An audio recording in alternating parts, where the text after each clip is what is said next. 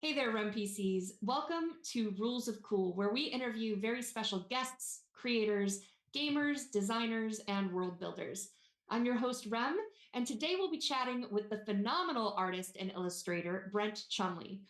We have a fantastic giveaway as well of a Shadowrun 6th World Core Rulebook PDF, and you can get your free entry to win by typing hashtag RemPC in the chat. The drawing will be done at the end of today's episode of Shadowrun Emerald Glitch, Dandelions, and Checkpoints, which comes up right after Rules of Cool. You can also get bonus entries by donating bits or subscribing. Every 100 bits gets you a bonus entry, and subscribing gets you 7 whole bonus entries. Now, in Rem Alternis news, a thrilling sci-fi novel by Kevin J. Anderson and Jeffrey Morris, Earth's Last Hope, the Ark ship Odyssey, heads to Proxima b, aka Persephone. On arrival, settlers face a failing radiation shield and a mysterious metal structure. Astronaut Darcy Clark and engineer Tanya Baxter race to save humanity and uncover the planet's mysteries. Fully funded in under an hour and named a project we love by Kickstarter, come check out the project now. Stretch goals are unlocking as we speak, and the link is in the chat. In the darkest reaches of space, the Hellslayers stand as humanity's last line of defense. Will you accept the challenge to fight against all odds and save us from extinction? Battle through horrific encounters, build your legend, and earn upgrades to unleash your badassery in the face of doom. The Kickstarter is live and fully funded. Help us unlock these stretch goals and unlock hellish content. Check out the link in the chat. And lastly, get ready for a double dose of gaming excitement, introducing Parachute Panda and Fandooble from Catalyst Game Labs in this 2-game campaign on BackerKit, launching November 7th. Get ready to roll the dice, deploy parachutes, and face off against dragons. Now, time to get right into our conversation for this week, so stay tuned, RemPCs.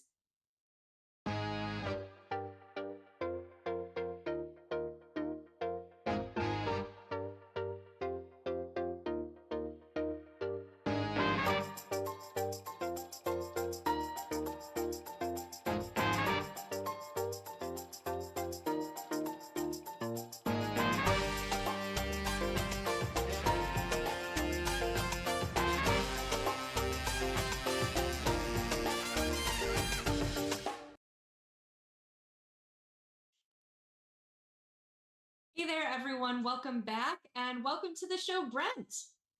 Hello, how are you doing? Good. How are you? I'm doing excellent. It's always fun to talk to someone that I have a previous relationship with, because I'm like, this is going to be an easy show. Excellent. That sounds great.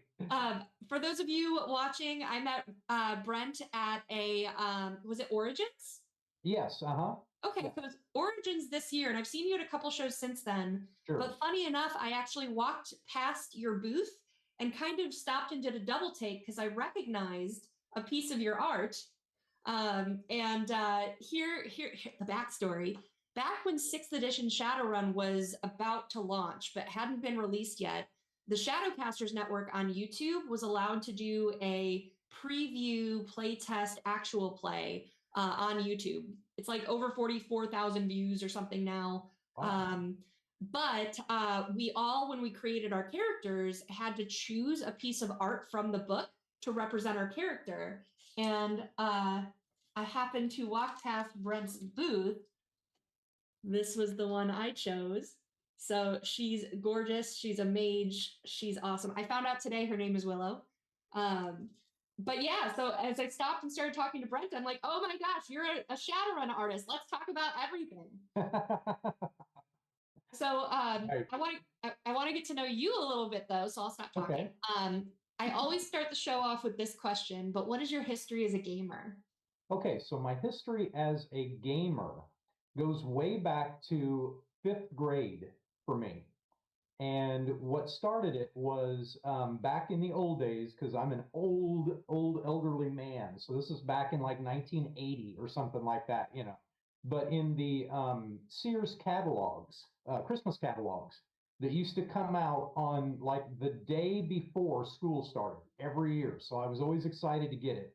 And they had Dungeons and Dragons products in there for sale that you could buy, you know.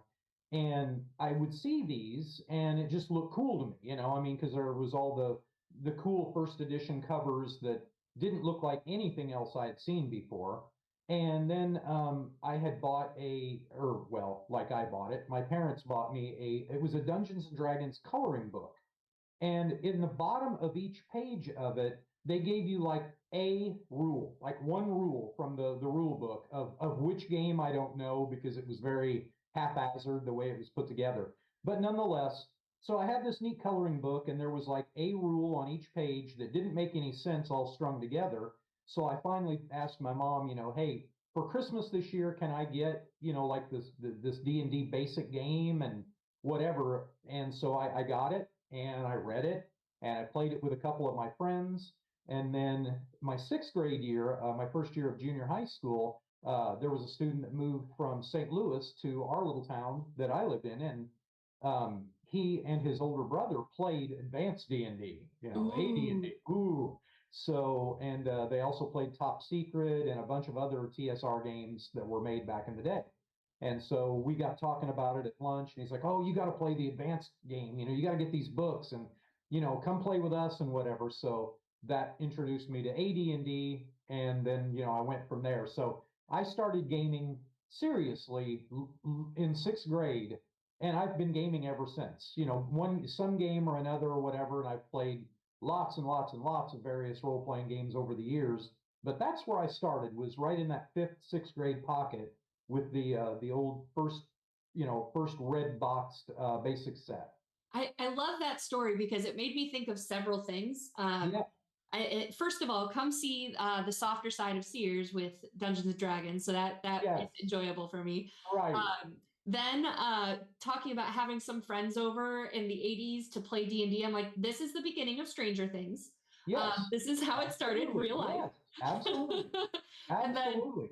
and then number 3, you having lunch with someone who's like the original, "Oh, you're such a noob. You need to play advanced D&D." Yeah, exactly. And I'm thinking, all right, I'm ready. Let's jump in. I'm ready to delve into this. And I remember my very first character I ever rolled up in AD&D was a druid. I knew nothing about what I was doing at all. Awesome. But just the concept, the way it was presented in the first edition rule books just appealed to me. So I was like, oh, I'll try this. So Awesome. that's how that started. So let's talk about artistry. Okay. I'm sure you've been an artist for as long as you can remember. Yeah. Since I was a little bitty kid, I used to do it because I'm an only child. So drawing was something that could fill in my time, and I could do it wherever I went. And so because I was always alone, every time we'd go to family's house or this and that and the other, there's just me. I didn't have any other kids to play with or anything. So I was like, get out my drawing tablet and my pencils and go to work. And that's where it started. So starting that, like, when did the transition happen where you're like, I want to do this as a career? I And know that very moment. I can oh, really? describe to you that very moment, and I've even told this to hint hint Larry Elmore. I've even told this story to him, that the moment I realized that I wanted to do this like professionally, for or not, maybe for a living, because as a little kid you don't really have a grasp of what a living is, Right. But I knew I wanted to do it professionally when I grew up, if you will. Was also in sixth grade, and my dad had taken me down to, there was a place in St. Louis, and it was called Checkered Flag Hobby Shop at the time. And that's where they used to sell gaming stuff, was in hobby shops instead of in game stores like we have today, because it was its own little niche thing. It was not a big brand and all this like it is now. So he took me down there because my buddy that introduced me to AD&D was from there and told me all about this place. And to me, it just sounded like some magical heaven in the skies that I had to visit. They had miniatures, books, and modules, and oh my gosh. So anyway, he took me there for Christmas one year and said, "Okay, I've got a $300 budget. Pick out what you want out of this stuff, and I'll get that for you." And so in picking out stuff, I got some modules and some books and some miniatures and Dragon magazine, Ooh. old Dragon magazine, and I got a couple of issues of it. And I basically just picked them up to read for later. I didn't pay a lot of attention to them at that moment. So long story short, I take them to school with me one day because I want to start reading through them on, in between classes and on recess break and things like that. And this one particular issue had a Larry Elmore cover painting to it.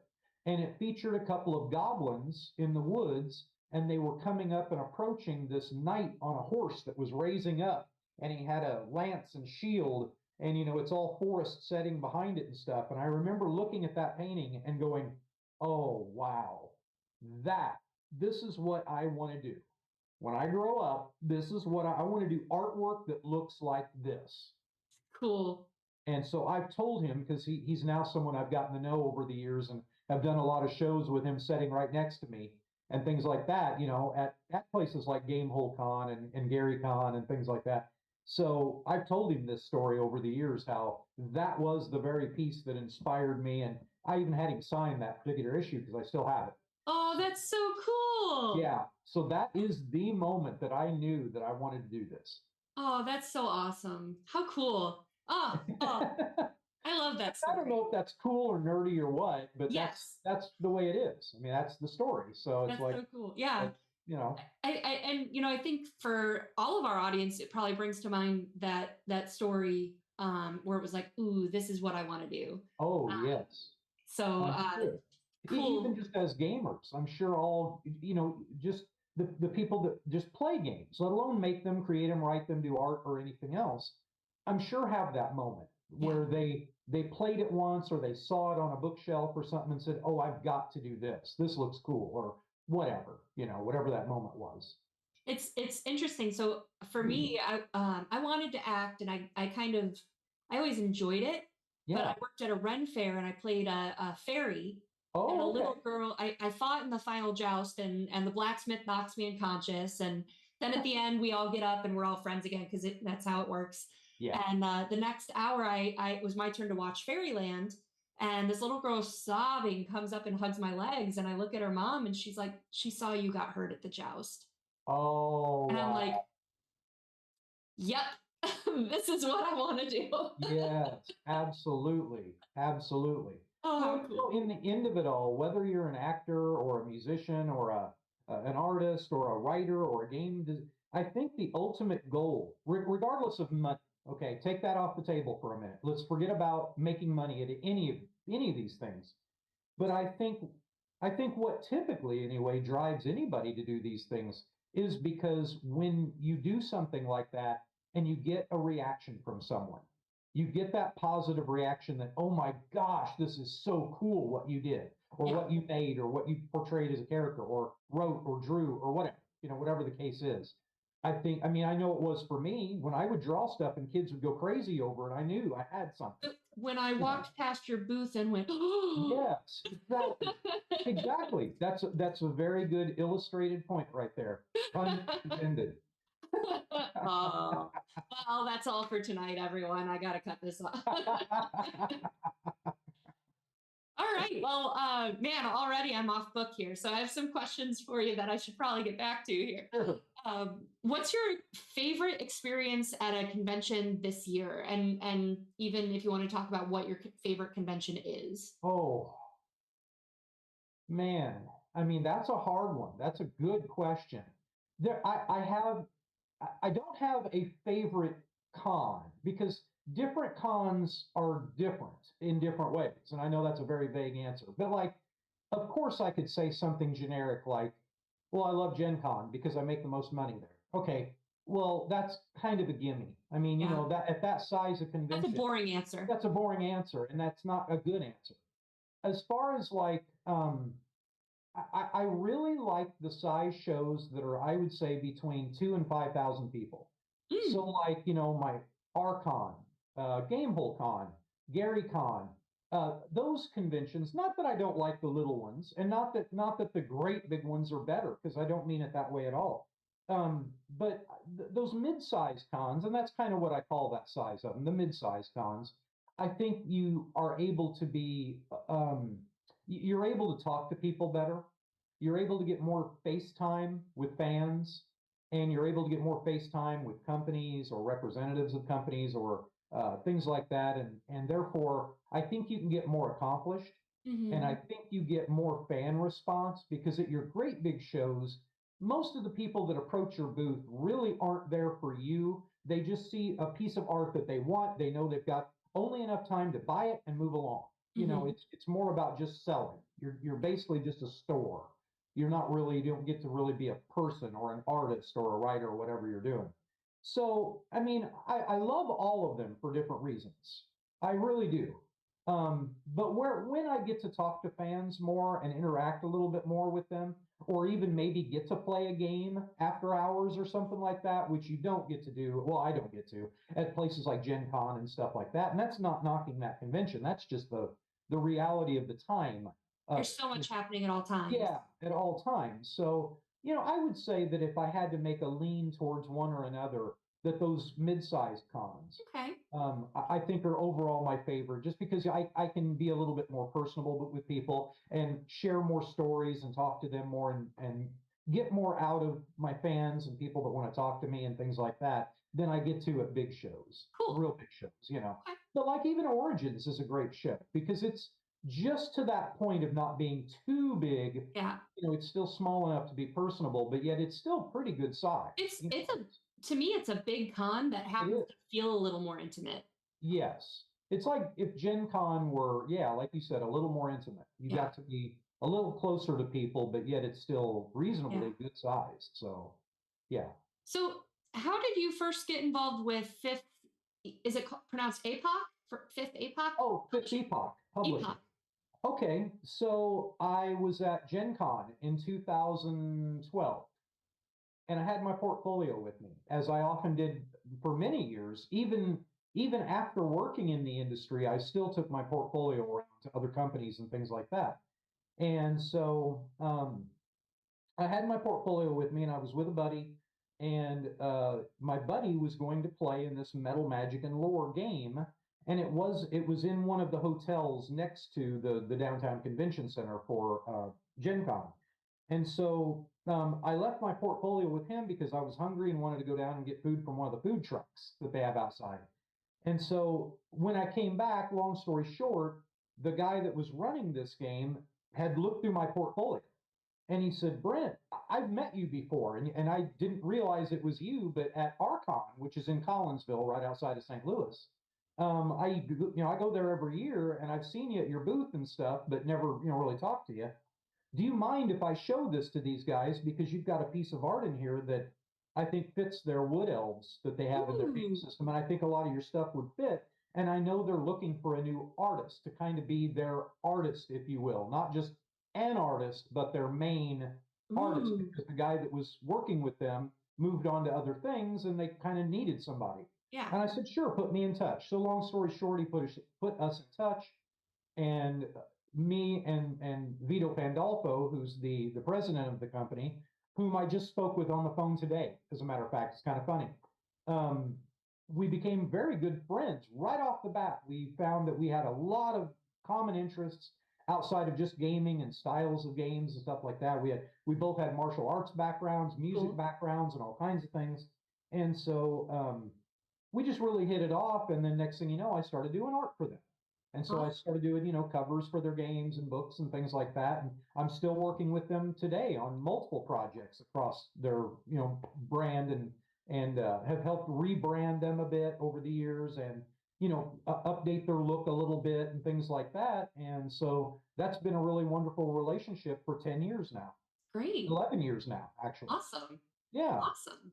So, and I also do, besides just art and graphic design for them, I also am doing, uh, I do a little bit of game design too. I help with some of the newer material for the Metal Magic and Lore game. I've worked on some of the magic system stuff and some Ooh. spells, and just helping play test some of the new rules that they've come out with before they transition to second edition and things like that. Just kind of, working my way into a little bit of game design and development and stuff. Not on the big league level, but just, trying to, because I've gamed for obviously many years and have a lot of experience with that, and just trying out some things that work or don't work, or to modify a little bit here and there for them. So, yeah. Awesome. And they're not the only game company that you've partnered with. And I'll try not to just talk about Shadowrun, Right, sure. but how did you first get involved with Catalyst and you do art for Leviathan's BattleTech and Shadowrun? Yes. Okay. So here's how that went down. And this is one of those very precise moment stories, which I have a lot of those in my life. And I'm one of those people that has a very, very, very uh, good memory of things. I mean, I can remember things that most people, how do you remember those details, dates and stuff? I don't know. It's just there. But so 2016, we're going to wind back to 16 at Gen Con. I had an artist booth there. And I knew that Catalyst Labs was there, and I'd wanted to do work for Shadowrun for many, many, many years. And as I often do when I want something, I just go for it. I don't play around. I go for it. I will push my way in. I will talk my way in. I will show my portfolio, and I will get what I want. I've done that my entire career. I just had this image, like it's headcanon now, that you just walked into the Catalyst booth with your portfolio, handed over, and said, "Call me," and left. Like, You know what's funny is you're not far from wrong. You're not far from wrong. So the only addition that I will add to that story is that I asked for Brent Evans, whom I didn't know at that time. And they said, okay, he's here. And, he's just not here at the booth right at the moment, but he'll be here at 2, whatever time it was, at 2 o'clock today or whatever, and come see him. And okay. So I brought at the time I had a little tablet, like a 10-inch tablet, and I had my entire portfolio on it because it's easier to lug around than the old days of carrying a real portfolio. A trapper keeper. No. Yeah, exactly. One of those big leather bound things. So I met with him at the requested time and whatever else. And as soon as I got there, they opened up a line for artists to get into so that they could basically have a portfolio review. And so I happened to be the first one in line. Ooh. Because I really wanted to be there. So I went early. I knew where he was going to be. So I just stood there. And so when it came time for him to look at portfolios, I told him who I was, started showing him my portfolio, and he was like, I'm pretty sure I've seen some of your work. You've got a lot of work out there, in different games and different collectible card games and things. I said, yeah, I do. And he immediately took a look at some of my work, pointed out, things that he really liked about these pieces. And as this line of people was forming behind me, and I'm not joking and I'm not stretching the truth here, I would say there was probably 70 artists behind me, roughly. I mean, it was becoming a long line of people. And I remember at one point he said, I love your work. And I'm only looking to work with maybe 2 or 3 artists. And I'm going to say yes to yours because it's fantastic. And the thing that sells me on your work is I can look at a piece and there's a story there. And I don't know what the story is, but I can look at it and go, man, you're a really good storyteller with one image. And that means more to me. He said, plus your people are exquisite. You have a way of doing anatomy and faces, and people look really good. If it's an elf or it's a dwarf or it's a human cyborg or whatever, it looks like what it's supposed to be. There's no question what it is. You've got a really good way of doing people's faces and their body movement, their body language tells a story. And he said, I love that. And I remember immediately he turned around to the line of artists waiting to get in and said, you guys, I'm sorry, but I got to tell you that this guy's in right now. And I might only take 2 more of you. So I'm just warning y'all that all of you standing in this line, 90% of you aren't going to make it. Because I got one right here that I'm going to make into one of my main artists. And you can see this look on people's faces like, damn, should have been here 5 minutes earlier, or whatever. But that look of disappointment, like, oh man, and that kind of envy look that you get from these guys, like, you're an a-hole, Yeah. And you're like, I'm sorry, I just wanted it. And I got the goods. Yeah. That's so cool. And that's really where we started. So he said, okay, give me all your contact info and everything else. And then he put me immediately on whatever 5th edition book was out at that time. That was towards the end of, I think, what 5th edition ran. Let's see, I joined in 16.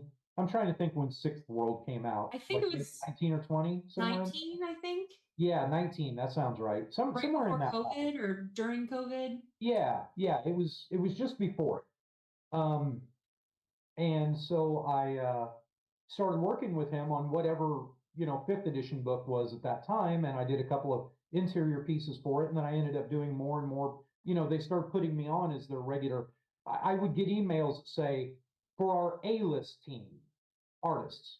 And that's what I've always been through my whole run of everything, is I'd always get emails saying this is for our A-list team. That's awesome. So we would be the ones to get our first pick of everything in the book or whatever.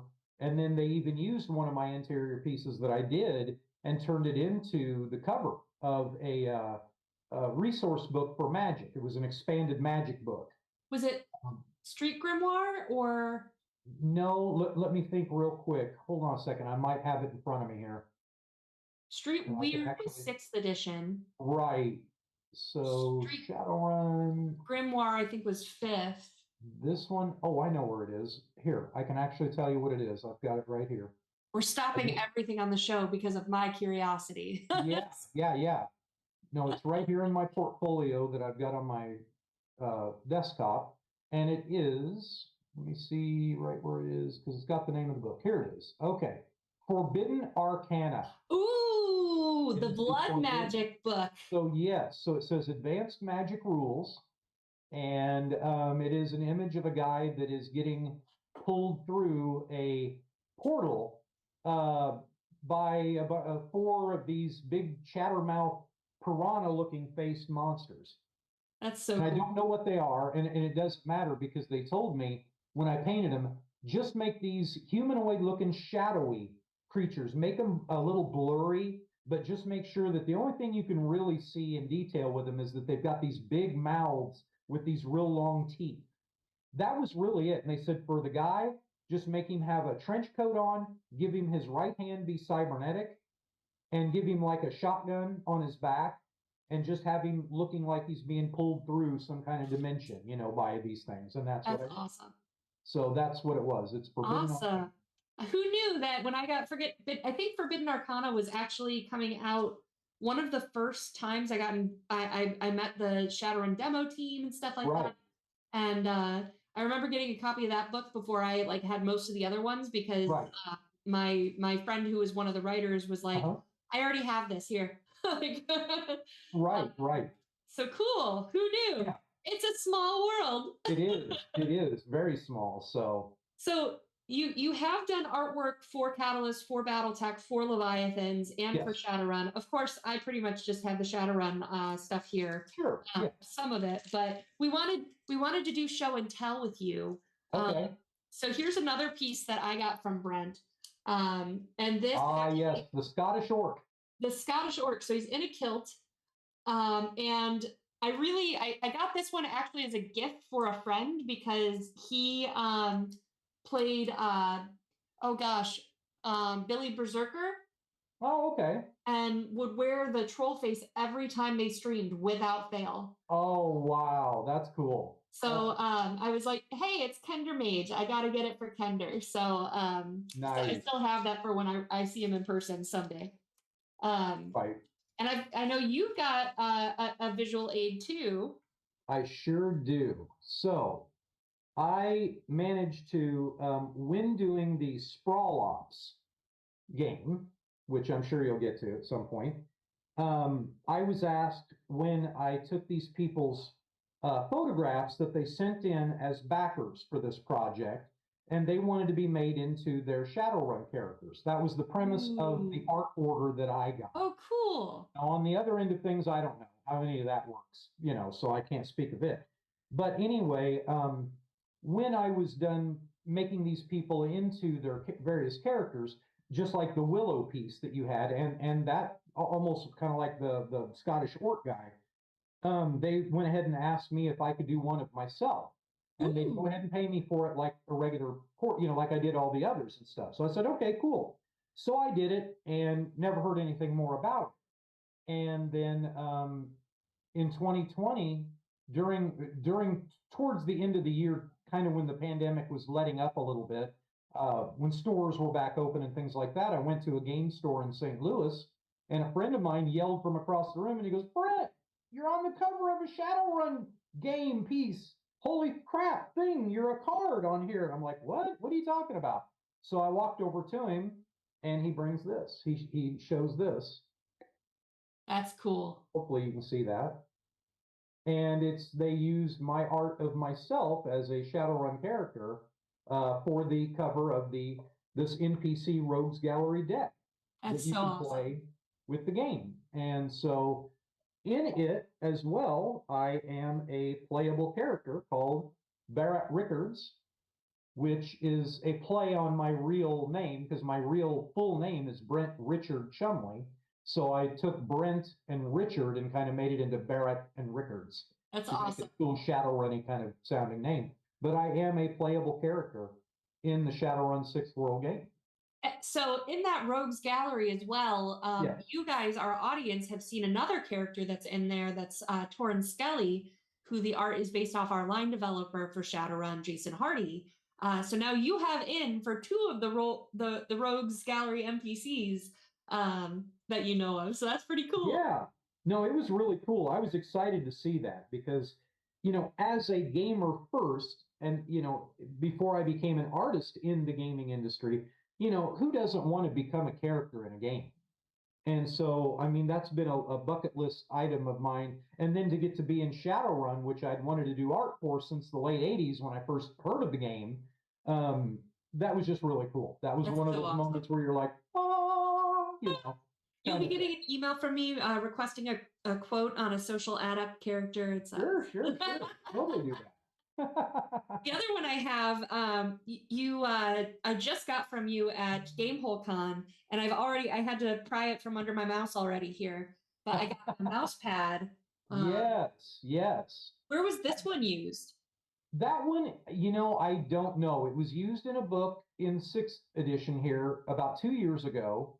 And when I originally illustrated it for the game, the werewolfy looking guy in the background that's being shot at is not actually a part of the art that's in the game. They wanted me to paint him just shooting at nothing because I guess that went with the whatever story that they had in that game. Right. Something stalking that character or whatever, and so he's just shooting at it and you don't see what it is. But to make it something that I thought would kind of fill in that gap, it felt empty to me. It felt like it was an unfinished piece being like that. So of course it was published that way in the book, but I added the werewolf thing to it to make it more of a complete piece. Awesome. And I made the one and only play mat there, or mouse pad of that, and I decided there that I would give that to you Thank at you. Gamehole Con, and just as a special piece. That's not going to be anything that I put into production or that will sell at other shows or things like. Now, if people really want it and they want to order it or something, I can do that, but it's not going to be one that I regularly carry with me to sell. So it's kind of a unique, special item. Thank you so much. I You're told welcome. Brent I'm so excited when my wall is finished back here. I'm going to have floating white shelves, some LED lights, art pieces, and stuff like that. And I might cycle through some stuff because I have so much I want to show. But at some point, I know that mouse pad will be up there. Awesome. That's awesome. So, Thank you. of course, and of course, she will. Oh yeah, be making absolutely, absolutely. How could you not? Right.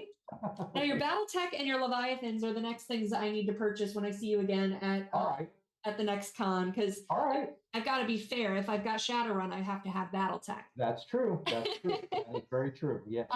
But I do love some of your other art that you always have for sale at the cons that I see you at. Mm-hmm. And I know, like, as a marketing person, I know that a lot of marketing and selling is manipulation, and I know 100% I'm being manipulated here. But guys, don't tell me you all don't want one too. Yes, yes, yes, yes. And I'll be honest with you.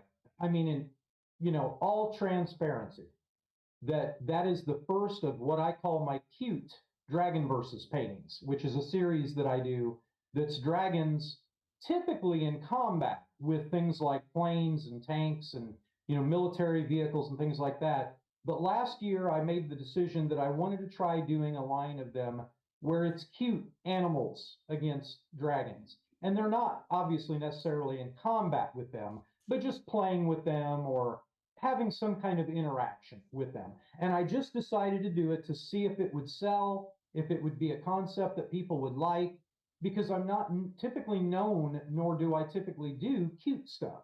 most of my stuff is hard fantasy science fiction stuff. So I don't know. It was a dipping my toe into new waters with something, and that piece there was the first one I did of that, and it sold like wildfire. And so I thought, well, why not start just making another, make a new series of these, of which I've painted 3 now. There's 2 more in that, and man, I'll tell you what, those things are just incredibly popular. Yeah. And everybody that comes up to the booth, of course, connects with a cat or a dog, and they all have their particular pet or their particular preferred dog or cat breed that they would like to see portrayed in one of these. I'll go get my puppies and show you what your next projects are. Yes, exactly, exactly. So, long story short is I can forever make those. I can forever make those because as long as people love dogs and cats, and I've got one with a squirrel in it. It's not going to be just dogs and cats. I've got a new one coming up with a couple raccoons in it. Yeah. So I'm going to continue on with animals with dragons. Brent, so, you've got to let me save some money for the other artists. Yes, yes, yes. No, it's got to be mine, all mine. People are going to be like, "Ooh, you changed the art. What's up there now? And who's it by?" I'm going to be like, "Still Brent." Yeah, still Brent. It's still Brent. Awesome. Oh, it's so cool. Yeah, at Gamehole Con, Brent and I were having a conversation, and I finally just had to leave because someone came over and started playing with looking through the puppy and the kitten dragon ones, and then like 4 more people came over. I'm like, yep. I'm gonna let you work. I'm gonna go.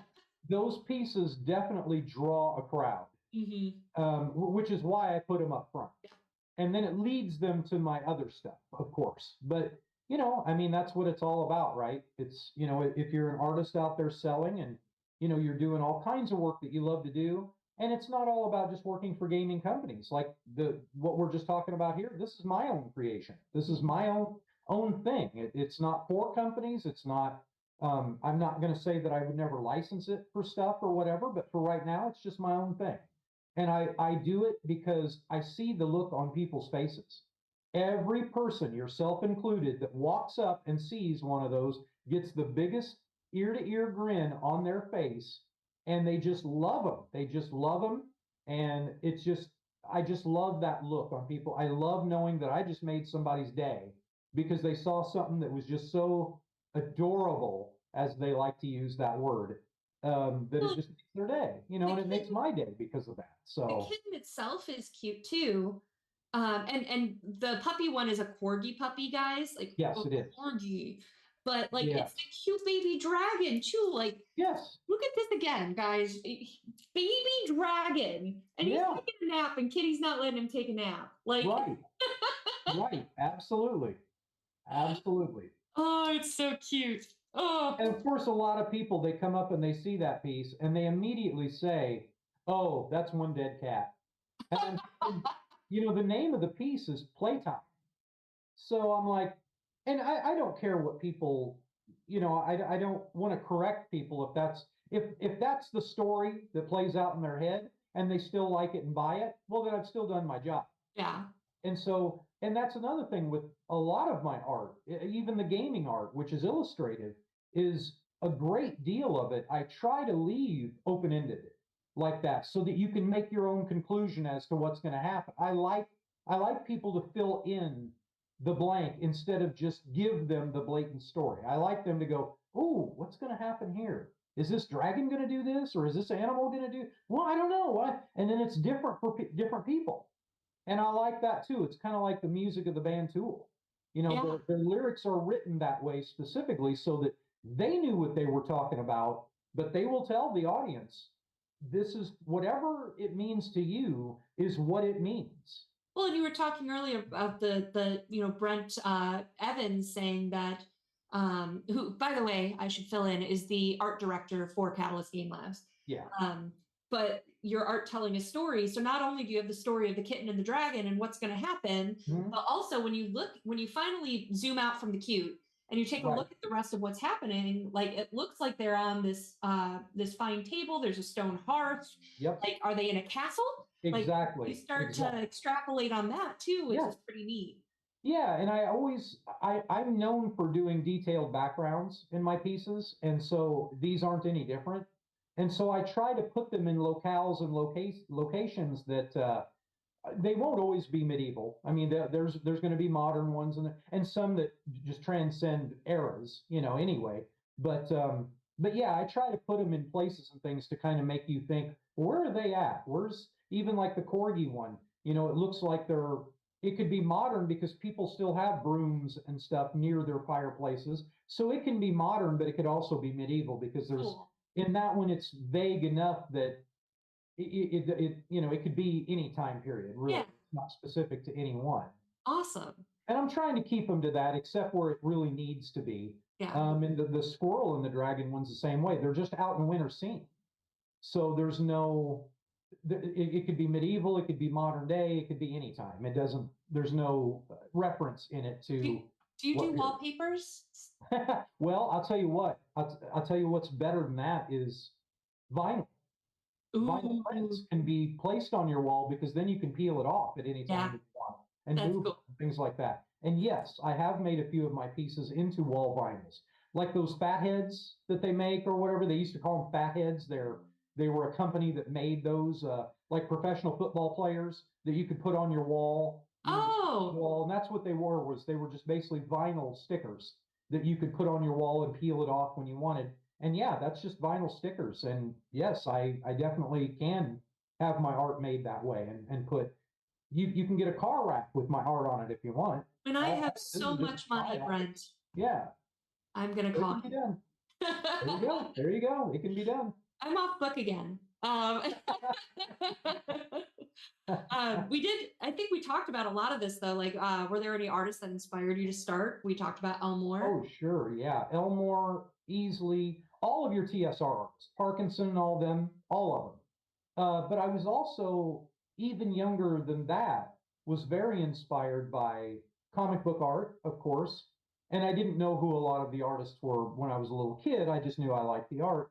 But also things like Savage Sword of Conan magazines and the old Warren Publications magazines, like Creepy and Eerie magazine and Vampirella magazine, and all of those horror-esque type magazines, Famous Monsters, and all that had a lot of European artists in them that were illustrating the stories. Heavy Metal magazine. I can't tell you how many of those artists influenced me, and I couldn't. I mean, I can name them now, but at the time, I didn't know who they were, or what they meant to me.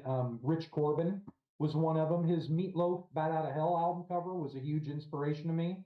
I mean, there were a lot of art inspirations for me growing up as a little kid and seeing album cover artwork and comic books and magazines and all that, and just internalizing all that in my head and, absorbing all that. And then, of course, later with the TSR artists, and of course, your Frank Frazettas and Boris Vallejos and all those people that are, that everybody knows in the industry and, that are the originators of fantasy art from back in the 50s and 60s and 70s and that kind of stuff. All of those people inspired me. The Molly Hatchet album covers, which were Frazetta paintings that they used, that kind of stuff. And that's what drew me to heavy music too, because they had the best album covers. I mean, they were all fantasy art, fantasy sci-fi art. There's a lot of bands that I would never have been turned on to had it not been for the album cover. I would have never known who Meatloaf was and loved that album had it not been for that cool Rich Corbin album cover on it. That's awesome. So Nazareth, Hair of the Dog, cool album cover. Put on the record, wow, these guys are awesome too. It's not just the art, the band is great. I want you to know, Brent, that my producer, so I have a Google document with the like questions to ask and our script and stuff like that. And I can literally watch him typing in the document, saying opening up shop for his website BTW. Like and now he just made a big heart emoji. Nice. Yeah, I will have a new website. I'm building it this month, and I do.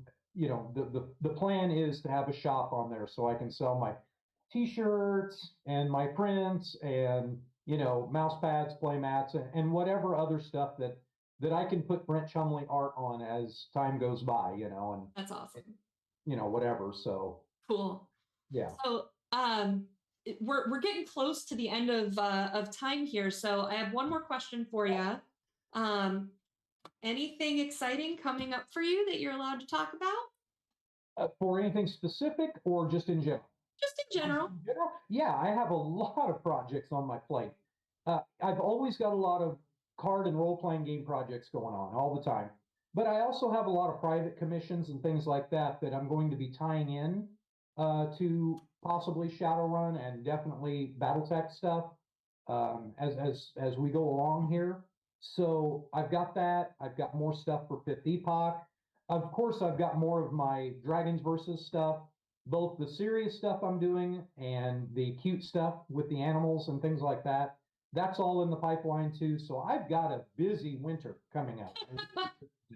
Awesome. Well, the rest of us will be hibernating from conventions. You'll be busy at work for next year. Yes, that's right. I'll be waiting to reveal my new works come next March at my next upcoming shows that I'm booked for. So cool. What are you going to be at? Okay, so my first show next year. Actually, let me pull back a minute. Let me plug the show I'm going to do tomorrow.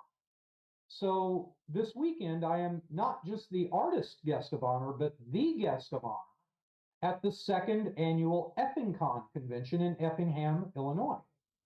Cool. So I was asked last year to be their guest of honor for this year. And so I will be there Saturday and Sunday at the EffingCon. It's the Park Village Mall or something like that. It's not in my head right at the moment, but it's at the mall there in Effingham. And so I'm doing that one. And that ends my convention run for this year. Okay. So my first convention next year was just confirmed today, as a matter of fact, and I will be a special guest artist at PeoriaCon for the end of March in Peoria, Illinois. Cool. Then after that is GaryCon. And I'll see you there. So on and so on. So you'll be at that one? Yeah. Good. Excellent. Yeah, that's a great convention. I love GaryCon. It used to be my favorite convention until GameholeCon. Well, Gamehole is, I mean, that's to me is an apple and an orange. I can't. There's things I like about GaryCon. There's things I like about GameholeCon, and I can't really say one's better than the other. It's. I love them both.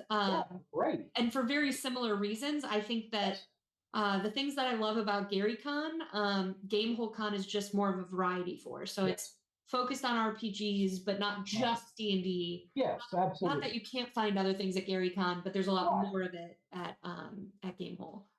I agree with that. Yeah. But yeah, I'm excited to see you there. Yes, absolutely.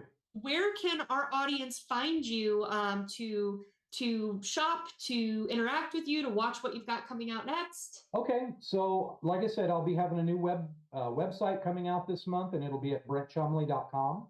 Awesome. And I also have the Art of Brent Chumley on Facebook. And of course, I'm always updating stuff on there too with art that I've got and things like that so people can see. And of course, you can always private message me on either one of those. Of course, on the website once it's done this month. And, they can contact me through my Art of Brent Chumley. You can message me on there. My email is usually on there and things like that as well. So there's a number of ways you can definitely reach out. Awesome. Well, thank you so much for joining me today. Thank you for having me. This has been so much fun. I've really had a blast. Easy to talk to you. I can go off book because I'm just like, I want to know more, Brent. Tell me more. Well, thank you. It's easy for me to talk. I can talk for days and so on. It makes my job easy. It's harder when I have the people that come on and I'm like, so how did you first get into gaming? I played D&D when I was 16. Yeah. Okay. Right. Tell me more about that. Exactly. Yeah, some people just don't interview well. They don't. It's okay. Things, and that's perfectly fine. It's my job to pull it out. Exactly. Well, you do a really good job. This has been. Thanks. It's easy for you because again, we've just been able to talk since then, and love the Shadowrun work. I can't wait to see what else comes out. And thank you for your energy and all that you do for the gaming community. Well, thank you so much. I appreciate that. But don't you go anywhere because we will be back right after this.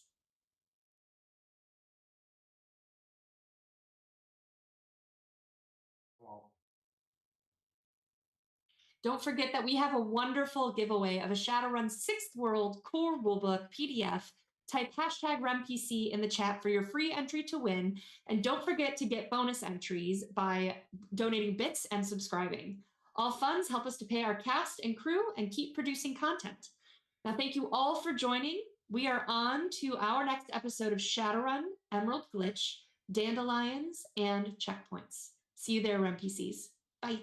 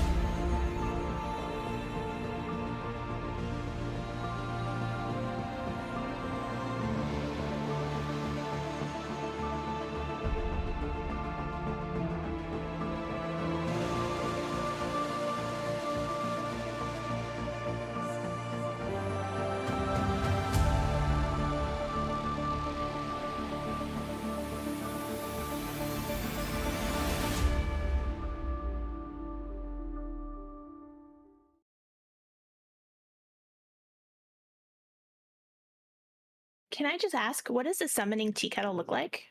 Oh, a summoning tea kettle. It is made out of cast iron that has been painted ritually with symbols in blood, obviously, that are then coated and shellacked over so that they don't flake off, that way it can last for centuries. And we use a nice clear coat, though, so you can see them quite nice, quite clear. We mix in, with the blood, we mix in the iridescent paint, so it gives us a nice little beautiful shimmer, especially as it heats up. And as you heat it up, that's where the magic happens, because that is when all of the symbols start to glow and get bright and beautiful. And as the tea kettle whistles, that is the summoning ritual complete. If you have an interest in using the summoning tea kettle, or taking part in any of the other worlds in our games, you don't have to have experience. Just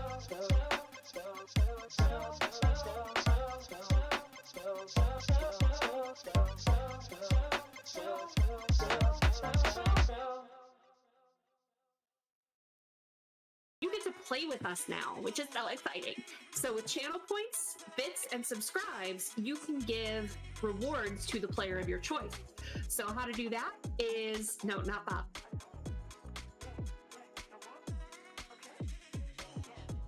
Channel points, I believe it is 500 points, gets you NERPs, which is +3 to any dice roll to the player of your choice. For 1,000 channel points, you can do a point of edge to any player. And for 2,500 channel points, you can do 4 edge to the player of your choice. Now for bits, for 100 bits, that's $1, you can do the NERPs. For 200 bits, that's $2, you can do the point of edge. Or for 500 bits, that's $5, get 4 edge to give to the player of your choice.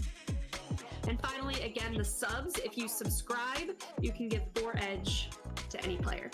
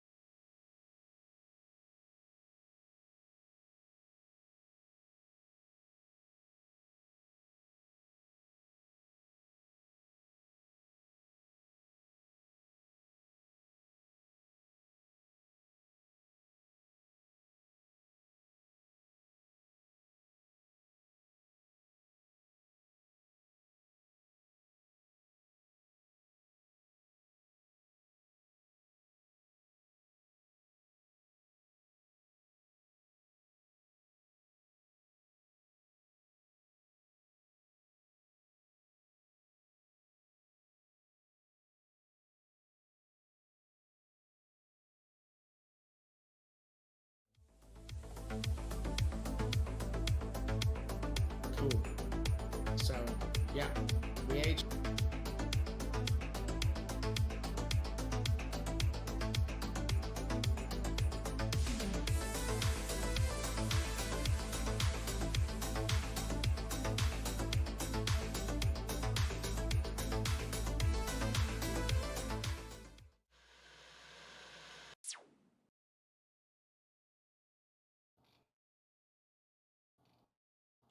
Oh crap, we need to wave now.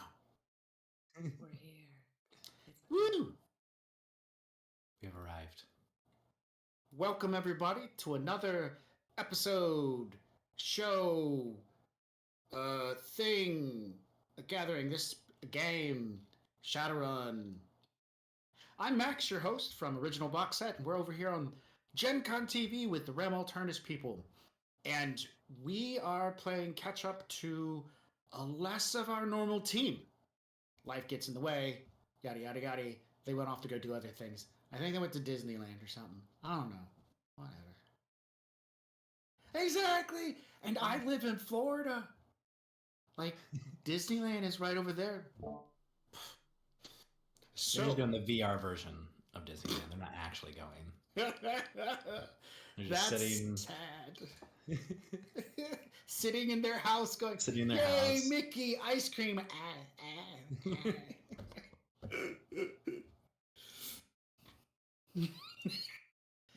So, not to kind of, but that is actually for the purpose of the Shadowrun game, because that's actually part of it. Whimsyland, and I brought that Whimsyland happened some time ago, and I bring it back up because people actually who want to go to the Emerald City and go to actual Whimsyland can't, because one, it will leave you financially destitute, and two, getting into Emerald City is hard. As our runners are now seeing, they have to go through several hoops just to be ready and get in there. And so these people buy artificial virtual tours where they sit in their underwear with their little headgear on and eat imaginary ice cream shaped like whimsy. But you know, that's what our future is supposed to be like. Tough marketing. Best Here's the thing, marketing though. ever. If someone told me I got a whimsy-shaped ice cream cone, I think I gotta know. Like, you know? Even if Well, it's fake. even if it's fake. Even if it's fake. If it's fake. So, this segues into the next part of this. They have been given a job, the group has, and the job requires them to get into Emerald City. To get into Emerald City, they need level 6 sins that are perfect. And you just don't go out to your local stuffer shack and buy these. They take time, effort, and money. So the group has been making efforts to, one, some of people are like, hey, we will sacrifice our current level 6s to make this work for us. Cool. Others are like, hey, we're going to get these level 5s we have boosted up so they will pass the show. To do that, they have to get a aura imprinted onto these, as well as their aura changed just briefly so it matches this sin. To do that, they've reached out to, well, first they found a mage who was able to help them. That's another episode. Go back and watch that one. That's where they met Athena. And Athena made a phone call, or a magic call, to Icarus. And Icarus appeared and said, hey, I got a contact. Get in touch with her after you've got the necessary sins ready to go. And you got me like 6,500 drams of reagents. And they're all like, yeah, we can do it. And then when they hung up the phone call, they're like, what are drams of reagents? And so that's where we're at now. Convoy and Arcole are the two that are picking up the weight and moving forward with this next leg of their journey. So, you guys just got finished beating up a bunch of vampires. Got away from the vampires. And then you took the transport and took it away someplace safe and got away when the authorities came looking for you. And then what you guys found out later, and this is, what convoy tells you. Apparently, the paramedic jumped in Big Mama and tried to attack other convoy. It didn't work out so well. So now other convoy has this like gnarly bite wound in his neck of that synthetic flesh. And then you and Convoy Light had to kill the vampire themselves that were inside Big Mama. So that got taken care of, and now at least I don't know how long has passed. But you guys have, maybe a day, maybe a few days. I don't know. I'll let you guys decide when you felt it was an adequate time to go hunt down these reagents. Arcole, what do you think? I feel like wasting time right now probably wouldn't be in our best, in our favor.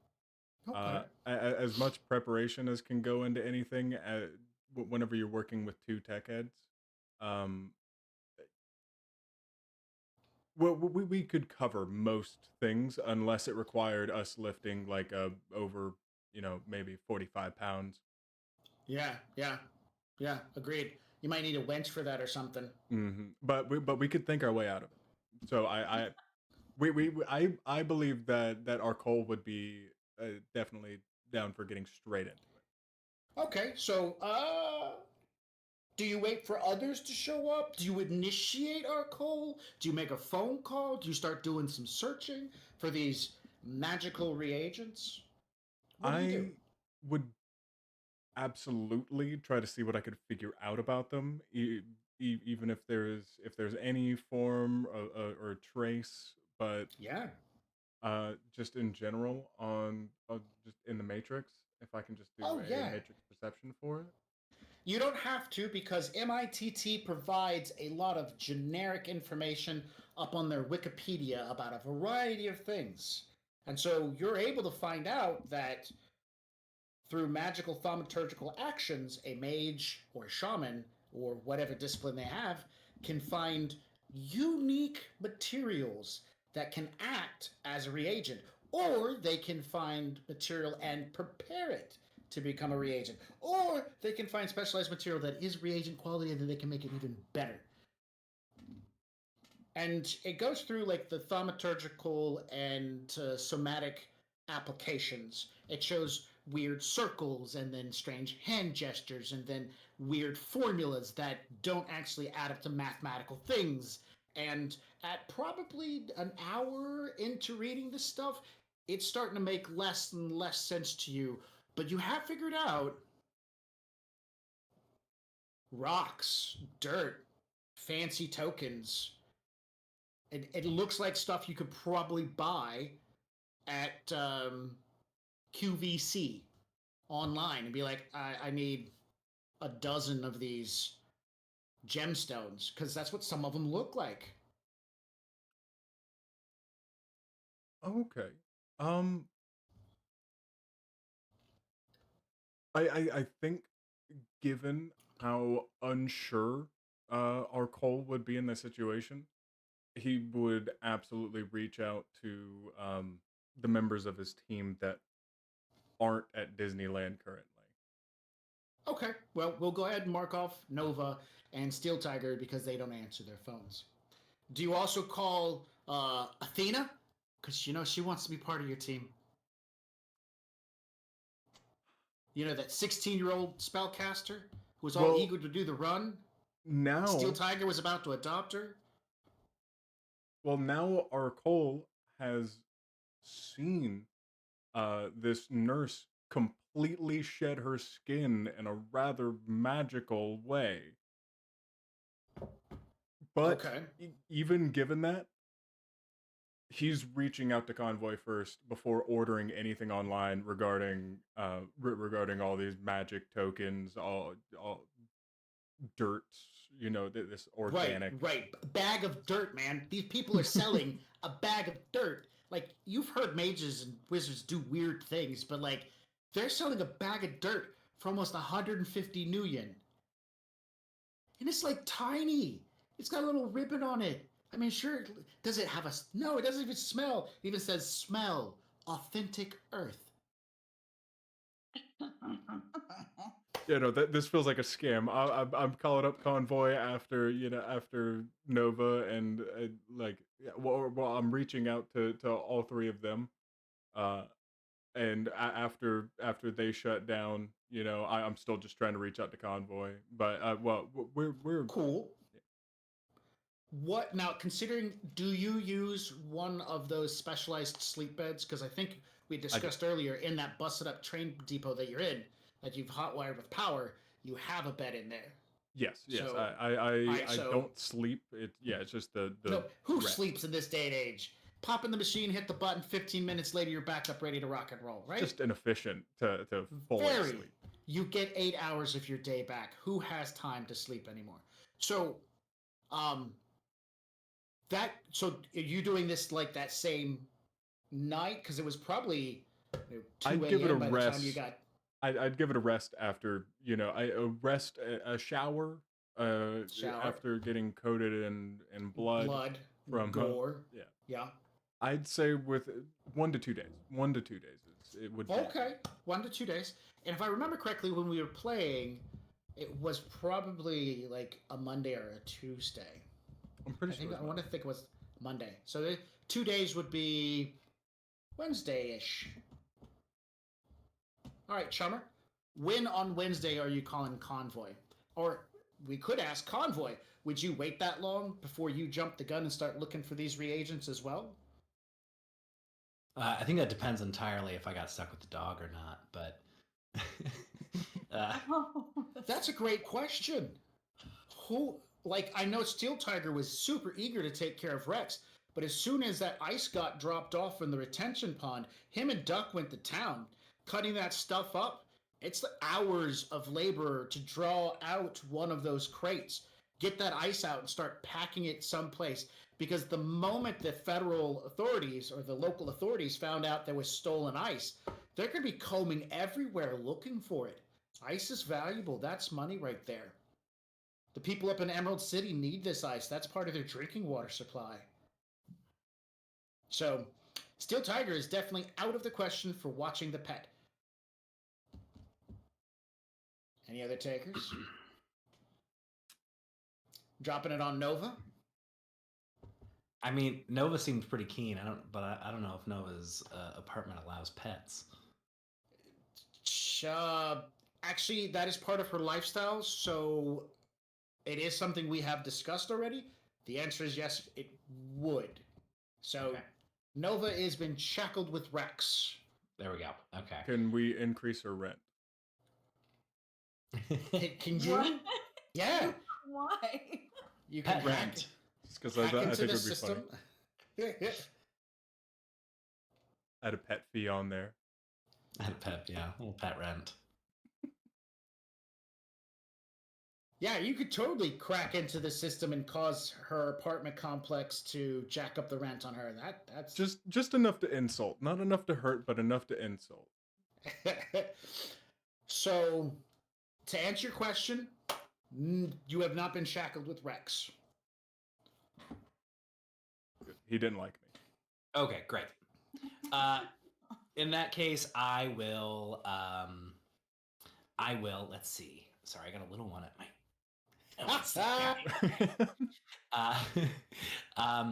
Yeah, I'd probably wait a day or two. Okay, a day or two. So like, you got antsy around midday on Tuesday. Yeah, I got antsy midday on Tuesday because I've got, I got a scent here that I gotta like try to fix up.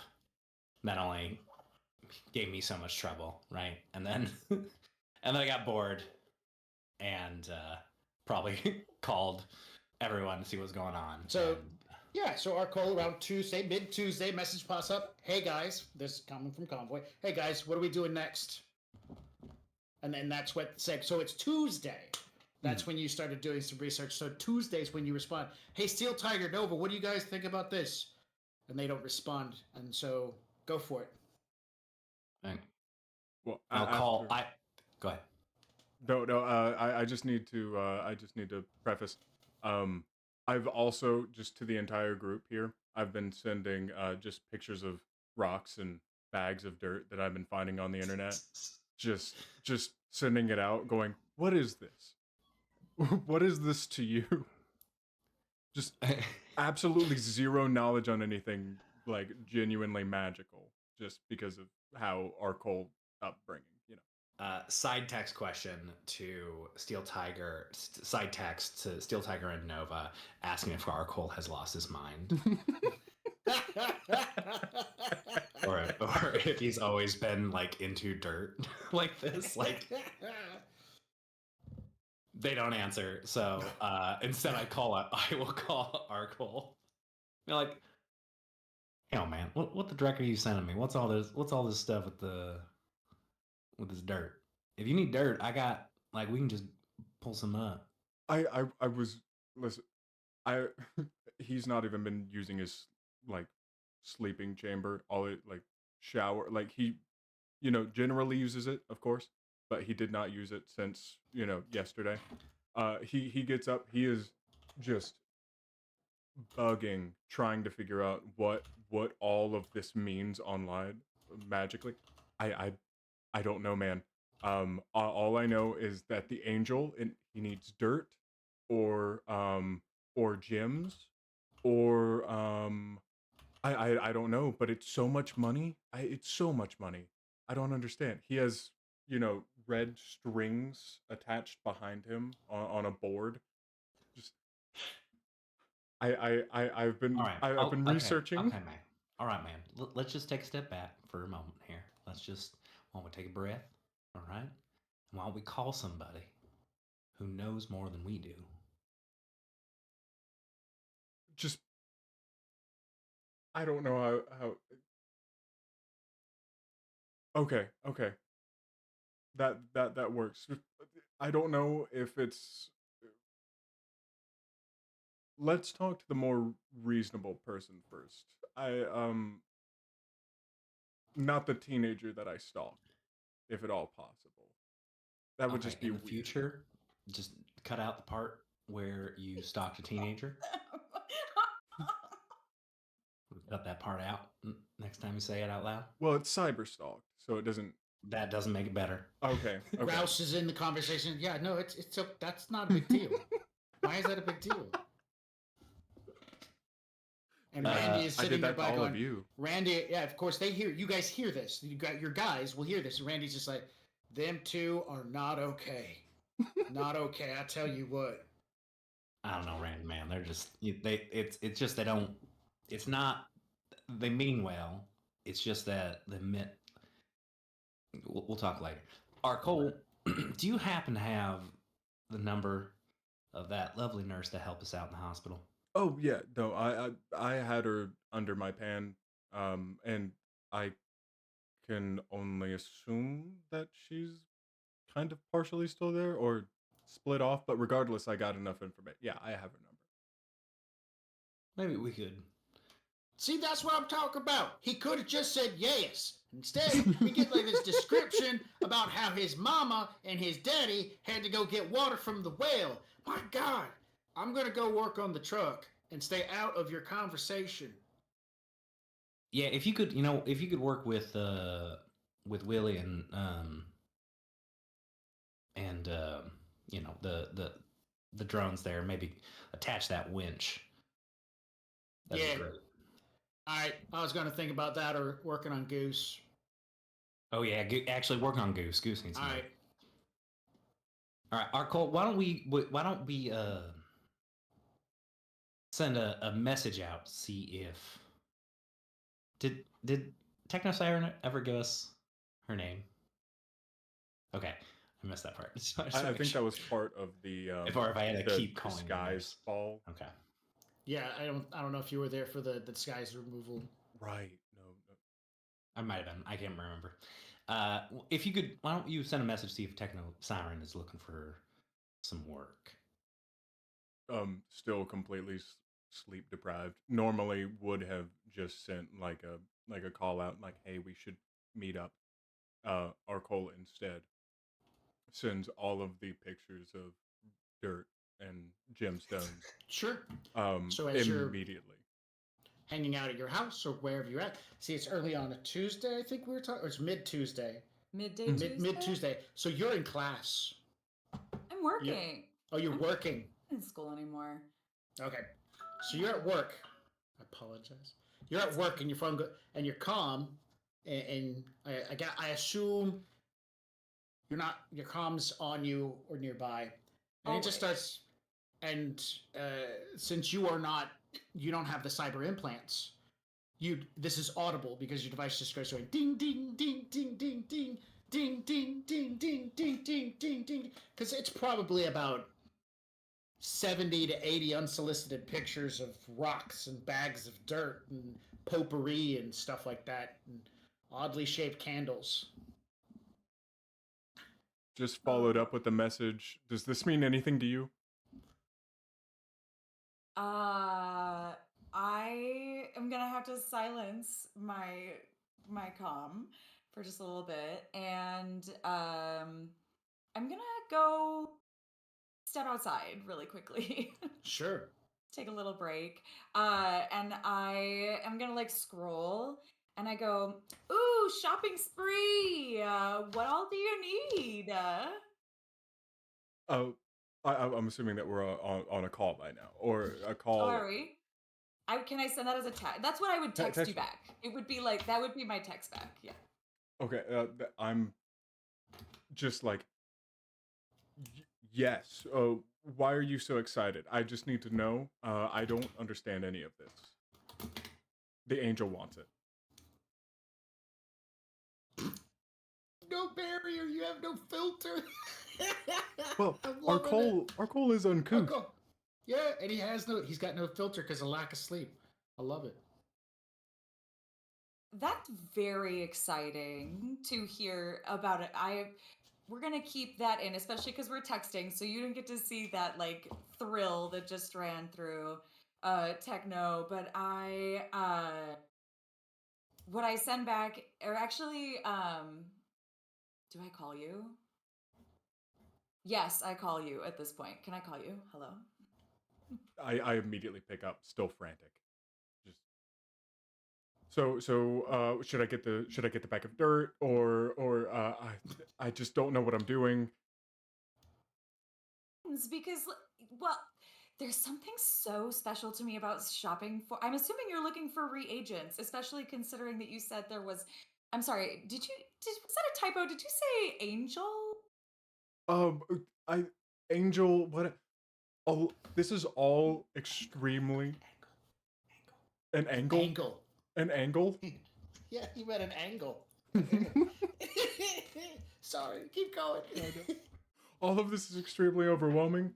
I've never had to deal with magic or religion Oh, that's okay. There are so many different ways that you can get the reagents that you need to make the spells happen. I've been trying to figure out how to like make them myself, so I could try, but I don't, it depends on what you need them for, because if you needed them to be ultra powerful for somebody in particular, then maybe you would want to get them someplace. But be really, really careful about what you find online, because there are a lot of scammers out there. Listen, there are some really good shops online, and I could point you out to them, but they usually have a pretty limited stock. And do you have like a shopping list? Oh my gosh, are we gonna go shopping? This is gonna be great. He sends over his full cart, just a picture of his full cart, just a few dozen bags of dirt, way more than what he can actually afford feasibly, for this kind of shopping spree, and just going, okay, well, I've got this, and if I ask Convoy really nicely, I think he'll pitch in, and we can get it all figured out so that we can get into it, so that and he has a moment where he's like, should all of this be broadcasted, about Emerald City? I don't actually recall if we filled in Techno Siren about Emerald City in the last episode. No. He stops himself, brings it back, and goes like, continuing with his little spiel. The angel needs it. Can you help us? Oh, absolutely. Perfect. And he already knows where she is at this point. She's at school or at work. I'm at work. You know where I am? Well, yeah. I got a piece of cyberware in my head that almost lets me know without me wanting to. But Then yes, I you am know that stalking everybody. Then you know that I live in the Emerald City. That's where I am right now. That's where I live and work. So, you do have the ability to find people, and you would know that she is in the pan of the Emerald City. That doesn't tell you her exact location, but you know that she's in the pan of the Emerald City. Okay. And at this point in your franticness, in your mindset, that doesn't click in as being anything of above and beyond of what. I just see it as her being at work. Exactly. Okay. On the imagine just like a good old cinematic zoom out for our Cole's mind, and he sees the entirety of Emerald City, and he makes a mental note. He makes a mental note to definitely talk to the rest of the crew about that later. But he's definitely going to tone it back, knowing that now Technosiren is already in Emerald City. Right? When you guys looked at applying applications, it was a 6-month wait to get in. Maybe she works at like one of the coffee shops or tourist traps down here on the ground. That's part of the pan. Physically, she could still be outside of Emerald City, but there's a great possibility she's inside Emerald City, and there are many more questions. The host rating for Emerald City itself is a 10, which means right off the top, with whatever else it tries to do, it has 20 dice to verse you, on top of whatever the spider has. So if a spider has 15 dice to do a brute force on you or a data spike, they've got 35 dice to slam your face into the ground. I'm not touching that with a 10-foot stick. Right. Well, this game's in metric, so it'd be a 10-meter stick. Understandable. After working out that conversion in his head,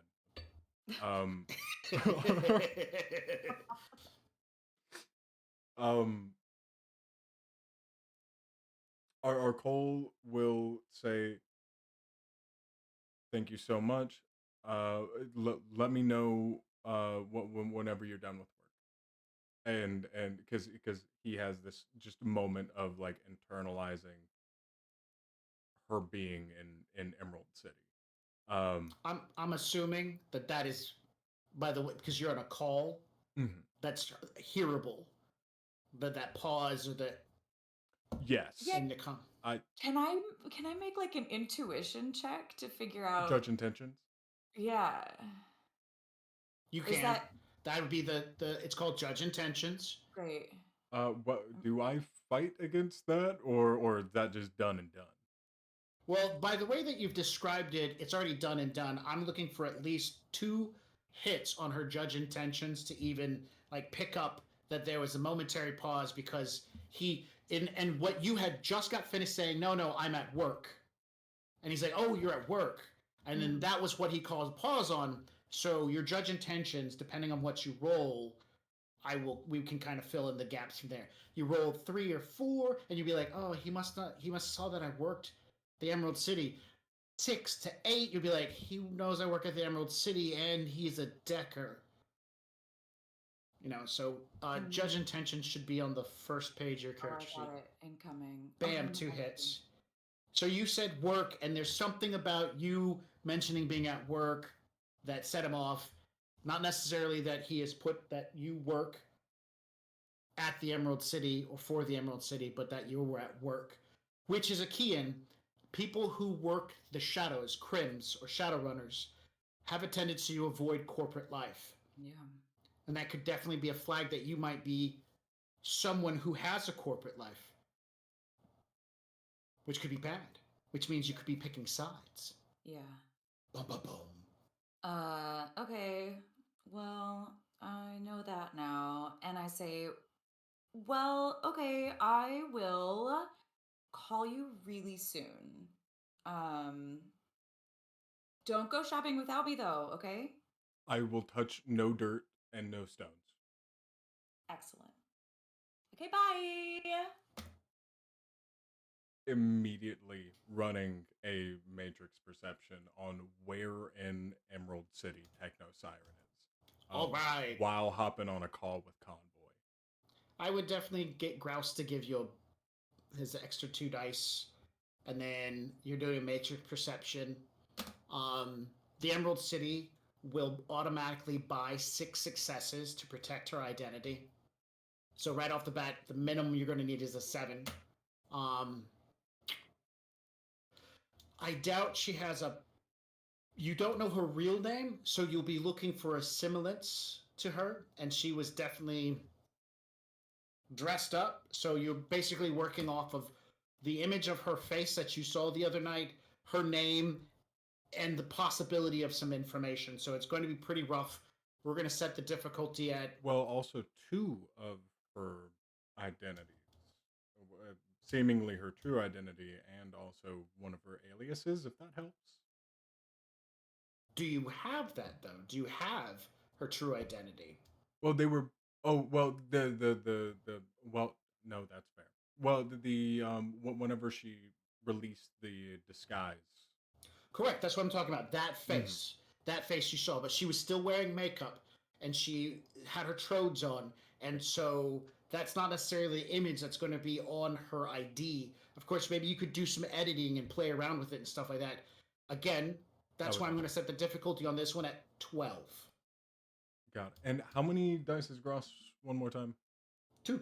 2 extra dice. He'll be able to give you 2 extra dice. Or I thought I rolled a set of 6 or 8 for him, and that's how many more he got me. That is correct, but I think I'm going to go for the easier. Anyone that is a... Oh, I apologize. I'm going to backtrack. Anything that is a PMAX, AI, artificial intelligence, computer program, blah, blah, blah, blah, blah, blah, blah, from here on out, automatically chooses to buy successes at a rate of 3 to 1. All of them do that except for Grouse. Grouse still rolls, and he has 8 dice to roll. God. Okay. And that's due to your background. Perfect. All right. Rolling his 8 dice. Oh, and I guess I'll set the target for it actually this time.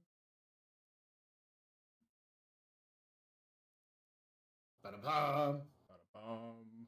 3 extra dice to you for your matrix perception roll. And then matrix perception is electronics plus intuition. With a modifier of 3 add to it. Do you care if I roll the extra dice after? Because I'm bad at that. I do not. I do not care. All right, matrix perception. Got 5 hits. 5 there. 7 more to go.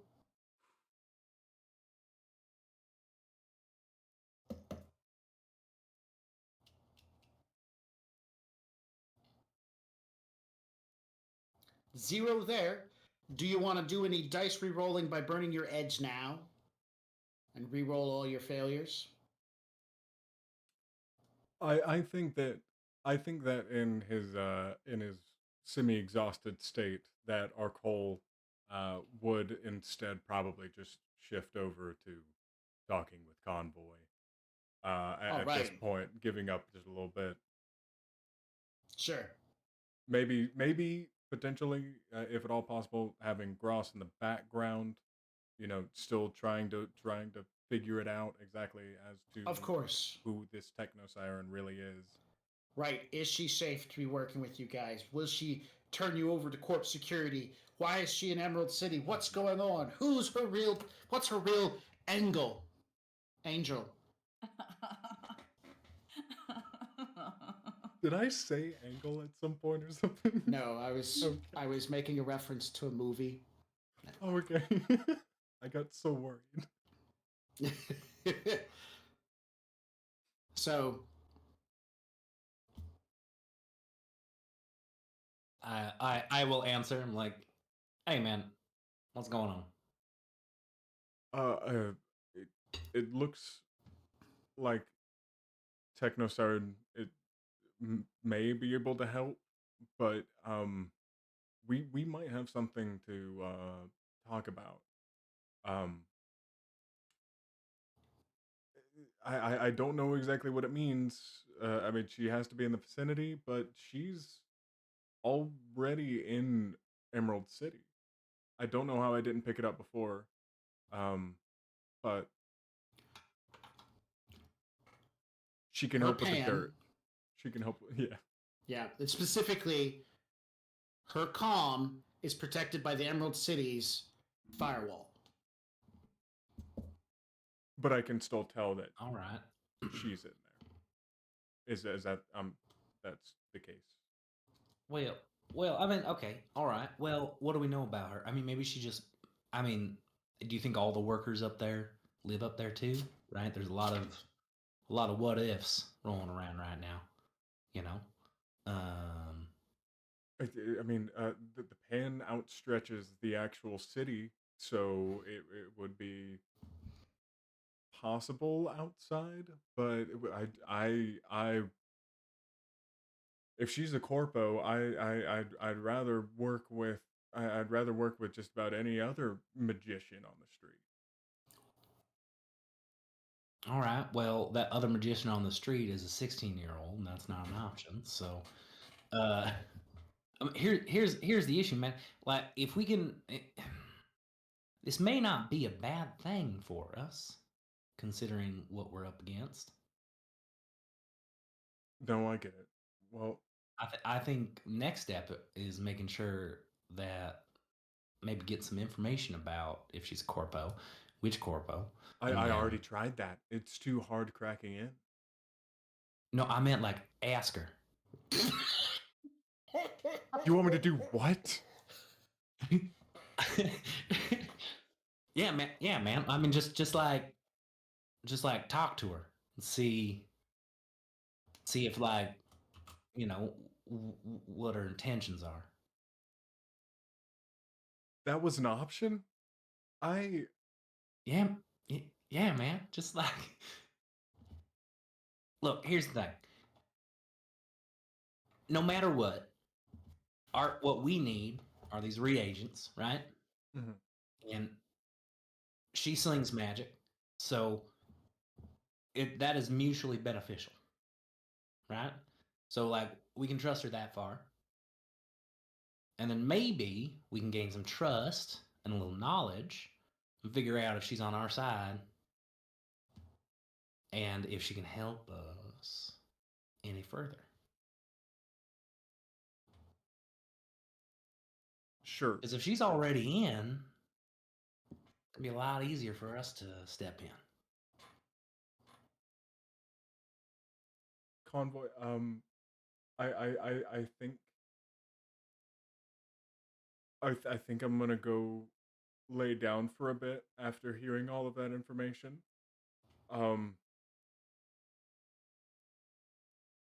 He's just so dumbstruck by the idea of talking to somebody. And he's like, I think I'm gonna go take a nap. If you can, I'm just not. I don't think I can do it. I don't think I can talk to somebody. I can get you connected and everything. Yeah, that's fine, man. Go take a nap. Yeah, Okay. that's fine. He does his best Southern impression and just goes, "All right, I'm gonna go hit the hay." All right, take a little snooze. It's all Bless right. your Man. heart. Hey, watch that language.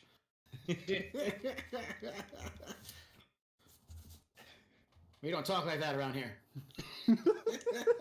Yeah, buddy, hand me the 12 millimeter, please. No, the 12 millimeter. I'm sorry. Hold on, Arkle. The 12 millimeter. Randy, would you get this hunk of junk out of my face and get me a 12 millimeter? Well, if you didn't program him to be like that, he wouldn't act like that. I told you we could just upgrade his core CPU and he wouldn't be so bad off. All we gotta do is get something friendlier. I've been telling you we should get one of those maid drones, the one with the little, shapely maid drones. That'd be nice to have around here. She could bring us a 12. Are you on the phone with people? Hang up before we. God. I gotta go. Just call me when you're done napping. Click.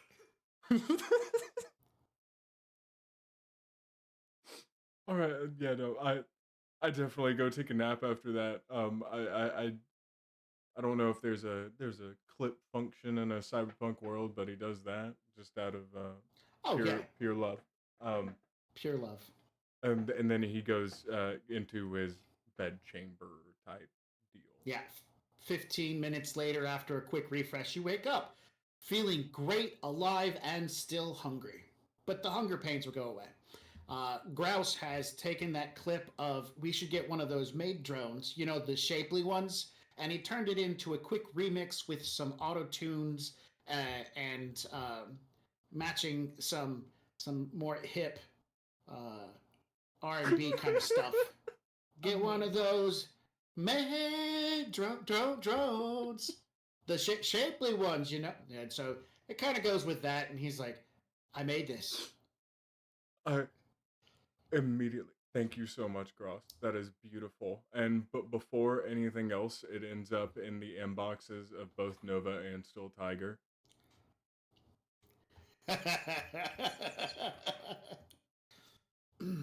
All right. So 15-minute nap in the box plus, quick shower because your place doesn't have AC or air movement, period. So you make a phone call to connect these two. And I'm, of course, listening, but... You probably, got it on, you've muted yourself, you're laying in the bed watching. Yeah, it is every early morning meeting ever. Mm-hmm.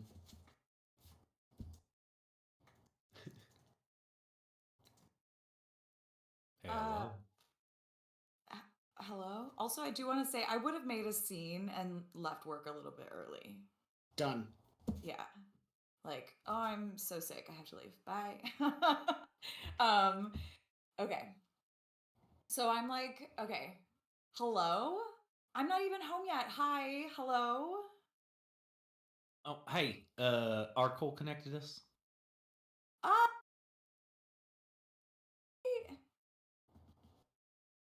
You cut out there. What was that? Hello, can you hear me? I can hear you now. Okay. Yeah. Hello, you said I'm sorry, I couldn't hear you for a second. It was convoy that you said? Yeah, this is Convoy. Hi! Oh my god! How are you? Well, I'm doing just dandy. Hey, Arkle said you might be able to help us with a little errand. We're going on a shopping spree, absolutely. So we are. Now, I would like to discuss the details a little bit more in person. I know we're on a pan, but given your location, it might be best if we meet somewhere safe. Yeah, it is absolutely not safe here. I just gotta get to my bike and I can meet you wherever. Where would that be? Ooh, what kind of bike you driving? Just cute little thing. You'll see it when I get there. All right, yeah. I'm a big fan of bikes. I don't have one myself, but I know Steel Tiger that has a nice one. So, yeah. Well, I'll tell you what. There's a nice little diner on 54th and Cullum. I made that up. I have no idea if that's real.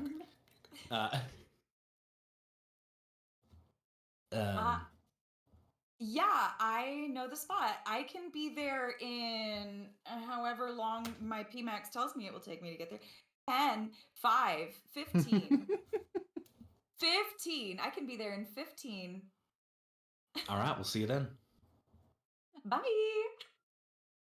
All right, and I think this might be about the time for a nice little 5-minute break. Yeah. Yeah. Ooh, zoom in.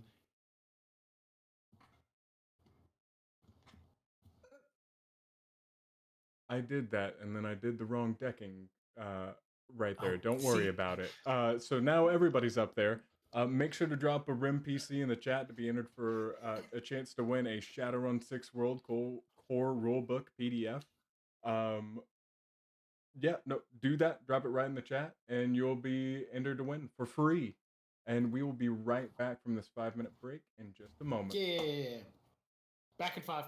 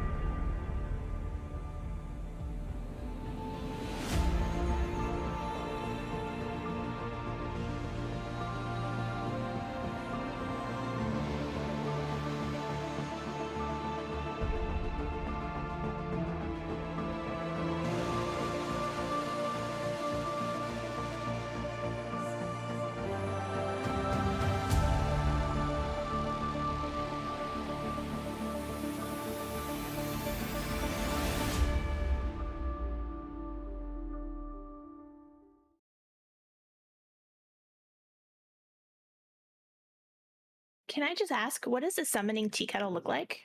Oh, a summoning tea kettle. It looks. It is made out of cast iron that has been painted ritually with symbols in blood, obviously, that are then coated Obviously. and shellacked over so that they don't flake off. That way it can last for centuries. And we use a nice clear coat though, so you can see them quite nice, quite clear. We mix in with the blood. We mix in the iridescent paint, so it gives us a nice little beautiful shimmer, especially as it heats up. And as you heat it up, that's where the magic happens, because that is when all of the symbols start to glow and get bright and beautiful. And as the tea kettle whistles, that is the summoning ritual complete. If you have an interest in using the summoning tea kettle, or taking part in any of the other worlds in our games, you don't have to have experience. Just join our Discord, and the GMs will work with you and help you find a game you enjoy. A link is in the chat. Ready to level up your cosplay game? Check out the Geek Forge on Etsy. With a variety of props to give your photos that extra spark, you'll find just what you need. Hold magical fire in the palm of your hand, or take a potion to restore your mana. With a large variety of colors, you can choose your own magical flavor for your cosplay. Bring drama to your photo shoots with these vibrant props and more, all available at the Geek Forge. Are you ready to level up your cosplay?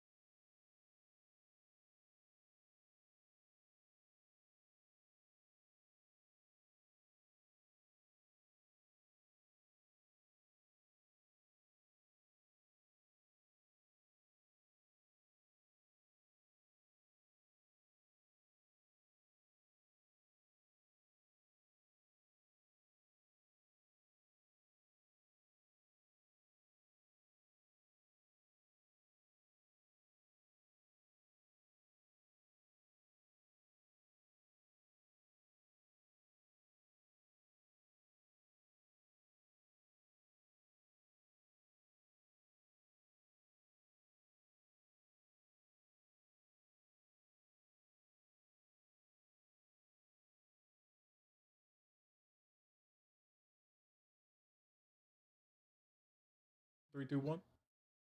Are we in? Did you? Put your hands Oh up. We're shit! going in. Up.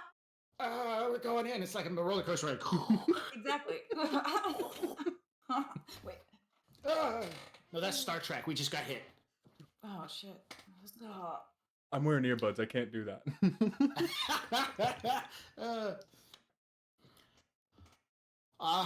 Welcome back. This is their show. I'll shut up now. Ta-da. Well, yeah. Oh, Convoy. Your line is.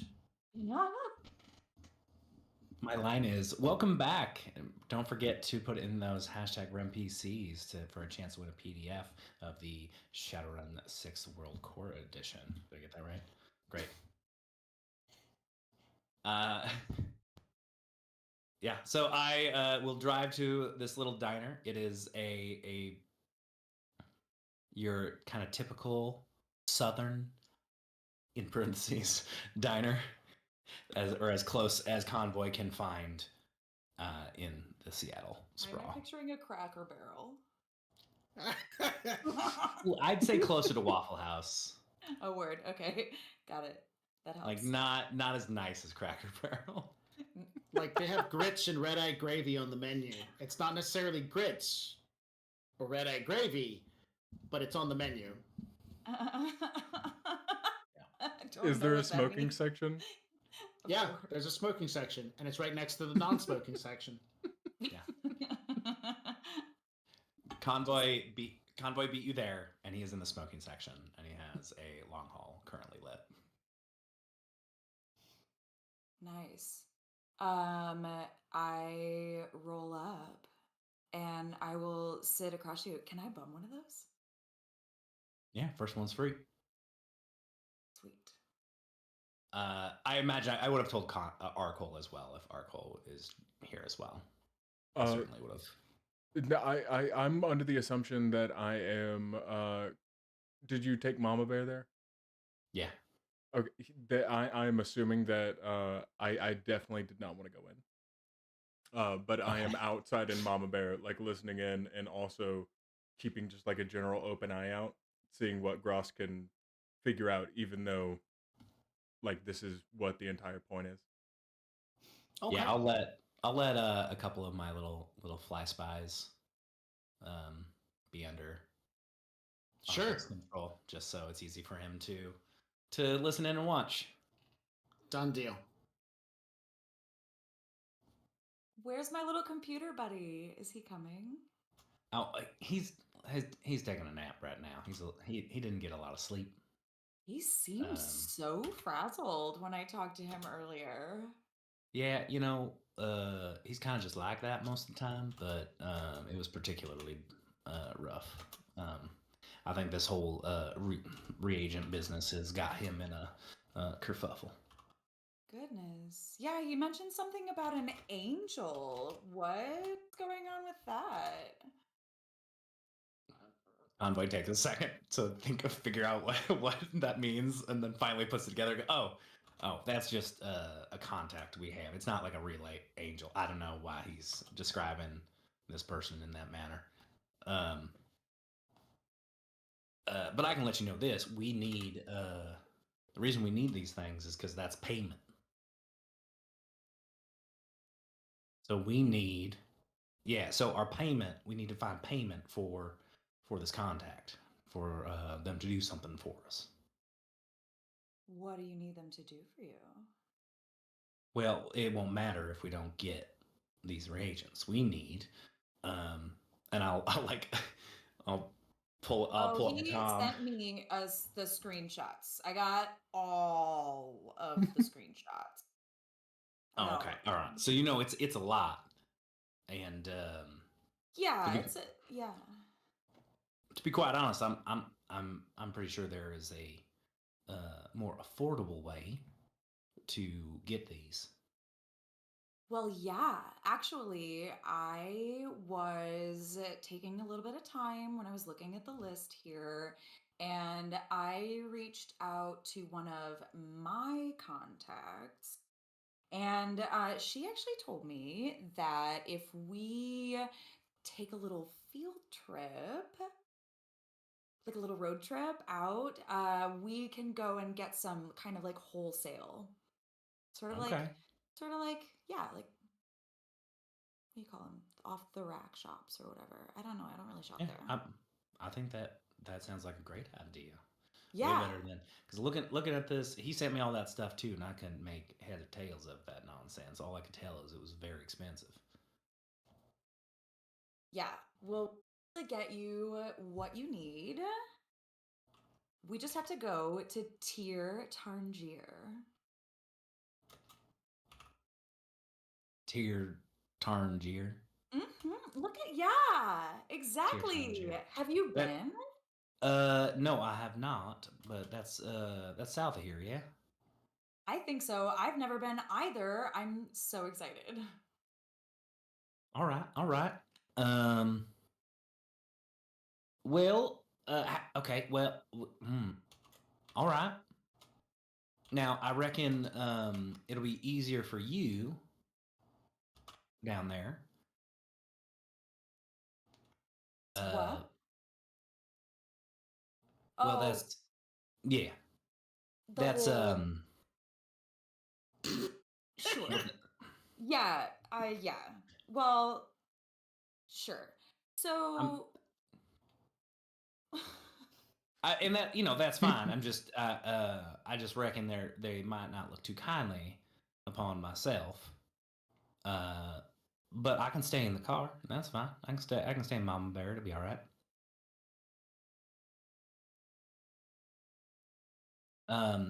So we can go do this. I assume this is going to be helpful to you because you might be able to pick something up that you may need, or absolutely. yeah. And I will get to see a new place. There you go. That's an added benefit and a free ride. I love it, but I do have to figure out what I'm gonna do with my bike. I have to. So when are we leaving? Like now or like? Well, tomorrow? I mean, when is good for you? I understand you have a job. Oh, I called in sick. It's fine. Okay, great, wonderful. Well, then we can go right away. I got Randy working on Goose back home, and I can kind of do that remotely a little bit on the way. As soon as Arcole knows that they're going to be coming out to out to the car, he yeah, like of course, like decking station kind of, towards the back. He's hiding at this point. Because at this point in the conversation, like he's like, I can't show myself now. That'd be weird.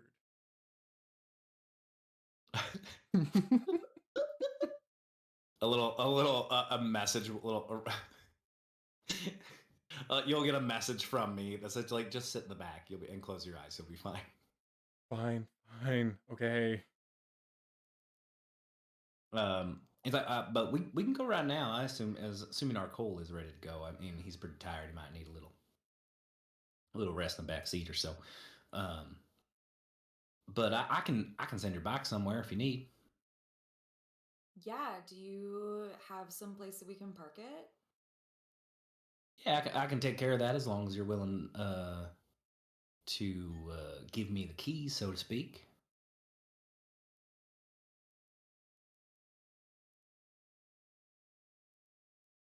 Seem trustworthy. I will give that to you.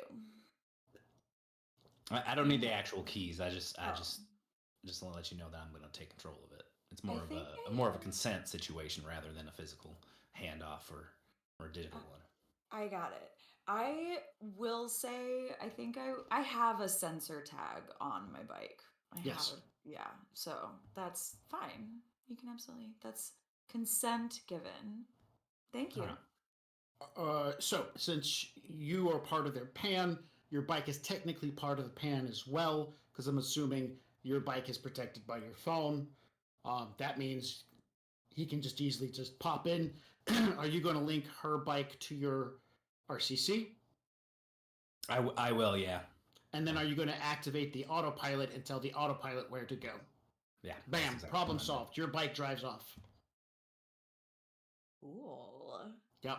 Not unusual in this world to see a car driving by itself trying to go someplace because it's been called to for so most Ubers don't have anybody in the driver's seat, just period.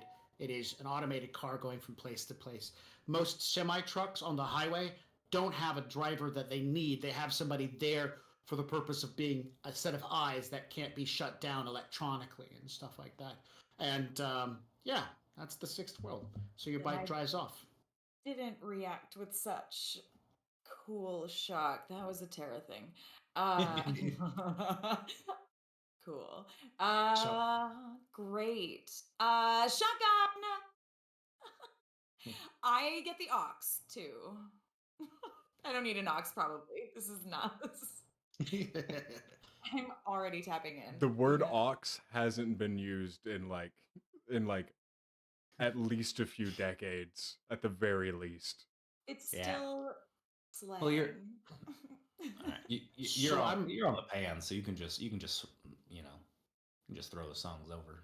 Mama Bear will pick them up. All right.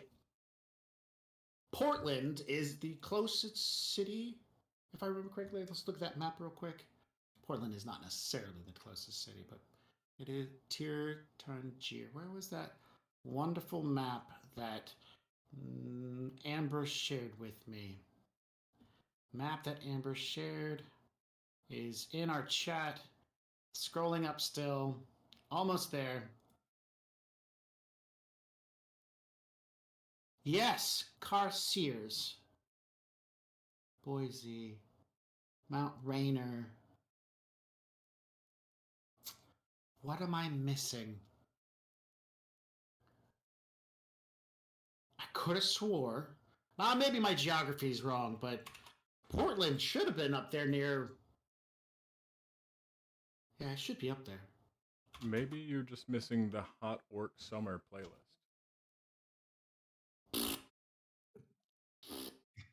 Wow, that was a lot. So, this awesome little map that was provided to us by Amber has Mount Hood listed on it, and this is Cara Sear. And I just remembered, because Portland and Cara Sear are the same place. So, cool, yes. How long is the drive from Seattle? Seattle to Portland. Because I actually don't know. It says 3 hours. That's modern day. Not That's even anything. That's a long time to pretend to be asleep. Yeah, it is. I said you were taking a nap. I didn't say you were dead asleep. Music's in. It is later in the day. Afternoon is rolling into evening. This was a Tuesday that this all happened? Right? Yeah. Mm-hmm. Yeah, so there was that mid-afternoon shower. That happened. And so you guys are 3 hours away. We'll set this. You guys are heading out of Seattle about 4 p.m. Sound good? You should be getting to Portland around 7-ish. 7-ish, depending upon traffic. All right. You set out on the road. You're taking I-5 all the way. Time for 2d6 worth of encounter dice roll. 5. First hour passes by with little to nothing happening. Did I roll 2d4 or 2d6? 3. The first hour is nice. It's traveling along traffic. You have a couple of times where, do you take the slow lane, the middle lane, or the fast lane with Mama Bear? Fast lane. Fast lane. And what happens when you get behind that person who is doing 5 under the speed limit in the fast lane? I absolutely pass them as soon as Do you pass them in the middle lane, or do you pass them on the emergency side of the road? The middle lane. I'm not. Of course, I don't. You're not going to break the laws if you don't have to. Yeah, of course. All right. I don't. So that's a ticket. So the encounter is 12. Okay, so you get behind a car that's in the fast lane going slower than everyone else. You're getting up to a whip of trailers. Now, semis, in our day and age, here in the States, they'll have one trailer. In other countries, they can have multiple trailers. And then, in fact, very interesting thing, in Australia, going across the outback, they will have like 5 or 6 trailers lined up. It's a really cool kind of thing. And the drivers down there have a thing that they call whip the trailer, or crack the whip. It's where the cab makes a little jerk, and then it goes down like a wave down all those following trailers. So as you're behind this car and it's going slow, you pull up, there's a semi there, and as you get behind it, you can't get over into the middle lane. So do you like slow down, get around all the trailers and try to take the slow lane to get around, or do you just patiently wait? I try to go around them. I'm not. Yeah. So you're going to slow down and get behind the trucks, move over to the slow lane, and then try to zip past. Yeah. Right? Which there is a car over there moving just a little bit faster. But what happens is the tiny car, as you come flying up to get behind him, the poor elderly individual who is not on either autopilot gets intimidated and shakes their wheel. The automatic sensors on the semi-truck freak out. The turrets pop up and arm themselves, and the little person begins shaking their wheel. And then as you're backing off, the truck cracks the whip, which means that back trailer goes skipping from the slow lane and into the fast lane with Mama Bear. How do you want to handle this? If I can just swerve out of the way and react to it, I will do that. I'll just try to drive it out of the way. So there's stay in the lane, kind of get out of the way, or just drive off the road a little bit and not worry about it. The first one is 5 hits on a piloting roll, and the other one is only 1 hit on a piloting roll. As the semi cracks the whip. Our Cole is going to chime in with Convoy just saying, like, I have the turrets. And getting Gross to join in on running a spoof command to make us partial owners of the turret so that it wouldn't target us. Go for it, because the turrets are targeting you guys and the small car, especially the small car that accidentally got too close.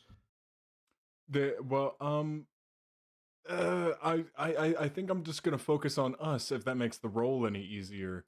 It does. Okay, all right. Then I'm gonna roll our Cole or roll Gross's dice first, and that is 8d6.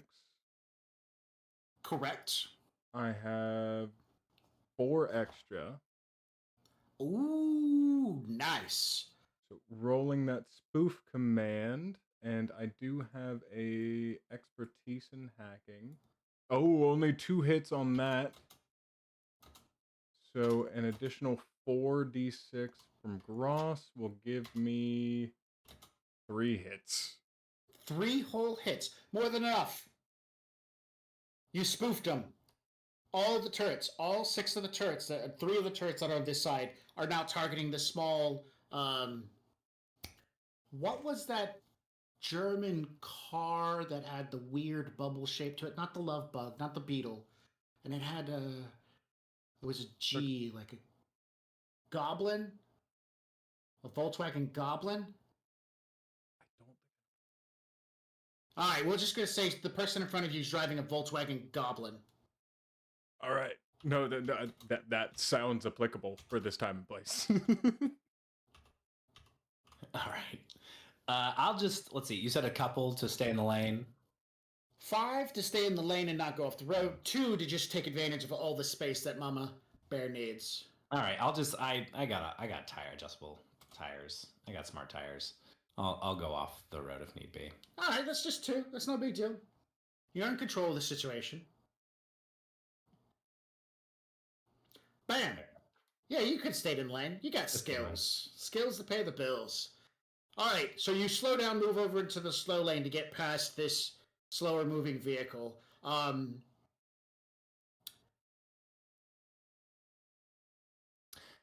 If I can, I'll have. Yeah. If I'll use a minor action, I'll have Mama Bear use. If I can pull this up. Use my. What is it? Oh goodness gracious! Now I gotta pull. Too many things. I love I it. got too much stuff to look at. Where is it? Little Slim Jim. Use a minor action to, since I use my full action to do it, I'll use a minor action to tell Mama Bear to Slim Jim that little goblin in front of me to get them under control. All right. And what does that allow you to do? It should allow me to basically control it. Let's see. Let me make sure. Slim Jim. Sounds like a rigor form of spoofing. That's basically what it is. Yes. How much armor is on Mama Bear, by the way? A lot? A little? None? A lot. Let me pull it up here. Worry about Slim Jim first. We'll talk about armor later.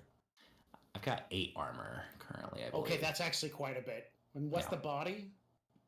Body is 18. The stats on semi-trucks don't even match that. That's because I spent a majority of my money upgrading Mama Bear at character creation. All right. Yeah, so let me I'm just gonna do there's not enough room on this, so I'm just gonna use electronic warfare. It should be the same. And it's plus sensor, which is 1. So it's 10 dice. Oh, it already rolled it. Okay. Take away one of those hits because it rolled 11 and not 10. That's fine. I would have given you a bonus. The car's got it. Anyway, so it's fine. You take control of, and this allows you to take control of the car. And does it basically lets me give it an action, right? To tell it what to do. And what action do you want it to? Basically straighten out and speed ahead to get ahead of the semi. All right, so basically you take control, tell the pilot program to take over, drive faster, and get in front of the semi right now because you're holding things up. And the little goblin does. The Volkswagen goblin begins hauling butt and driving a heck of a lot faster. The elderly individual behind the wheel is panicking. You can see that they have raised some sort of melee weapon and they're attacking the dashboard of their vehicle that seems no longer in their control. As the vehicle speeds up and then continues to speed past the semi. As you're passing by, you can see from the cab of Mama Bear that the semi does not have any drivers. And so Randy's just pipes up and goes, "Oh man, that scuzz sucker up in there is just all sorts of trouble. Where'd you get your license, you POS? Drive yourself back to the bubblegum machine."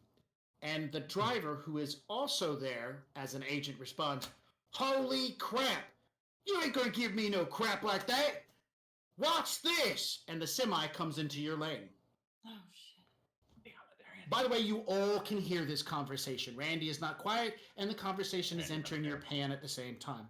So the semi is coming over into your lane. It's going to make a controlled pilot drive roll for ramming purposes, and you can resist this by either rolling better than it +3 and staying on the road, or just better than it and taking access to all room and space. All right. Dice rolling. Device. Turn this on. Turn that on. Swap that to D6s.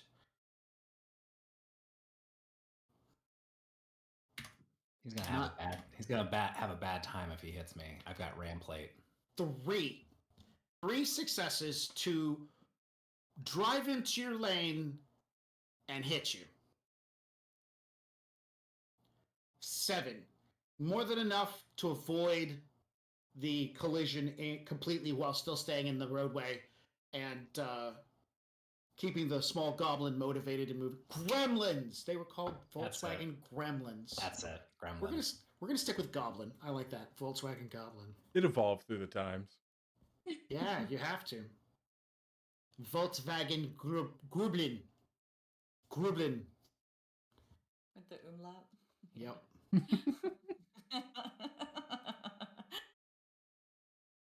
So the semi attempts to push you off the road. You dodge out of the way, and the gremlin at this point is now moving into the slower lane. Other vehicles are either slowing down and speeding up to get away from you. Your TomTom indicator, which is hooked through Randy and a variety of other devices, tells you that there is security ahead in 0.5 miles before the bridge that you're about to cross. What would you like to do? I'd like to inform my passengers that there is a security checkpoint coming up. Not a checkpoint. There's a police officer sitting on the side of the road. Oh, gotcha. Okay. Yeah, security. That highway security. Most likely Lone Star. In that case, I will instead tell Randy to egg on the be like Randy, I bet tell him he ain't got no horses under that hood. See how fast. Try to get him to go fast. And then I will simultaneously get distance and slow down. Okay. So you're gonna take advantage of that 60 to 45 miles an hour ability. The 85 to 60 mile an hour ability to slow down. Oh, I see. So you're going to goad him into trying to catch up and ram you on the notion that he doesn't see the cops and that you can get him caught. All right. Yeah. So here's what you're going to do. Randy is going to roll his PMAX ability, which charisma is one of those. So he gets 9 dice. Since he buys, he gets 3 extra dice to give to you. Right. And you're going to, because you're trying to con or deceive, you're going to want to use a deception skill. You get to use your charisma. You have charisma, right? Mm-hmm. And then you have piloting to do deception. Or you can use your reaction and do you have like persuasion or con? I have con. So you can either use your reaction and con, or you can use your charisma and piloting. Whichever 2 combinations you want to use, I would choose the best of them. And then add 3 extra dice in and roll. And I'm going to roll the judge intent for the autopilot. Okay. Which, as you know, they don't roll. They automatically select and by hits. Would you allow me to use my ground vehicle specialization on this? Yes. Yeah, totally. And then I will use piloting and charisma. So the truck driver AI buys 2 hits because that's what it can afford. Its system gives it an automatic hit for a total of 3. Wow. All right. You for it. I'm not even jacked in. This is just me like with AR gloves. There's no actual steering wheel or shifter, but it is me like doing it midair. So if you're not using AR, it looks like I'm pantomiming everything. Yeah, but everybody is in AR, so everybody does see how cool it looks with these virtual reality. And so Mama Bear takes off down the highway. The small goblin pulls to one side and slows down. And Randy begins insulting the horsepower, the lackadaisical RPMs. He calls out looks at the name of the trucking company and gives it some sort of anagram that describes the trucking company as lazy, underdeveloped, and behind the times. And this agitates the AI to no end. And semis and these vehicles are designed to get up and go. Because after all the stuff that the corporations have had to go through with all the varieties of riots and whatnot, semis are designed to haul ass when they need to haul ass. They have a turbo injector in them that allows them to just flood the engine quickly. And so while you instantly start jumping up to like 85, 90, 95, heading straight toward 100, the semi in the rear view of the cameras begins growing because it hits 105 and 110 and 115 well before Mama Bear has, because Mama Bear is big, powerful, but she's heavy. But that's the part of the plan. And so as you're flying toward it, you can see the security guy is automated as well. It is not a vehicle, it is a drone. It is a boxy, sleek-looking box that just sits there ominously. It is black in color. LS is on the side. They put the graphics to kind of like look like it's leaning, like it's moving really quickly. It's kind of cheesy, but you know, whatever. This thing can break over 300 kph very quickly, this security vehicle. It has weapons, armor, speed, and the ability to neutralize vehicles. The semi flies up towards you, getting within 5 meters easily, heading for the back end, and Randy digitally is back there, hooting, hollering, making some hand gestures, turns around and drops his blue jean coveralls and wiggles his digital butt in midair. And just at that last moment, there's a cutoff. Slam on the brakes. Mama's tires begin as the anti-lock brakes begin firing off repetitively. The semi-truck tries to swerve, crack the whip. So you're going to have to make a piloting roll against that. But already at 115 miles an hour, shoots past the security drone. And so as the semi goes flying, and you begin, that thing slides out and almost instantaneously begins moving up alongside. And you can hear it broadcasting through everyone's AR. Attention, Lone Star Security Forces, you have been detected at traveling at excessive speeds. Remove yourself from the highway, or you will be forced to be removed from the highway with air support. The semi-truck's air brakes start popping as it tries to struggle, and all that cracking of the whip suddenly starts causing those trailers to buckle behind each other. You need to beat a piloting roll of 3 as the semi flies past you, trying to crack the whip on you. You should be fine. You can take access to the whole road, but if you wanted to stay on the road, it goes up by another 3. You'll need at least a 6. Well, since I got that lovely edge given to me, Woo! and which, you know, I might as well use, right? Yeah. I would like to use those 4 edge to use in the zone, which I can use on a piloting check. You are feeling the flow of your vehicle's movement and know how to make it do what you want, at least for now. Ignore any penalties affecting your vehicle's handling on this test. I wonder if that bring it down a little bit. Figure why not? Heck yeah. No matter what, you just need 2 successes and you will achieve everything, including getting back into the fast lane to get past this impending accident that's about to happen. Success. As the truck jackknifes and begins heading toward the slow lane, and all 6 of the trailers begin crumpling on each other, flipping, sliding, slamming, crashing open and spilling their contents on the highway, and you just fly past it and the security. The security, Lone Star, at this point, is pulled to a stop in front.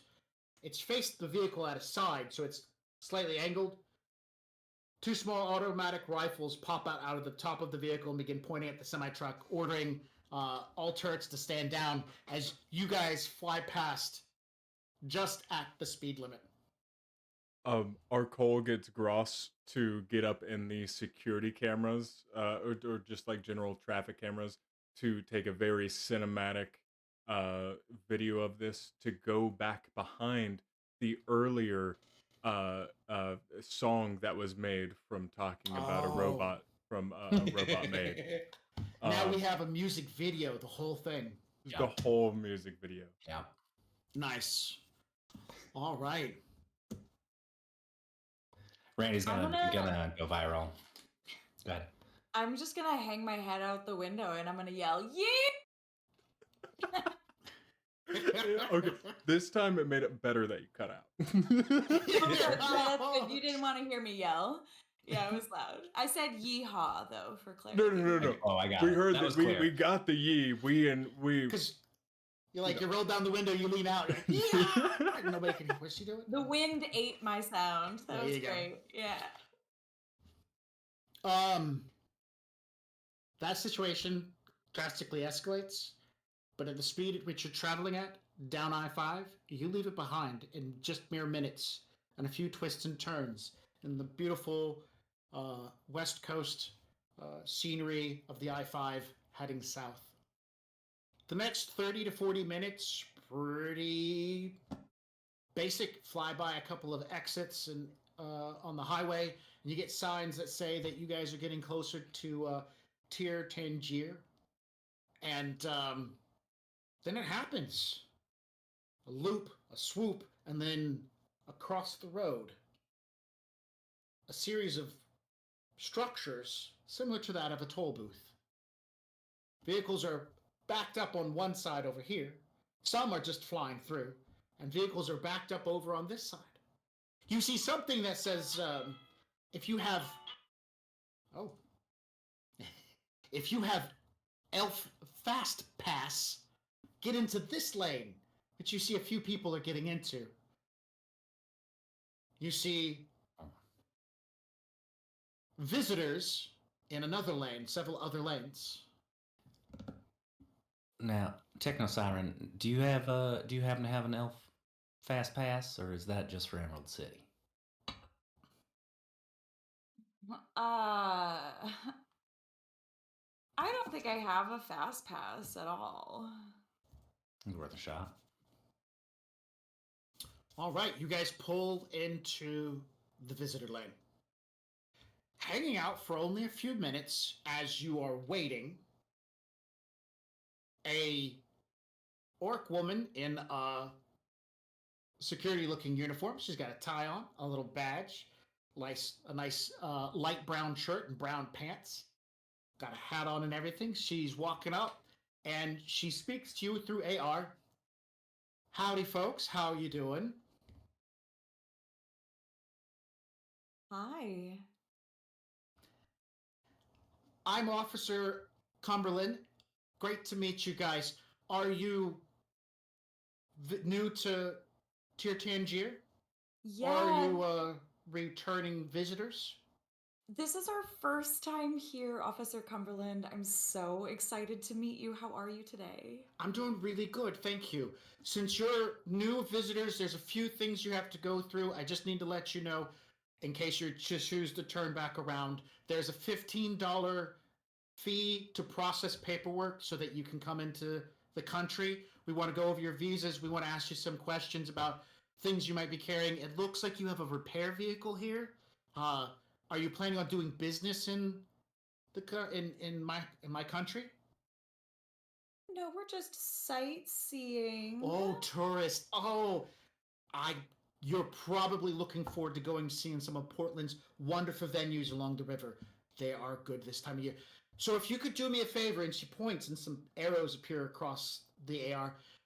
First time arrivals, please pull over here and step into my office, and we'll get through the paperwork as quickly as possible. I just have to ask you some questions. We're going to go over some stuff. We'll do a walkthrough of your vehicle to make sure it passes our safety regulations, and then you'll be on your way. You'll be able to pass all this up. And she makes a hand gesture to all the traffic.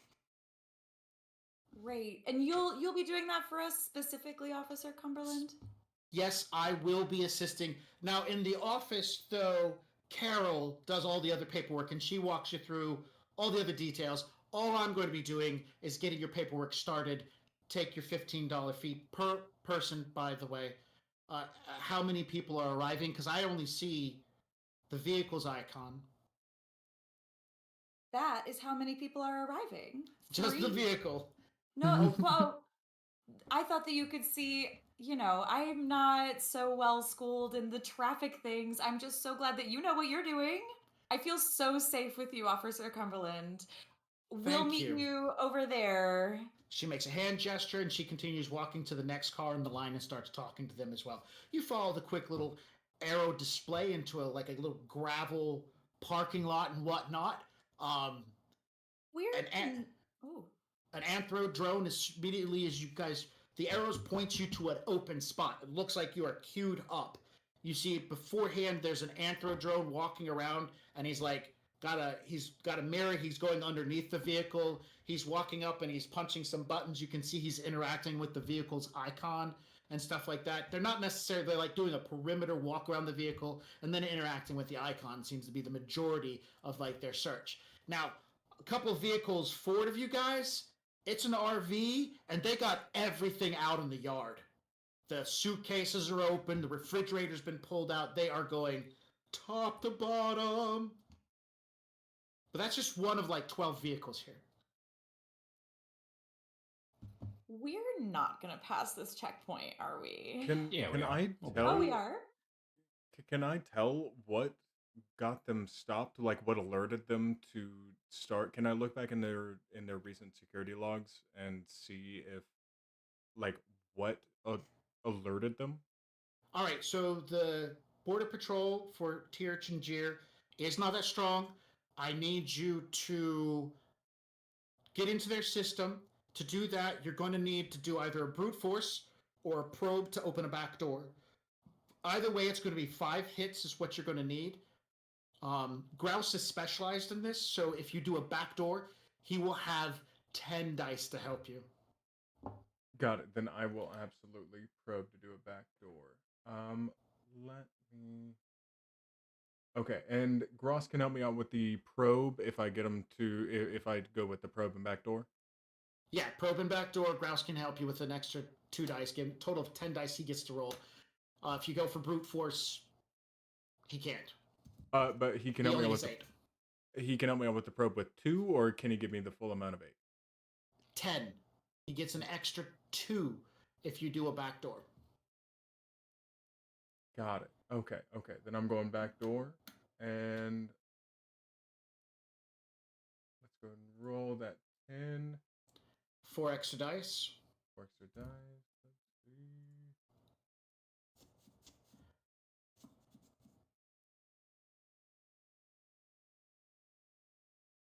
6 hits. Beautiful. You're in. Got it. Going back through the security feed, it doesn't take long. You and Grouse, boom, he found it. The RV pulls in. The guy gets out. It's a dwarf. He gets out and starts talking. He's got this stogie in his hand, and the drone comes up, and he's pushing the drone back like, no, don't do that, don't do that. And then after a moment or two, another security dude comes out, kind of a portly-looking dwarf who's just a little bit taller and whatnot. It's just like, poke my drone, and I will poke you back. A little bit of argument, whatnot happens. While they're not paying attention, an elf snuck into the side of the RV without a warrant or anything like that. Just walked in, started doing stuff, and then comes back out, throws a briefcase down on the ground that has pills in it.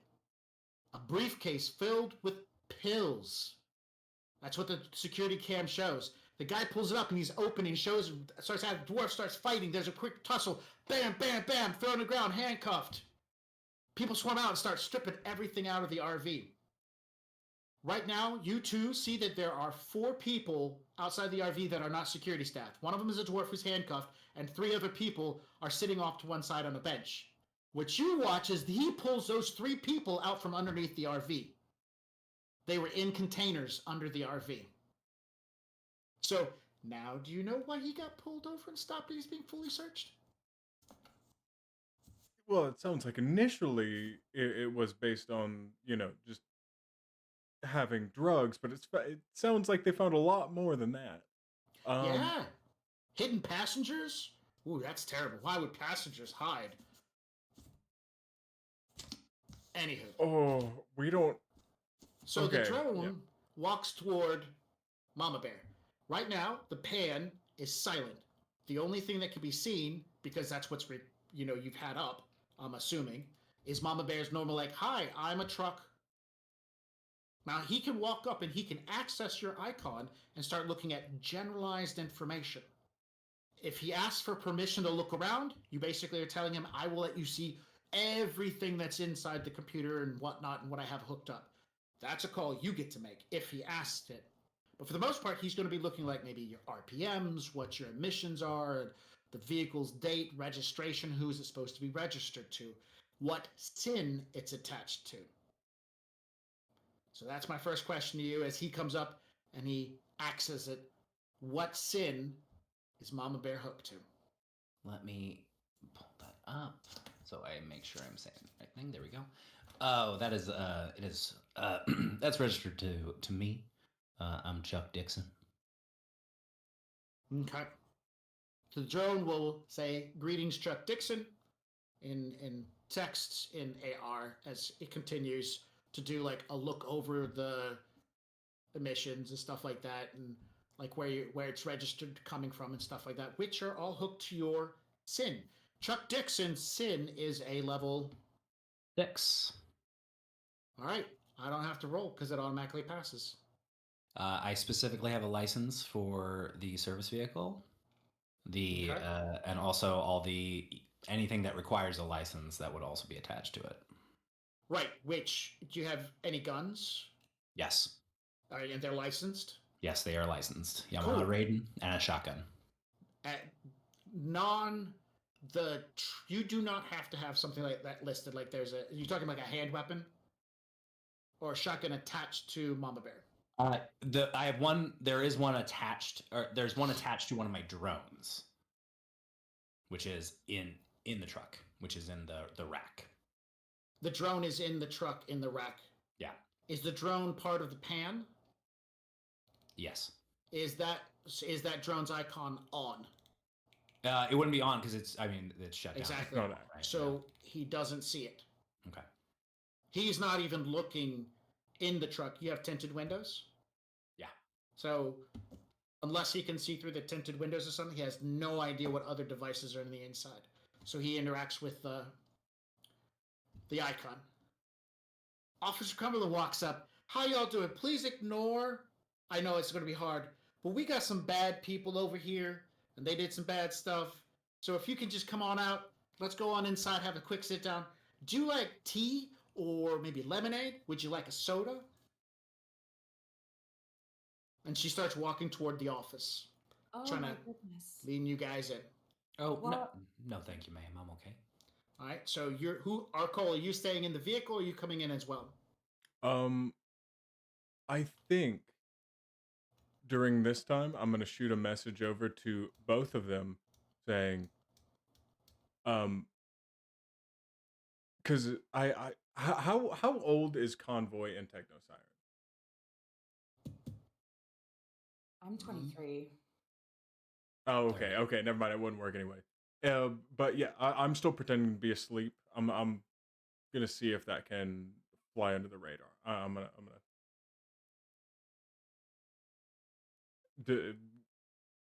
Does the security notice the fact that I'm just completely knocked out? No, they're not looking in the vehicle at all. And if your icons are not on, they don't know you're there. Okay, then I think I might try to stay out with Mama Bear. But remember, you witnessed those people got dragged out of that vehicle for hiding, and they're in trouble. That dwarf did not announce their presence. Just Fair. I'm getting on out. Fair. Come on, No. come on. That's understandable. We're just visiting. You're just Yeah, visiting, we're man. just not doing visiting. anything, It's cool. like, It's cool. Everything we're doing is chill. good. You're just gonna go shopping. We're literally just going shopping. We're just going shopping. All right. Shopping in the sixth world. So freaking scary. All right. She offers you cool drinks and everything. And so as you guys walk in, it's a nice, small, pleasant office. The AR provides a variety of small, like, doodads and interesting things to look at, as well as a Tritio. There's a couple of plain, earthly-looking, like, little congratulations certificate for passing this class or doing that thing. And you see Officer Cumberland's in. So it's nice. It looks like these two ladies are the only two who work in here. Now, I don't think any of you guys have ever seen a changeling. Promise that you've never seen a changeling. They are incredibly rare. But this other individual who works there is a changeling. Now, what is a changeling? It is somebody who has become affected by the whole goblinization just a little bit farther. Some changelings can get so lucky as I look totally human, but I have little orcish horns and a little devilish looking tail. They're lucky. That's lucky. Most changelings aren't lucky. they become some sort of split between one thing and another. Half orc, half dwarf. Psh, a dwark. Do you know what a dwark looks like? Oh my goodness. They are really wide. Huh. Dwarks are short and wide. How about a half dwarf, half elf? Dwelf. That's just a person. That's just a human. Exactly. Yeah, and you just wouldn't know it.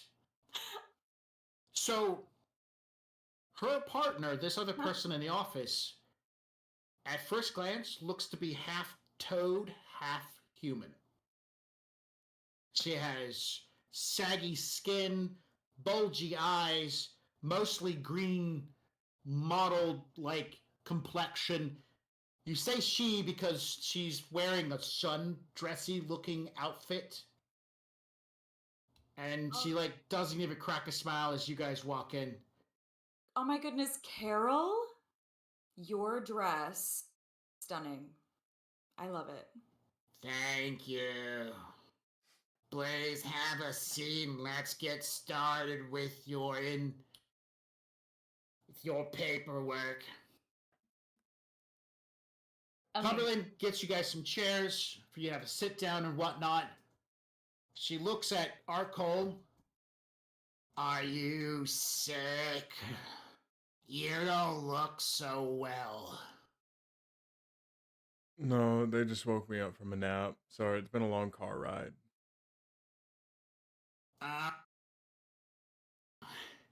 You have to provide this country of Tir Tangier with a sin in which you will link while you're staying here. It will match the sin of the UCAS Seattle area, but it will be a sin specifically for our database. Mr. Dixon, your information has already started to load, so if I can just... And she brings up an artificial reality looking device that kind of hovers in the air. You see a placement for what would fit the shape and design for your digital sin from Seattle. If you can just put your data here, it will only take a quick moment for us to get you certified as a visiting subject of the state of Tangier. No. Given that my, original sin is linked to effectively just, experimental prison.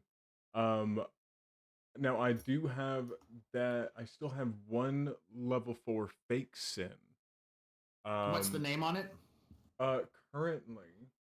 Currently. And what's the last name?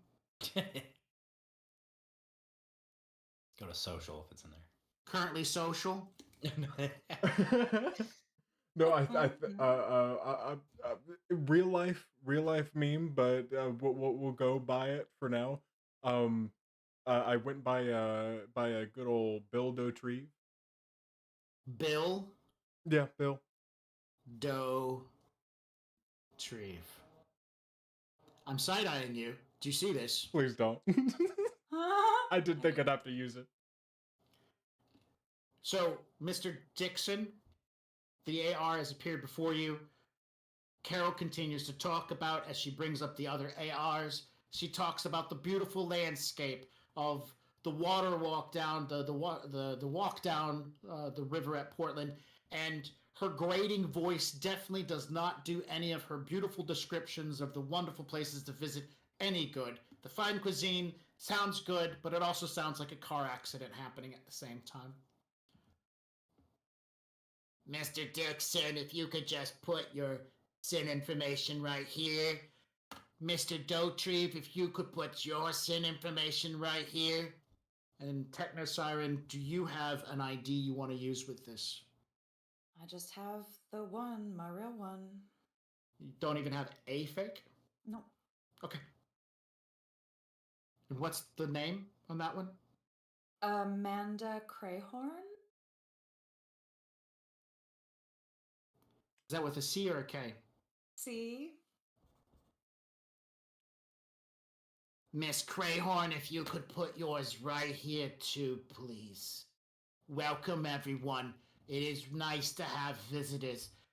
Tier Tangier loves tourists because every 20 new yen you spend here equates out to us making about 100 new yen worth in profit, so we support our tourist industry as much as we can. As soon as you put your sins up there, there's a quick modification, some information comes in, and a duplicate sin appears. Now, you can then take this sin out of the AR and store it into your phone. It is a level 6 sin for these names and identities.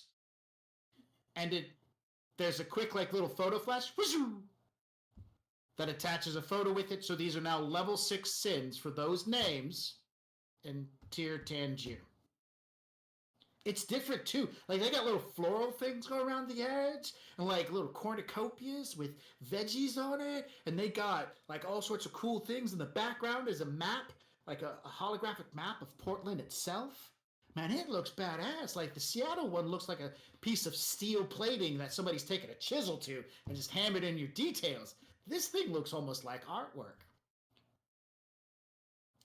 There will be a 15 new yen charge for the data processing of your information. We take, in the country of Tangier, everything is new yen. We are also not part of the BRA treaty, so there are no corporations here that have any extradition. If that means something to you, and she's saying it in a way to hint at something, and she points at each one of you. So if you're looking for something related corp-wise, you will find their businesses and industry here, but they have no authority or extraordinary powers once you cross the border. That being said, we can take an electronic payment, or we can take cash for the processing fee. I'll go ahead and hand over. I've got a cred stick that I'll pay for everyone. You tap it to her little comm unit, boom, everybody's paid for, ching, ching, ching, ching, 15 across the board. Easy peasy. Remember, you take that number and divide it by 10, and that's referencing kind of how much in our day and age it would cost. So it's $1.50 to get this sin for Tier Tangier. All right. She goes through a couple other things. She starts talking about some cool parts of the Riverwalk, also the downtown area. Wants to kind of ask if there's anything she can direct you to. If not, there's lots of options to go online and find some digital assets that will point you in great directions. Have fun. Enjoy your time here. Thank you so much. Made all the sweeter by you, Carol. Oh, you're too kind. Have a wonderful day. And be well. Wow, that was easier than I thought it was going to be. Yeah, when you get out, the drone standing nearby hands you there's a digital ticket saying that your vehicle has been inspected and your gas emissions are outside of the standard acceptance for Tier Tangier. But since you are a visiting subject of the country, it's okay. If you were to stay here longer than 30 days, this issue must be addressed. And this ticket is now attached to that sin for Chuck Dixon. I believe I can switch to Suncell. See, he didn't even know that because that's not something that registered. So if you acknowledge that information, the ticket's gone instantly. I'll switch to Suncell. Bam! Problem solved. You just usurped the legal system legally. Look at you coming into elf country doing elfy things. You know, just following the letter of the law. I'm feeling curious about whether or not I was able to tell that they both used fake sins. Can I? I can't tell. Okay. You can roll against Bill Dotrieve, but you cannot roll against Chuck Dixon. That's fair. That's fair. That tracks. Yeah. So well, I think my gosh, I'm sorry. I just But we Don't really think may go ahead and drop off to a 10-minute break. Sure. And everybody, whenever we're coming back, uh, just make sure that's going to be the last call to put in a RIM PC in the chat to win yourself a to. Sorry, I got 1,000 windows up to be entered for a chance to win a Shadowrun 6 World Core Rulebook PDF. Just remember that. That'll be last call, and we're gonna go and head off to a 10-minute break.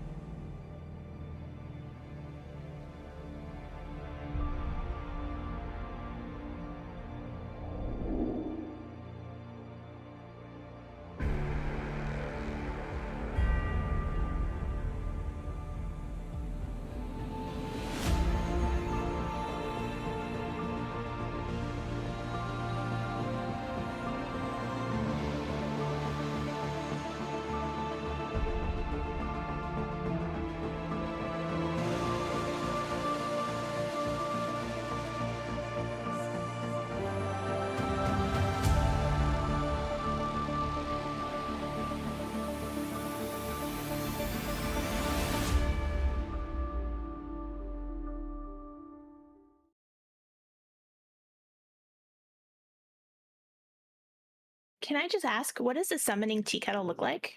Oh, a summoning tea kettle. It is made out of cast iron that has been painted ritually with symbols in blood, obviously, that are then coated Obviously. and shellacked over so that they don't flake off, that way it can last for centuries. And we use a nice clear coat though, so you can see them quite nice, quite clear. We mix in with the blood, we mix in the iridescent paint, so it gives us a nice little beautiful shimmer, especially as it heats up. And as you heat it up, that's where the magic happens, because that is when all of the symbols start to glow and get bright and beautiful. And as the tea kettle whistles, that is the summoning ritual complete. If you have an interest in using the summoning tea kettle, or taking part in any of the other worlds in our games, you don't have to have experience. Just join our Discord, and the GMs will work with you and help you find a game you enjoy. The link is in the chat. Ready to level up your cosplay game? Check out the Geek Forge on Etsy. With a variety of props to give your photos that extra spark, you'll find just what you need. Hold magical fire in the palm of your hand, or take a potion to restore your mana. With a large variety of colors, you can choose your own magical flavor for your cosplay. Bring drama to your photo shoots with these vibrant props and more, all available at the Geek Forge. Are you ready to level up your cosplay?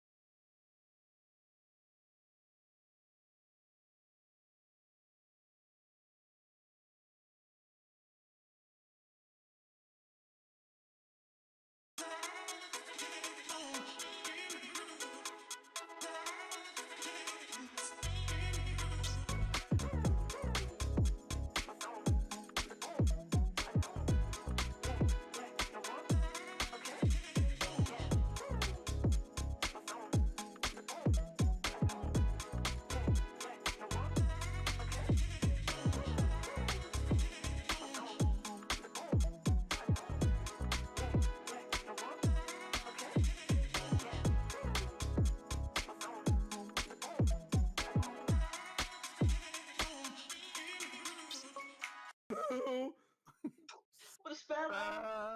Spell. She says spell like 92 times. Spell. Spell. Spell. Spell. Spell. Spell. Spell. Spell. Spell. Spell. Spell. Spell. Spell. Spell. Spell. Spell. Spell. Spell. Spell.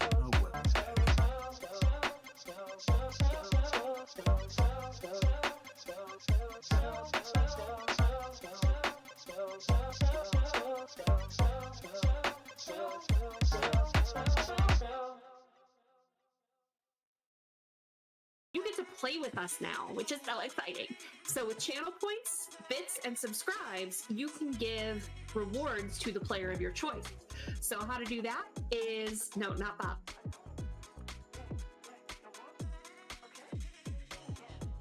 channel points. I believe it is 500 points gets you NERPs, which is +3 to any dice roll to the player of your choice. For 1,000 channel points, you can do a point of edge to any player. And for 2,500 channel points, you can do 4 edge to the player of your choice. Now for bits, for 100 bits, that's $1, you can do the NERPs. For 200 bits, that's $2, you can do the point of edge. Or for 500 bits, that's $5, get 4 edge to give to the player of your choice. And finally, again, the subs, if you subscribe, you can give 4 edge to any player.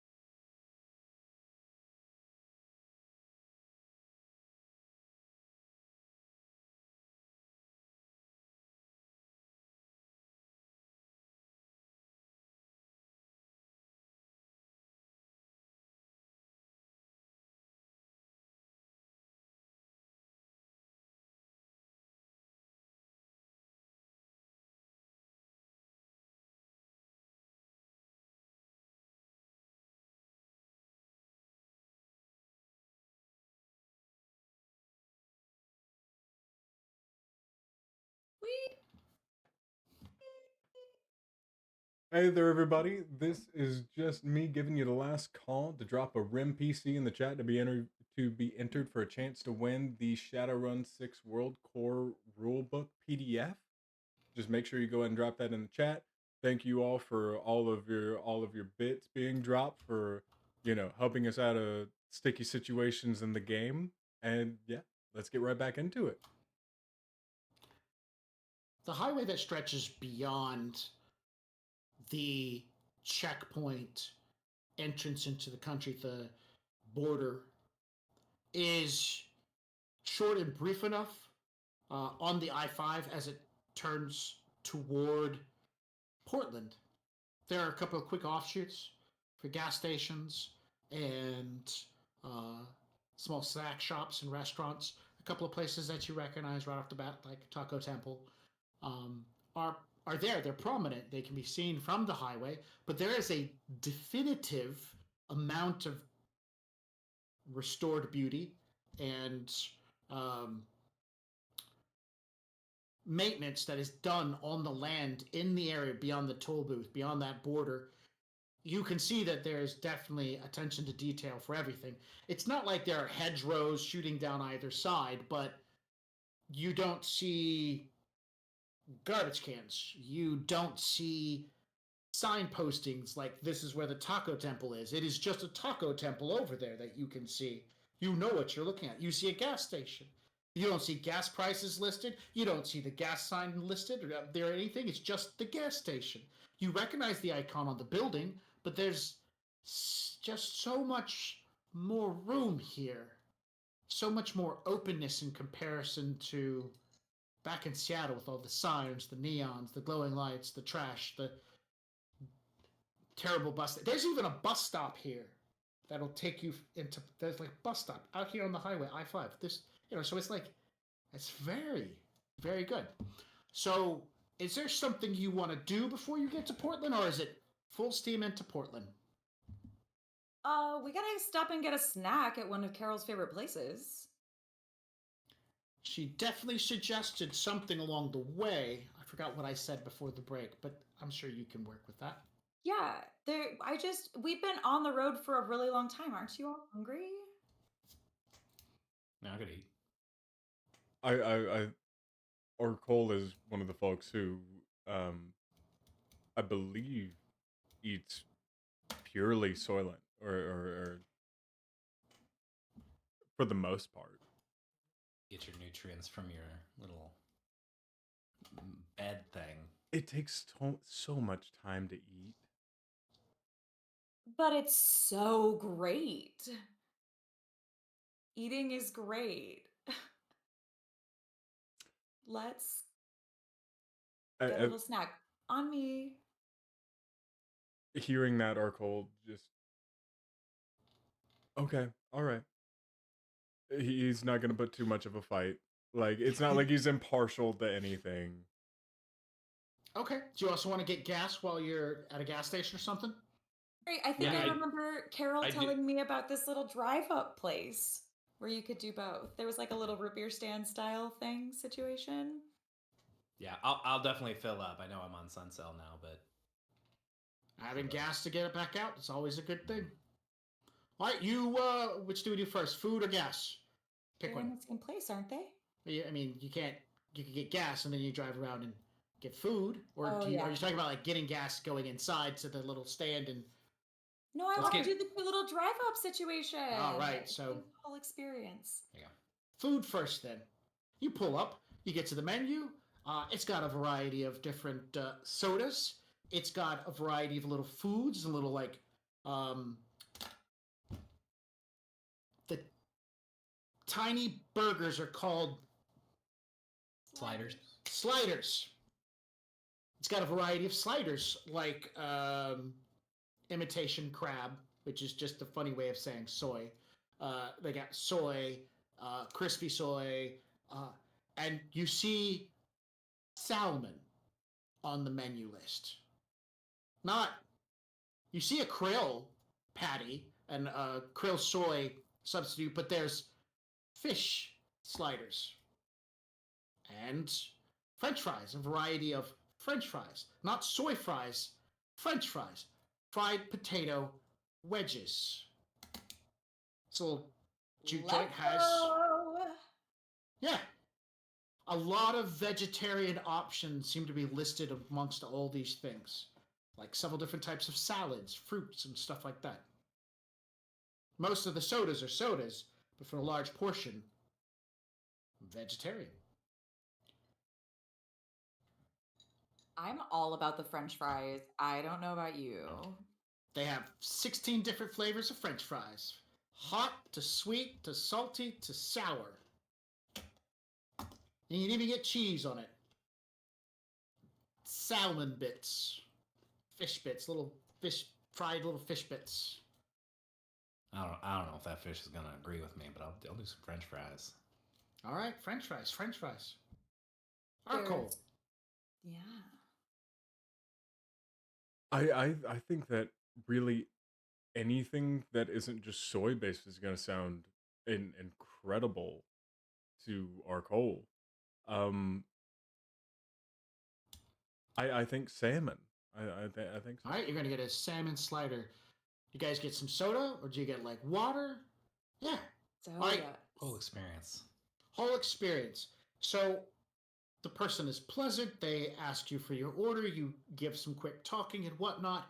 And so you put your order in, and they say, okay, thank you very much. Pull up to the window. You pull up to the window. You're there for a brief moment. The young man comes up, young human, comes up, and he offers you the tray with food on it. Thanks. Hands it to you. And then he takes the tray, or you take the bags. You take the bags, he pulls the window shut and goes about doing other stuff. After a moment or two, he opens the window. Oh, I'm sorry, did you need condiments like ketchup or something? Uh-huh. Bring them all. Sure. All right, he will fish up some ketchup packets and some napkins, and then he'll put them in a bag and hand it to you. Also, we got salsa and some mustard. Puts that into a bag, hands it to you guys as well. Have a good day. Thanks. Pulls the door shut. Wow. Did you pay? I didn't pay. You pull up to the gas station while you're contemplating this. As you pull up to the gas station, there's no card reader.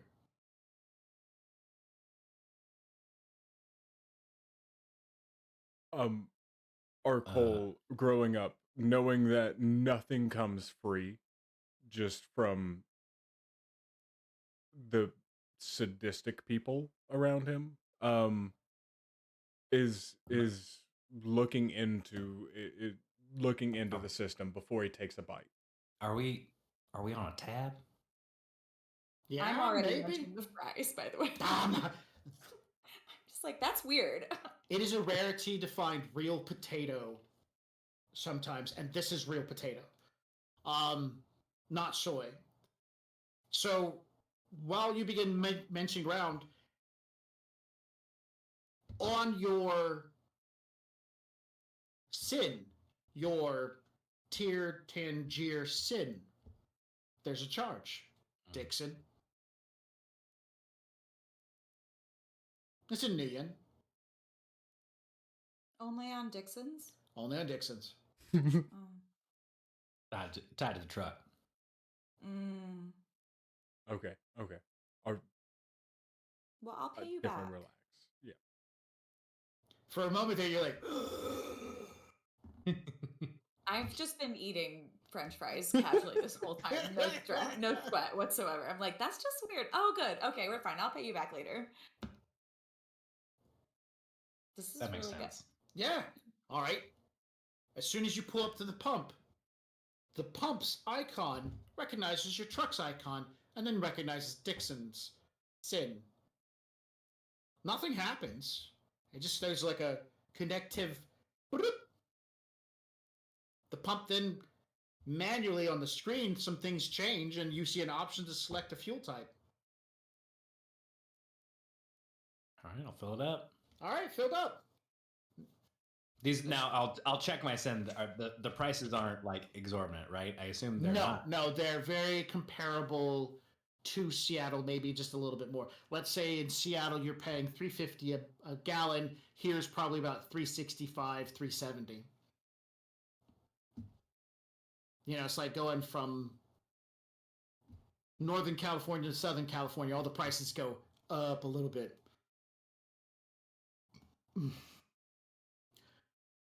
Or if you were going down to Orlando or Tampa, same thing happens. So, yeah, you fill up. That was a culture shock there for a moment, wasn't it? Why did the guy ask for money? Why did we get real food? How did he give us? Yeah, how did he give us food before he took the money? Yeah. All right. Well, you fill up on fuel. Now what? Onward to Portland, right? We still got a little ways to go to get into the city. Probably about 45 minutes at most. Well, it's getting kind of late. Yeah, it's about 7:15, 7:30 at night. Yeah.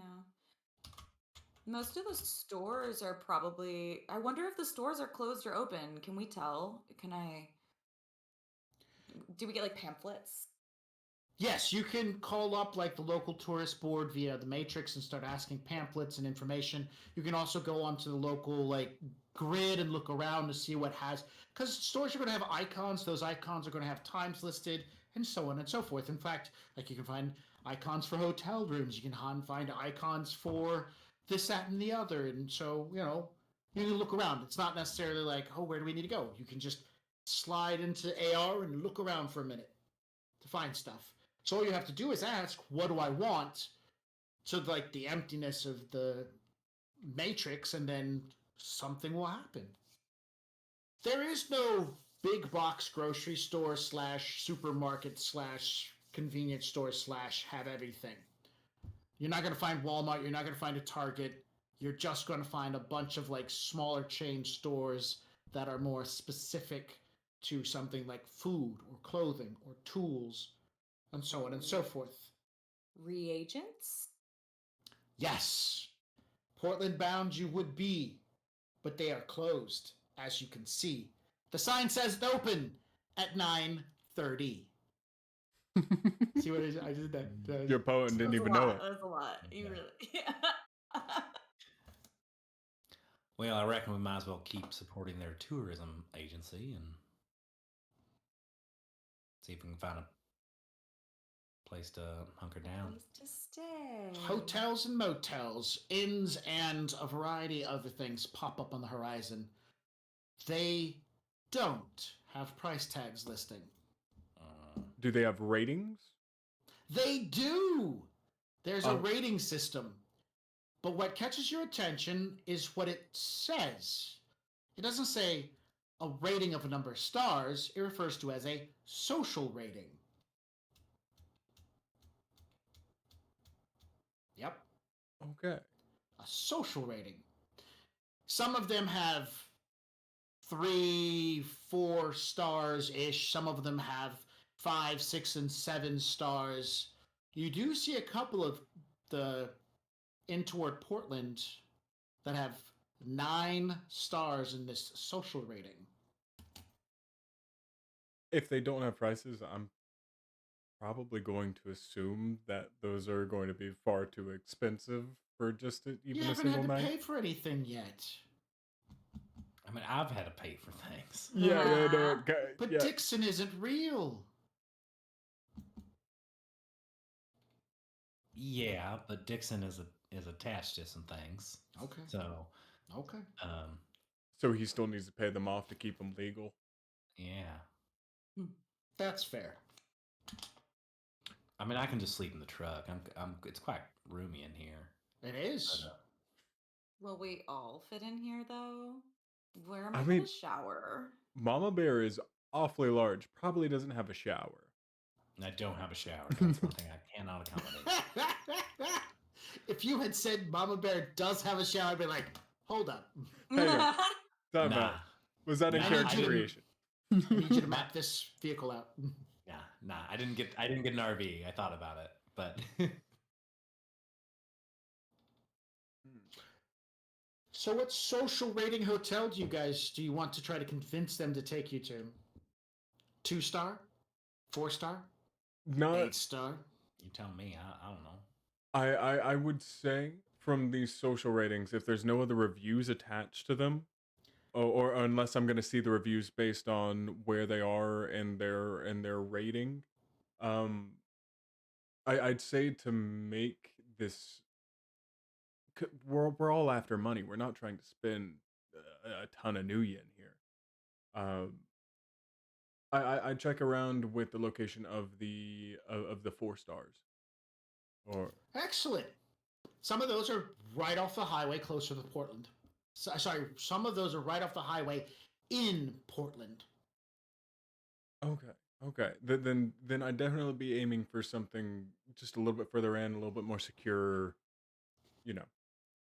And there are reviews that come along with these ratings. People complaining, people giving good and bad, and a variety of them.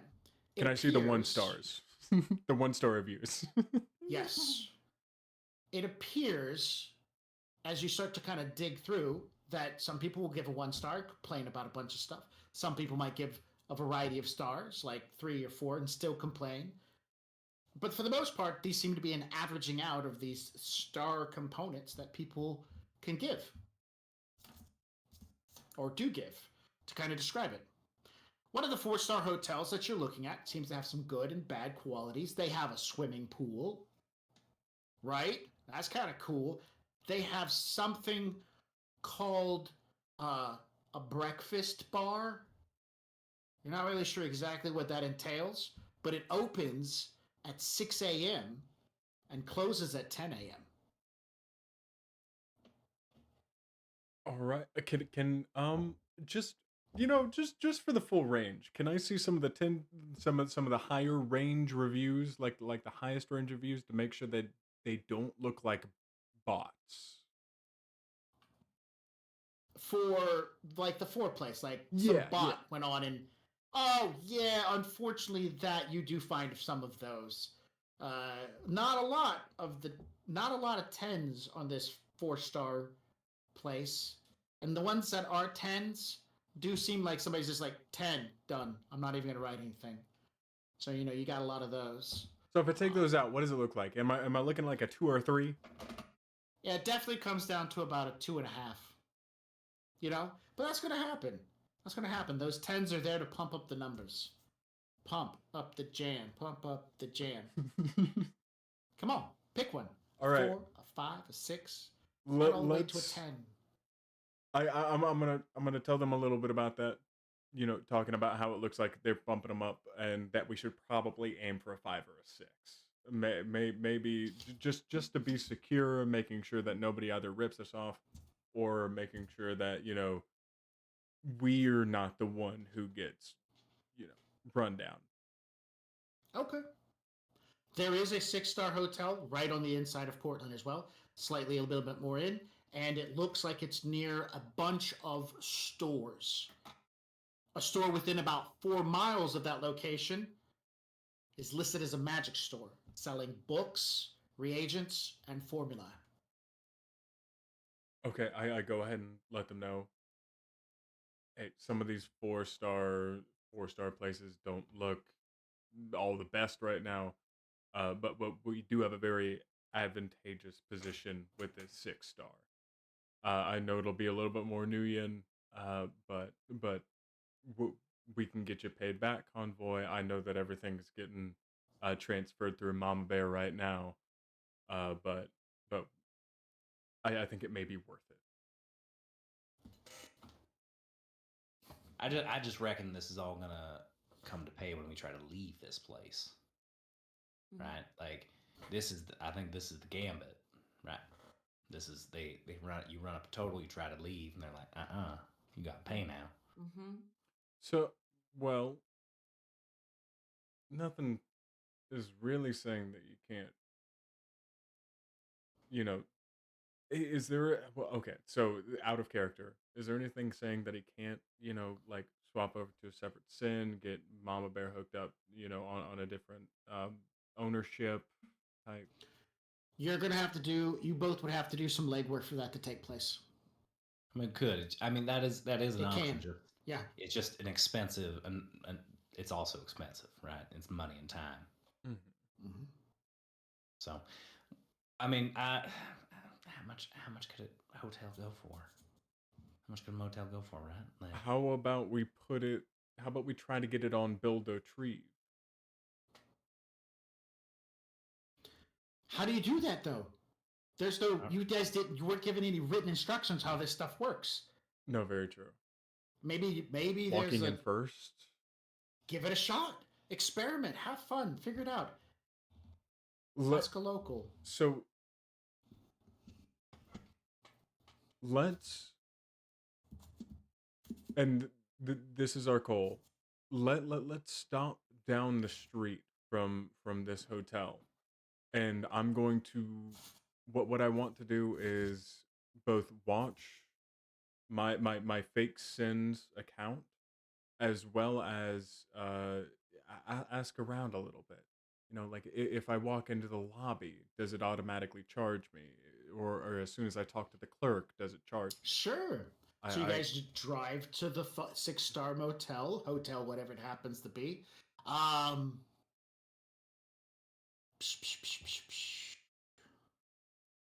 We are going to call the hotel Kinder Suites. Kender Suites. Kinder is pretty sweet.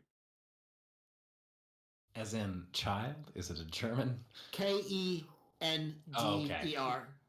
Kender. Like from Dragonlights. Yeah, the Kender. Gotcha. I heard kinder as in children. Oh, yeah. Yeah. As long as you're not stalking them, it'll be fine. So you pulled the Kender Suites. And our Cole does the weird thing and gets out before everybody else and heads in because he's going to do stuff. Like he is in... Yeah, exactly. Robert's got it, exactly. Kender Mage Suites. That's what we're going to go with. So he gets out and does the weird thing and decides he's going to go in and socialize and play around with this new tech stuff. So you guys are hanging out. Perception checks from the two of you while you're hanging out with Mama Bear in the parking lot waiting.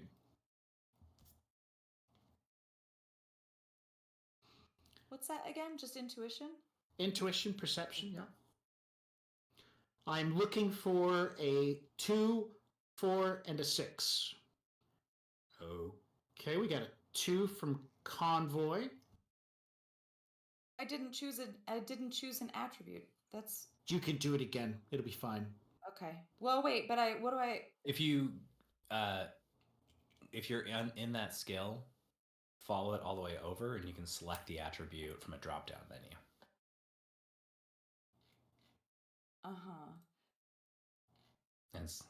Oh, do I just use intuition and intuition, or what?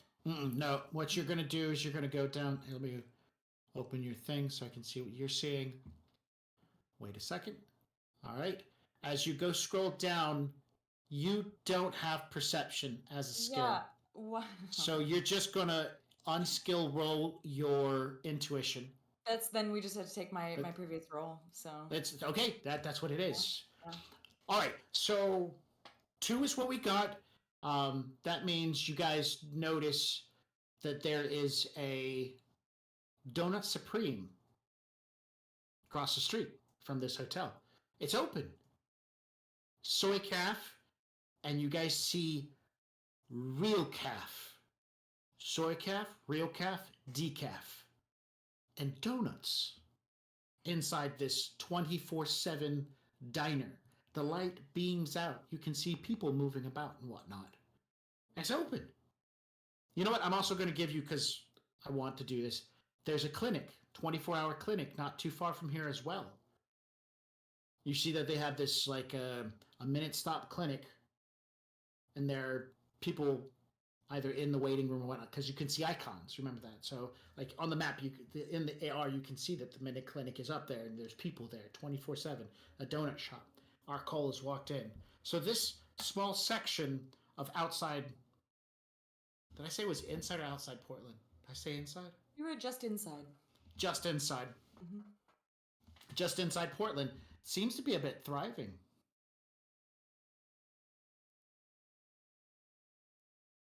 What's the surveillance like? Is it similar? Are we looking do we have drones rolling around in the same way? You know, yeah, you haven't seen like drones on the highway, and you really haven't been paying attention because it's dark out right now. Do you want to Usually like? you get some blinking lights or something if they're running traffic back and forth. Yeah, exactly. But you haven't seen anything like that. It seems pretty gosh darn blank. But you're also just using your normal eyeballs. Do you have non-normal eyeballs, such as infravision, low light, stuff like that? I have. See with your special eyes. I got it. Hold on, let me find it. I got that stuff. If I can find it. So many things. Let me pull open my spreadsheet. Spreadsheet. I don't know what else to do to sing to whatever. That's good. Time, it was right? great. It's fine. We filled the dead space. Fill in all the dead space with sound. Convoy, what do your special eyes see? My special eyes have low light, or they have thermal. Where are they? Thermographic, vision enhancement, flare Cool. compensation. So you can take advantage of your thermographic and look around, and I'll allow you to make a new perception roll. Actually, because you have thermographic and enhancement vision, I will give you 2 extra edge on this dice roll. Great. Okay. To utilize. So if you want to use that 2 edge plus whatever else you got and modify that dice roll that you made, we can go there, or you can attempt a new roll. Yeah, let's just modify that dice roll. Okay. I mean, you're giving me 2 to use, so I'll just. Oh, I'm not looking at the right one. There we go. I was looking at Techno Sirens. I will spend those 2 that were given to me to change a 4 to a 5. Mm-hmm. Make a success, and I'll spend another 2 to change that other one. Great. The other 4 to a 5, so I have 4 successes. There are drones in the air. They are black and they are quiet as they fly around. Not like a thick cloud of them, but every once in a while. There are cameras that have no flashing light, no street cam. The street cams have no flashing light. They are very subdued in that sense. It's not like terribly over policed. And in fact, you do see a police car drive by, and it is followed by a drone, and that drone has lights on it showing its location. But there are a lot of drones in the area and cameras in the area that are purposely stealthed. No light, no necessary standout of features and stuff like that. And in the dimness from what you can see with your enhanced vision, a little farther up the road toward Portland, there looks to be walls. Big walls separating this section of Portland from some other part of Portland. Very similar to those giant walls that surround the Redmonds. Do you remember those from several sessions back? And you can't, from where you're at, you can't see a checkpoint, but you can see those walls. And the top of those walls are covered with barbed wire. Yeah, concrete reinforced walls blocking off a section of Portland.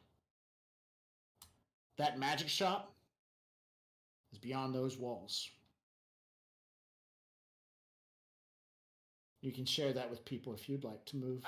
I certainly will. I will share that with him. I'll also ask Arcole if he's got a price on a room.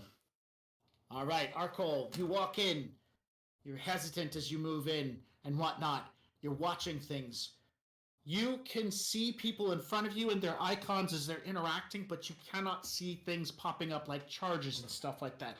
You don't know if there's some sort of financial interactions going on, but you can tell that the hotel's Matrix is interacting with these individuals. If you could just see either them, because they're not behind a pan, or the hotel, oh shit, it's not behind a pan either. These people are completely naked when it comes to defending themselves against your magical powers. What? How much to get into? Just let's get into the people's accounts. I don't want to get greedy. The people's accounts have a firewall and a rating that would allow their device to buy 1 success each. That's it. So you need 1 success to get into their device. And we're just looking at a backdoor entry, or are we looking at attack rating here? Or it's not even attack, so... It's whatever you want to use, man. At this point in time, they could have used bubblegum and tissue paper. It would be better than what they've got currently set up to defend their devices with. I want to... Yeah, I'm just going to probe around. I'm just going to probe. Backdoor probe. Bam. Make it happen. You can get Gross. Gross can give you some extra dice. Remember, he rolls 10 for this.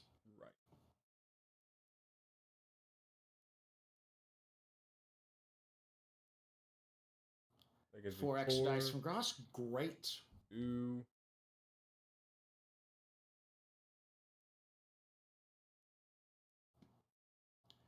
You got 4. Now roll the extra 4. Man, that was a lot of 1s on that one. 6 1s out of the 16. Total of 7 successes. You wait for a moment, it's pretty evident. You watch the style, you're like, oh, that's an Avalon. Oh, hang on a minute. Okay, time it, clocked, bam, open, in. Avalon. Problem solved. As soon as you slide into this dude's Avalon, he has a decent amount of stuff flowing around in programs. There is a lot of clutter, a lot of bulk and old apps. His phone that has probably about a few terabytes of space to hold is like that close to being over full. So your processing power is like tremendously more powerful than his, and his phone's utterly clogged up. To that, which means you can easily browse around and not worry about his phone's defense systems even noticing you. But inside his device, like a beacon in the night, there's the Tirnanog flag symbol showing that their icon is up and running attached to his device and his SIN. You're watching that seems to be a portal/gateway interaction between his account and information related to the SIN in question and everything else going on. He, of course, seems to have a butt ton of money, so there's a possibility of some extra cash if you start scooping some stuff up and take it with you. But the hotel room he picks is 1,500 nuyen for the 2 nights that he and his wife are staying. Okay. And apparently that's up near the top of the motel in a really nice digs. So they're getting like a little living room area and a kitchenette and a guest room and their own personal room and a balcony to go out on. He's immediately flying that information back to the both of them. Just 1,500, and we can have some pretty nice stay. I do think that since our Cole, and in the sense of, snagging some extra new yen from from sins, I don't think that he would go after an actively user, like an active user at this point. Right. I can't see him doing it. Even if he could snag a little bit from it just wouldn't be worth the opportunity cost of the actual job. Sure, of course.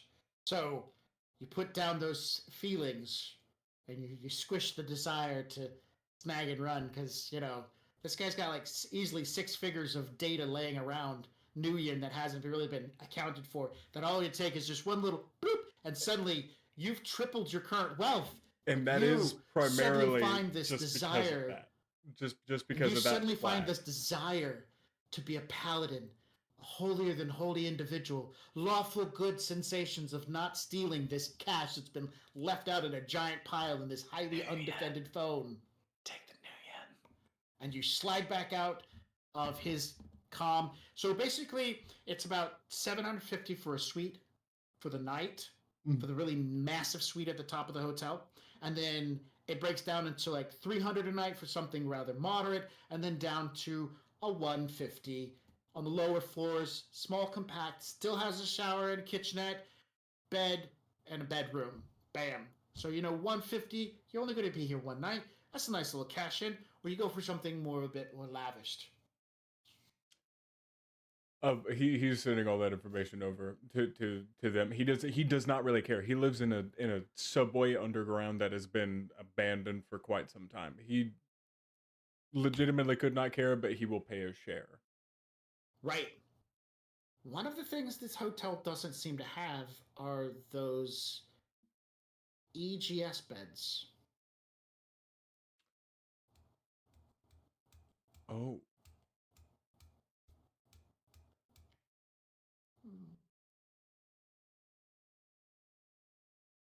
Okay. Yeah, Yep. 150 sounds great. I just need a bed and a shower, and I'm good to go. Yeah, so only one person has to cross it. And what it seems to be is as you approach, there seems to be a momentary activation of your sin where you enter a zone in the matrix that is pre-designed. You can see the guys, they've walked into basically the cash out area. It's almost like a little green square on the ground with a Nuyen symbol in it bouncing up and down. So they're standing in that area, and then he gets charged. Which you also notice people who are in the line behind them are staying at a freaking AR area. They're like, well, I'm not walking in there. I might get charged. That seems to be the money box. From what our Cole would know about not sleeping in one of his EGS chambers, what does he know that will happen? You're gonna get some sleep, but you're not gonna feel good tomorrow.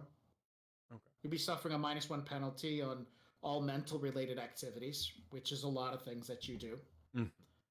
It's either you choose. It's either going to be like a -1 to mental or a -1 to physical. -1 to physical is going to be terrible for you. I can't walk. Guys, I've got no dice to shoot this gun. Please take it from my hands. I can only assume You don't that still have that gun, do you? I still have it on me. I'm not planning on using it. Does our Cole know all of this? Or from I can only guess that maybe he had a couple nights without without the power chamber. went out or something. Yeah. It depends on the type of person you are, and you as the player get to pick which gets hit first, your physical or your mental. So I would assume for you it's your mental that gets hit first, and then the day after that it's mental and physical, and the day after that it's mental, physical, and it's either your mental, your physical, your social gets hit first, so you get to pick. And then as you go downhill, it just starts spreading through all your attributes until you either seek medical assistance or you get over it. So, well, there's not going to be getting over it. I'm going to be honest with you. But okay. If he's got some room to spare in the mental processing category, I feel like Cole, that is fine. If you need some help sleeping, there's a store across the way. You can probably just grab something to help you sleep. Would that resolve the issue of not having the sleeping chamber? You can also look around to see if there is an EGS local. Maybe there's some place where they have one of those coffins. They just don't have them in the hotel. No, he's gonna start looking at first online for that, but if it came down to in person, then how are you getting there? You gonna walk? Well, take a bus? First, I would drop you off. First, I would like to check online. Sure, you find one. It's not that terribly bad off. It's within a distance. Are you guys gonna sleep in an EGS machine? What's that? It's basically a coffin that magically revives you I know. after 15 minutes and then stabs you with a bunch of drugs. That was a perfect response. That was such a perfect No, response. that was a bit. I get it. I get it now. My bad. What is that? I don't live that lifestyle. What's that? Arkle, I can give you a ride, but is there a? I just don't. I'm just not a fan of those beds. I never feel right after. Well, I mean, understandable. They do definitely get you hooked. But Well, also, how much time do you need, right? only Like, if you just want to hang out in Mama Bear, and like while we rest, and then we can take you there in the morning. You can drop in for as long as you need, right? Before It's we 15 minutes. given He gets just do it in the morning. for. well, given that I did take a rest rather later in the day than I normally would have because of my sleep deprivation, lasting Yeah. until morning probably wouldn't be that much of an issue, right? And then you could be on guard duty while they're sleeping. There you Right. go. Right. Bam. All right. So, you guys get showers, get some sleep. The night passes. You early morning riser people, like, butt crack of dawn, maybe earlier, like 5 a.m., like myself here. All right. Convoy is. That's why he's able to work. That's why he's able to do running, because he's used to working. It's not that he doesn't go to sleep; it's that he wakes up super early, goes Got to it. bed early. And so, yeah, you guys get through that. And then you take him over to the coffins, get him a chance to get some sleep, pick him up, come back over. By that time, I'm sure that Techno's up and about, right? Yeah, you left me sleeping in the bed while you took him to the coffin. But or I come back whatever. with donuts. And that wakes me right up. Do you also get some real calf? And some real calf. All right. Yeah, when Arkol explains it to you, can you get off my keyboard? You do not need to be saying that much to the audience. Thank you. So you guys get up in the morning, you take him over, you drive over, you walk into the place. He told you about the little cash box area. You see it in AR. You walk up. The elf behind the counter is more than pleasant in the early morning, helps you get your coffee and stuff like that. She even makes a comment, "Oh, I see that you're a tourist. Welcome. Hope you figured out how the money system works." Finally, yeah, we did. Oh, good. Good. It can be confusing. Yeah, we just Anyway. like somebody just handed us food and we walked away and we're like, what do we do? What we didn't give you, Right. Yeah, definitely. Get that taken care of as soon as you can. You don't want that thing piling up. Oh wait, She hold on. hands you all your stuff. Could you elaborate on that? Well, you just don't want it to pile up. Pile up. Is it that is the question? Don't explain it to us. I thought it was is it when we leave we pay, or is there a way we can do it sooner than that? You contact the city, that you contact the state's taxation office, and then they can take care of it from there. Yeah. Go on to the matrix, look up Tir Tarnjir taxation office, and then just go from there. They'll take you through all the steps that you need to be taken through. Okay, great. Thank you. Of course. Gives you your coffee, gives you your donuts, packs your butt up, and sends you on your way. Yeah. The real cruel angel ass, the real calf does cost about 50 new yen a cup. We're talking like the small cups. So it's like a small. I mean, and that's the okay. large is going to be like 100 for real calf. Now small's around because there's no way we need all that. Yeah, right. What is this? Life. Anybody seen our call? Do you see that blur of light? That's him heading that way. All right. So breakfast, donuts, coffee.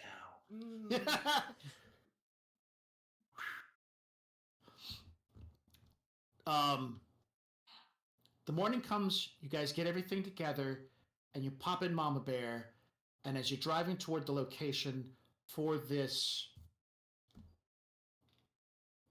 talismonger shop.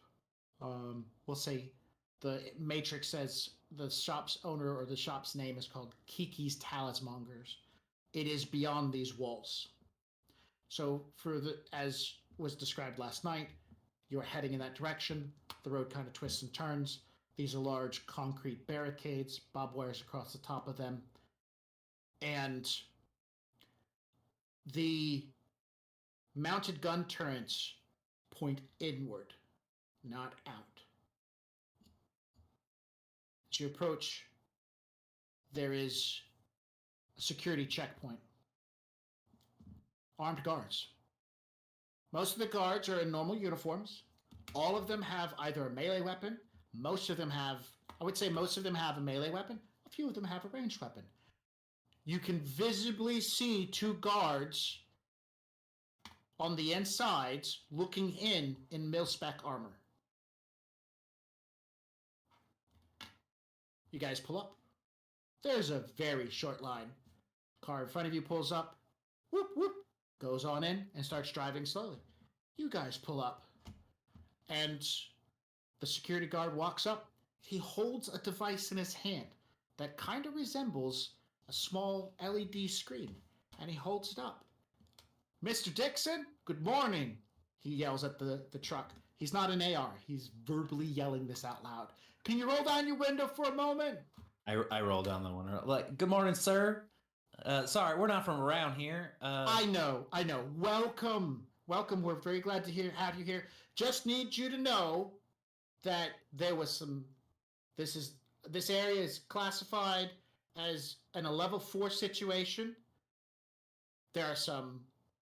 So be safe over there. The Peace Force is out, and we have a situation. So just be aware. Be safe. Do not pick up any strangers, and don't pick up any packages that you don't personally buy. Do you have any other questions? No, I don't believe so. We're gonna be okay coming back. Of course. You got everything. Okay, wonderful. Yeah, and if you do, the number is 119 to get the assistance of the Peace Force, which that's what this says on their jackets. It doesn't say police. It says Peace Force. Especially the guy in the mil-spec armor, it says peace in very big letters. And in tiny letters it says force. All right, yeah, we'll keep our eyes, we'll keep our wits about us, and stick to the safe roads, and yeah. Okay. You have a good day, Mr. Dixon. You Thank too, you. Mrs. Dotreve. I mean Mr. Dotreve. And Mrs. Crayhorn. Miss, thanks. Oh, Ms. He gives a nod. The elf smiles and waves you guys on.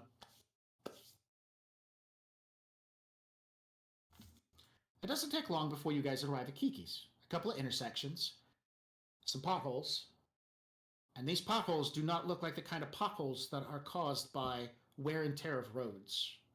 They look like the kind of potholes you find in the Redmonts.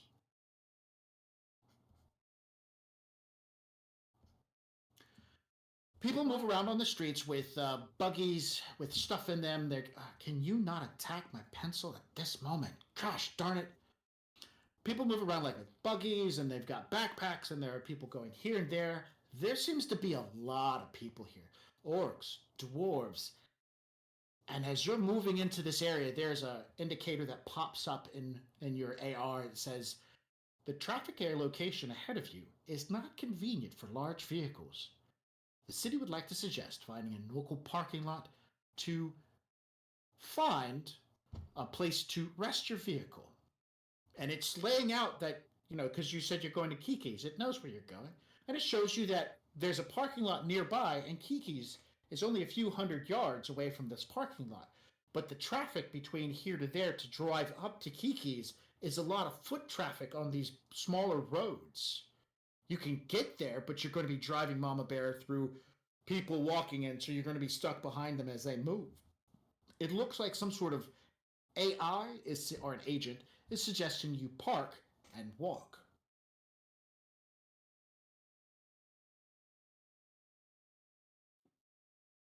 Why do you look so skeptical. Walking is good for you. Cue the shopping montage. All right. Well, Mama Bear is a guardian angel. All right. yeah. Just so we're clear, you're a bit new to the group. Our Cole and I are not gifted. Our Cole butts in, goes, she's seen half of us. Don't worry. Yeah, well, not with the guns. You are gifted in your own special ways. Sure, but that special way is like Mama Bear and my drones, and if they're all here. Oh, that's fair. Yeah, I do see that problem. Convoy, I'm sure if we work together to not raise any alarms while doing this, it wouldn't be too much of an issue to try to maybe pretend like Mama Bear is a smaller vehicle. Maybe there's some icon editing that we can do, or something of the sort to kind of pretend, because I believe in your maneuverability around all these. Well, yeah, I just reckon it's talking more about traffic, and yeah, it's. I mean, It's talking more about traffic, foot traffic, from where you're at to where you're going, not foot traffic in all of the area. There are other programs that consume all the data and go, this is your best option. This thing is just drawing a line from A to B and going, no. I'm sure we can find a way. Let's see if we can find a way around first. I'd like to assist him in that, definitely. And that's definitely a matrix perception. So you roll a matrix perception, he rolls a matrix perception. You guys can do some numbers. If you get more than 6 or more success, if you get 6, I'm definitely going to allow you to find a back alleyway that will take you right up to Kiki's. What is matrix perception again? It is your... Go ahead. It is your electronics plus intuition. But all you need to do is make a 1. No, you're giving him 5 dice. Oh, I'm giving you 5 dice. Never mind. Scratch that. Oh, okay. This is going to be really... I was like, yeah, you got this. It's fine.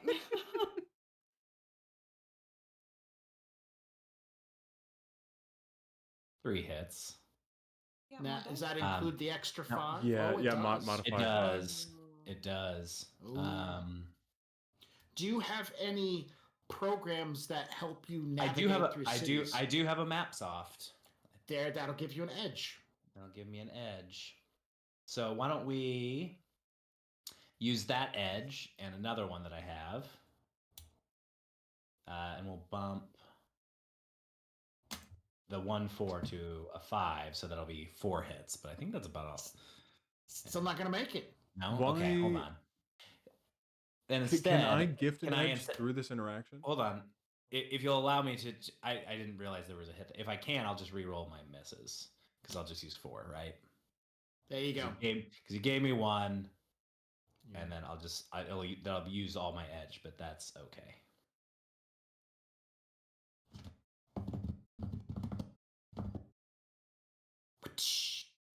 There we go.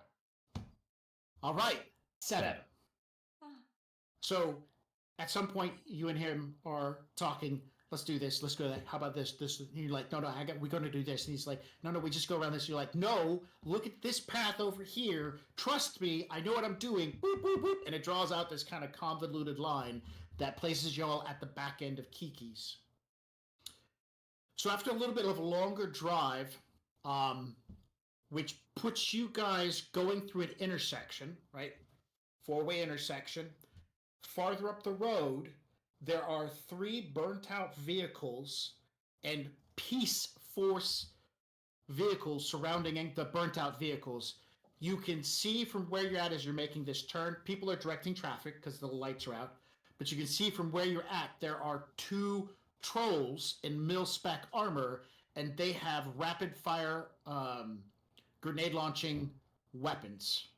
Not like shotguns, big shotguns. These trolls have rapid-fire grenade-launching guns that are designed to dispense 3 and 4 grenades in the squeeze of 1 trigger at a time.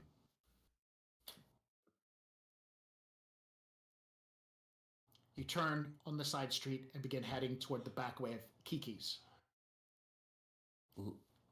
This might be a more of a get our stuff and go situation. Why is there so much military presence here? My goodness. I am not sure. You've noticed every security vehicle says Peace Force on it. Every military vehicle says Peace Force on it. Every emergency call box on the highway has said Peace Force on it. And when somebody makes the word peace so large in their logo, you think they're Right, yeah. overcompensating a little? It's No, like they're when you always have to right. you have to tell someone, like a slumlord has to tell you they're not a slumlord over and over again. Mhm. All right. You turn down the little next little intersection. You start heading down these back alleyways.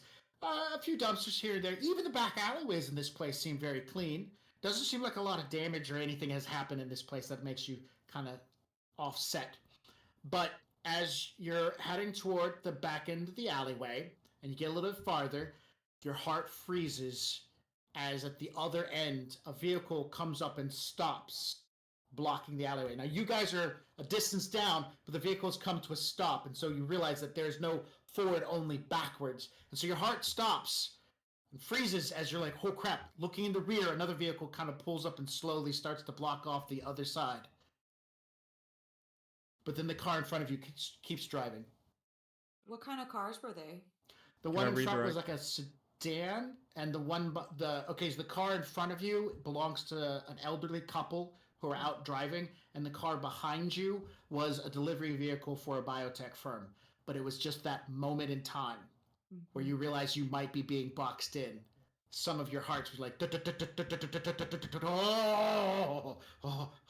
okay, it's over. Thank God, because I don't know about. I know definitely not our Cole, but about the rest of us holding guns right now. We do have drones. We got plenty of drones, but like, You also have a spellcaster. I'm Yeah. my own guns. Pew pew, like your shirt says. well, at this moment, our Cole hasn't seen. Well, some of the. I think No, you saw ended it. up. What was it? Electro. You shot a stun bolt or something, right? Yes. Me? Yeah. Yeah. Mm-hmm. You pull up to this end of the street and park in the alleyway. Nothing indicates to you that there's any issues with parking here. A quick breeze through the Tier Tangier's parking rules and regulations says that as a visitor and everything else, you can park back here. So you pop out. Who's going inside to Kiki's? Me. All right. Anybody else? Come on, it's a I'll go. shopping montage. You have to come with. I'll go. This time, our Cole will give in. All right. You walk out the alleyway, down the side of the building, and come around. The first place is a hookah shop. The second place is a Euro shop. They've got these kebabs. The smell is coming out. You think that's real meat. There's a moment of salivation. As you head to the next one is Kiki's. And it looks like a nice place. There's plants. There's a collection of things along the walls. Dudes, there's a sword on the wall. It says, caution, magical foci, do not touch. As you walk in and begin gazing around, there's other stuff. There's a barrel of gnarly wood staves. They don't say magical on them, but they look like they could be some like Gandalf fucking shit right there. Oop, there's There it the F is. word. Got it. Frag and Gonk, dude. Frag and Gonk. Behind the counter is a woman who has a pair of those like little bunny ears on her head, like they're small, short bunny ears, and she has like a choker on that has a bell on it and whatnot. And as you guys walk in, she goes, "Hello." She's a Hi. cute, attractive human with like brownish hair and some freckles and stuff like that. So she looks like in her 20s. A little farther behind her, there's a more gentrified human. Woman, probably in her 60s and stuff. looks over her shoulder, sees you guys, gives a smile. Greetings, welcome to Kiki's. Can we help you with anything? Which one of you ladies is Kiki? The one with the ears, the bunny ears. Oh, I'm Kiki. This is your place. It's so Yes. cute. Thank you. I find all of the reagents. I have a nose for it, and she touches her nose. Another woman comes out of the back room. She's a lot smaller than everyone else. She's probably about, I would say, almost 4 foot tall.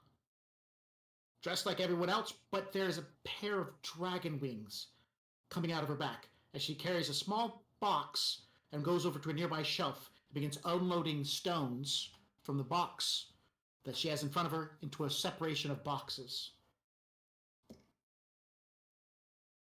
I wave Arcole over and I'm like, look at this. You remember all those rocks you sent me pictures of? Check it out. Now out of his stupor, but still very much remembering it, just going like, which one of these is the best one? Can you tell? Is that something that you know? The little ears that are on Kiki move. They are not fake. They are real. She goes, what kind of reagents are you looking for? Hermetic or Shamitic? Hermetic. Ooh, we have got quite a bit of stuff. She comes out from around the counter. She does not have human legs. She has rabbit legs. And she's wearing what looks like a solid one-piece dress. And you can see that she does not have normal-looking hands. Some sort of amalgamation between human and rabbit. And she comes over and when she walks, her legs move different. So she has this pronounced gait. And she comes over. We've got a whole bunch of stuff. We got some stuff that came up from the Grand Canyon recently, and it was attuned. What do you need it for? She seems excited and drawn into the moment. We need it for the magic that we are going to do back at home. I am very closely affiliated with one of the colleges there. Ooh. And we're doing some demonstrations. We're going to show them all of the possible reagents. Heard that you had the best ones. I have a little list. Can I show it to you? Of course, please share with me. And she seems very eager. The short woman with the dragonfly wings seems to be attentive to her task, and she heads back off to get another container of things. The older woman comes out from behind the counter and walks over to Convoy, who seems to be not engaging anyone. And is there anything I can help you with? Oh, I'm with her, miss. Thank you. Of course. If you need anything, I'm here to ask. And she turns and heads back behind the counter. Okay, so Kiki, this is my list, and I show it to her and I say, and my friends here, they're kind of new to this whole thing. So if you could like make it a little extra special, like zhuzh it up a little, right? The whole of course. experience. Yeah. Oh, of course. Great. She looks you up and down and she goes, so, are you looking for something beyond this list? Maybe some foci, formulae, scrolls, spells, a book? Maybe you want a new book. She's like, you should see her grimoire collection. I have a bookbinder, and he makes some really nice ones with leather and some with stone. Do you want to see them? I would love to. Absolutely. She will grab you by the hand with her soft, fuzzy paw and lead you beyond the counter into a back where there is piles of books. And she's opening them. They're unwritten in massive little grimoires that have tattered pages. Oh, I had an example here. I must have put it up. Oh! Several grimoires with tattered pages and leather bindings. All the pages are blank and frayed and have this very aesthetic appease to them. Some of them are massive in size. Some of them are plated with stone that have been carved.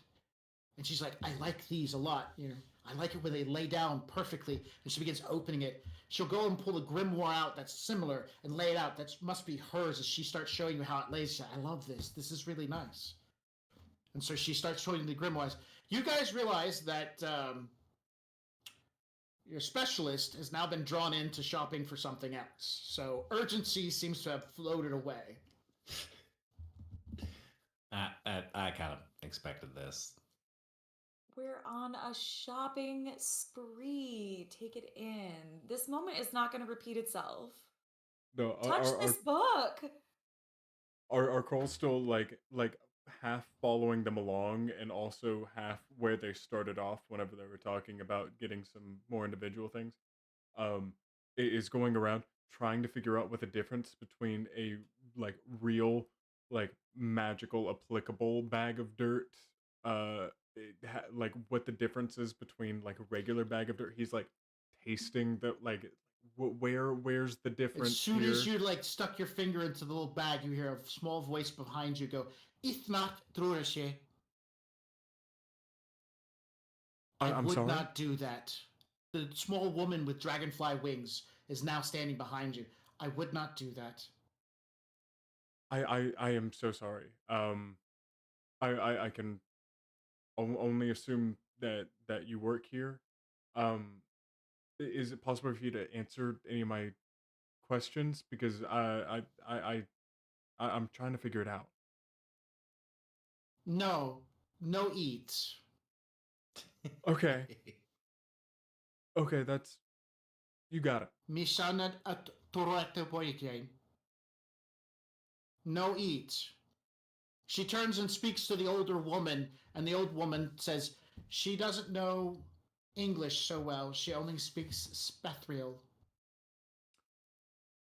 Oh, okay. Okay. And she looks at you and goes, "No eat." No eat. The pixie continues to do what she's doing, putting things on the shelf, taking the bag you stuck your finger in away from you, eye rolling and walking off. Hey, Arkol, what do you reckon the sword does? I don't know, but I bet The you it's rabbit cool. woman steps out and goes, "It is really amazing. It has this ice thing that it can do. Oh, I'll show you in a second." And then she jumps back into the room. Matrix like Incredible. DM over to Convoy. Oh yeah, no, she's got huge ears. Shit. Oh, I mean, shoot. We've exceeded the limit. Oh no. All right.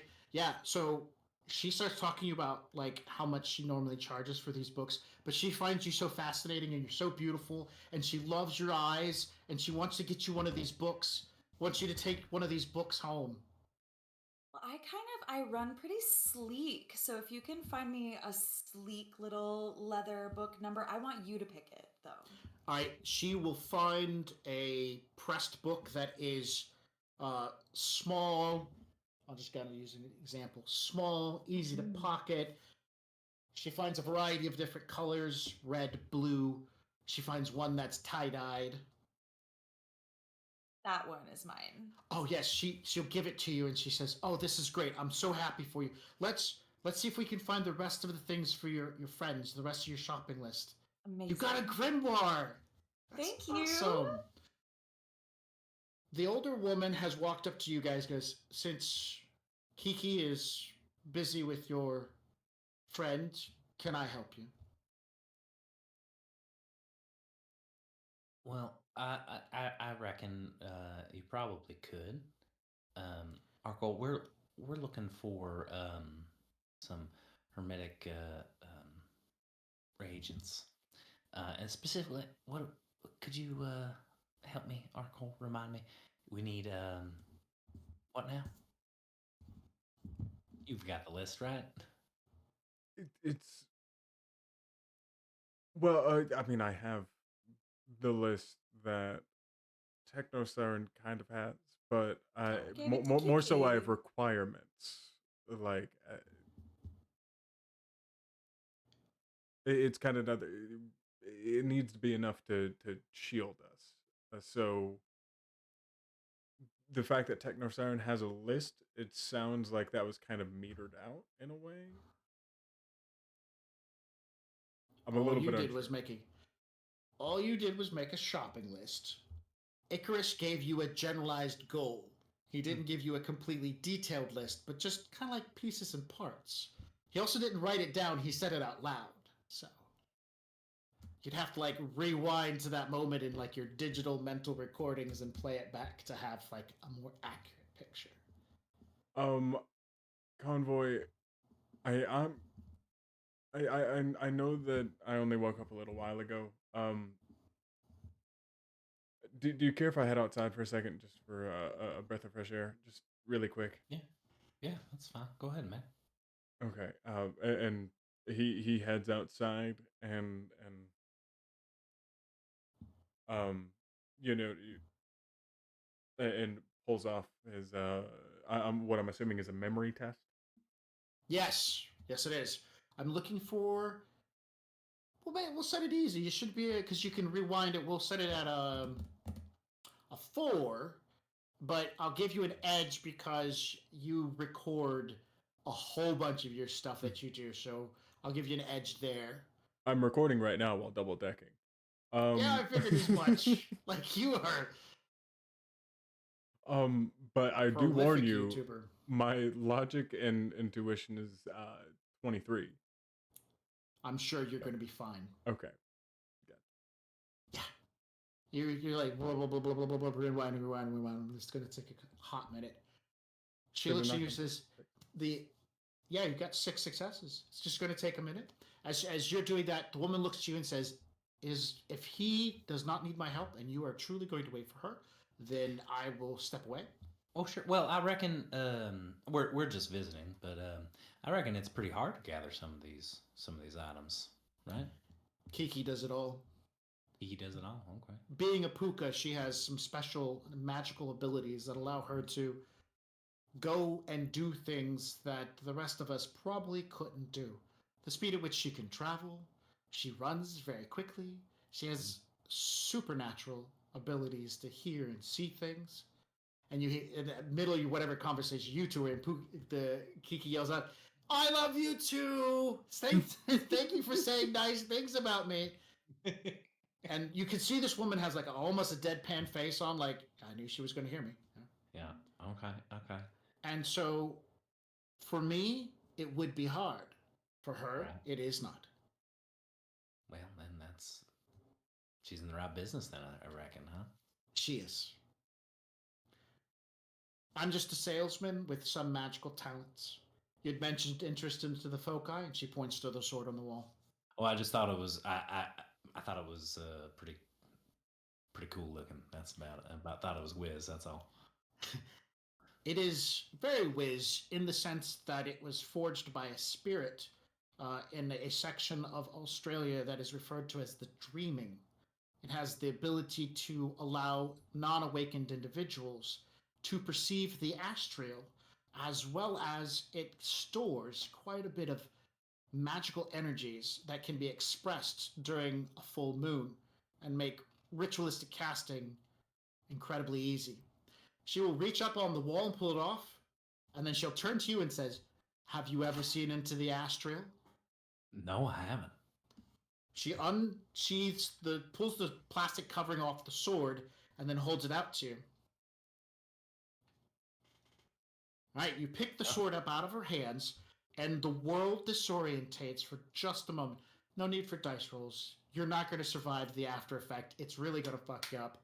Oh, that's number 3. That's number. All right. So, but you see, she in the magical world has a completely different appearance. Her facial features are younger, more vibrant. She seems not elvish, but youthful. The woman with dragonfly wings is like a giant neon bulb. Everything in these boxes and crates all glow in some strange manner. And after being in it for so much, it definitely feels like a tremendous amount of sensory overload as it becomes painful, as you're not necessarily painful, but irritating to look and see. The ground has footprints where Arkol walked away. You can see both Kiki and Techno Siren have like these radiant, vibrant auras around them. The woman in front of you have an aura. You, on the other hand, don't have much of this aura. And when you look outside at Arco, who you can see through the wall, as well as everyone in the street are like spots of light. You see Arco and you can see black holes in his body, around his brain. The sword lifts from your hands as she takes it back, and she begins putting it into the sleeve. The world dies down. It stays, man, not like 20 seconds. Like, we're talking almost a full minute of you still seeing the real world and this magical whatever at the same time. It is mind-blowing to feel, and you have to kind of steady yourself. She smiles, takes the sword, puts it back up onto the wall. Wow, that was something else. Thank you for sharing that with me. Of course. Anything else? Otherwise, it's about to be my break, and I'm going to head out. I'm just out of curiosity. How much is that? The sword? Yeah. 75,000. Yeah, that makes sense. All right. Yeah. She'll smile. Kiki, I'm going out to lunch. And she acknowledged. Kiki's like, okay, have fun. Go eat something yummy. And the woman then smiles, nods at you, and as she heads for the door, her body transforms into a wolf, and she heads out the door. I shit you not, man. Like, she walks up, pushes on the door, and as she's going out, her front goes down, and then whitish gray fur heads off through the parking lot. Kiki, could you tell my friend that I'm gonna go have a lie down in the truck? And I will say that very quietly as I walk out the back door. Kiki looks at you and translates. Oh, I think he touched the sword. He's not okay. He's gonna go lay down. He'll be in a truck. Okay. Oh, and I don't see our Cole in the store either. Nope. Well, I guess it's just you and me. That list of reagents that I gave you. Yes, let's do that. Yeah. And then how much will I owe you? She starts going through the numbers and she says, with the book, 200 new yen for the book. Awesome. All right. And she begins going through. Your list has about 124 grams, 323 grams. I'm going to round it up to 325. And if I do some quick math, that's a lot. You're asking for a lot. I have it. That would run about 7,200 new yen. Given that Convoy has been in his trance for quite some time, has my memory test on figuring out exactly how much reagent we're going to need, have I had enough time to search through? Yes, he wanted you to get roughly 124 grams worth, and so should be about 6,500 new yen. Okay. I go ahead and I shoot that information over to Techno and say, just in a PM, just go ahead and grab it. It's what we need. Me and Convoy have you where, Convoy's looking kind of rough. I saw him pass by to the truck. He's not in great shape. And this is when I charge it to my SIN, we don't settle up right away. We're going to settle that all out later, right? Let's go. Oh. Of course. She's like, yeah, you just go to the taxation office and take care of it there. Love that.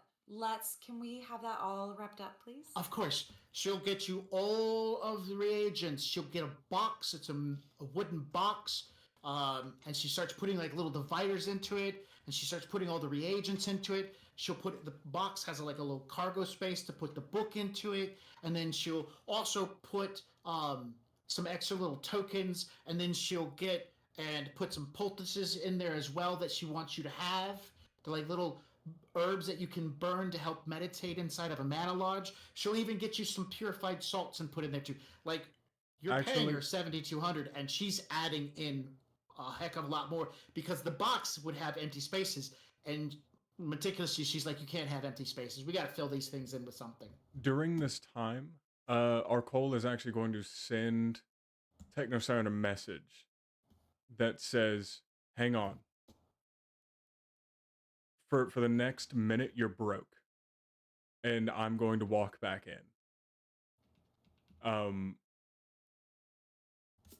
And I'm sending off one more message that's saying, let Bill handle this.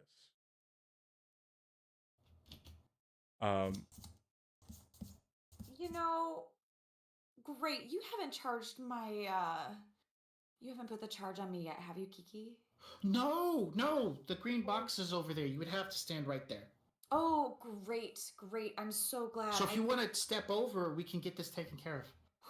I need just a minute. My friend is gonna come back in here. I can't. I forgot that I shouldn't. I'm not in a good place right now. Oh, she runs up and she gives you a hug.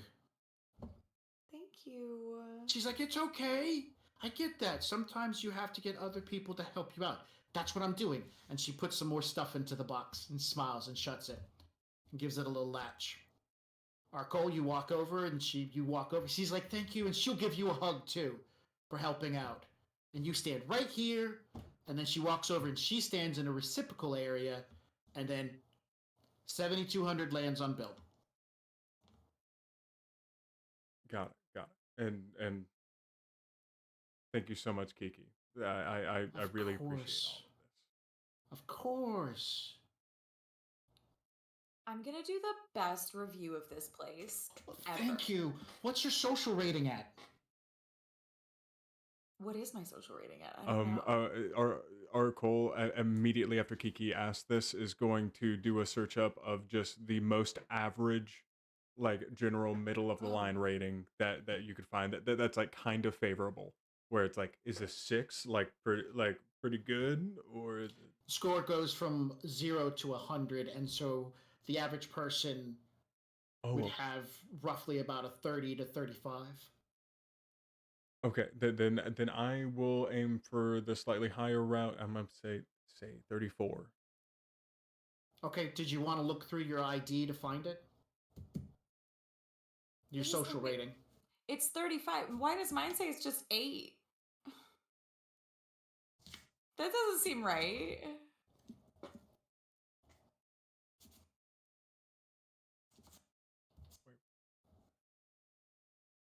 An 8? So you're not... Well, because I would have intentionally set that high. I feel like I must have misunderstood what was happening. No. So the social rating is a construct of the ID for tier Tangier. Purely has nothing to do with your character sheet. Yeah, awesome. I was about to say. I was like, what? No. This is a fictitious rating set up by the country itself to kind of gauge their citizens. You've heard of China? They have a social rating. Yeah, now you're getting it. Yeah. Oh. So I'm gonna shoot over. So long as there's nothing that I can tell that they can verify that, I'm just gonna say like, hey, in that split moment that what I can figure out, just hey, say 34. Like, wait, no, but what is mine? I really want to know what my real one is that they gave me. 20. All you guys have 20s. 20? Yeah, because you're visitors. Yeah, we're brand new. Brand new. Okay. You have room to fall down and room to go up. They only gave me a 20, but I assure you I am much higher than that where I came from, so... She smiles. Of course. That's fine. It's all fine. All right, so you guys are checking out our convoy. You get out of the building, you head down the side of the sidewalk, and you can feel the empathy of the plants as you brush by them. You can hear the wind, the birds vocalize, harmonize, and you can hear their songs not just in the sense of chirping, but also the meaning behind them. And it's so like, this is drugs, man. Drugs do this kind of stuff. Yeah. Hardcore boosters will make this happen.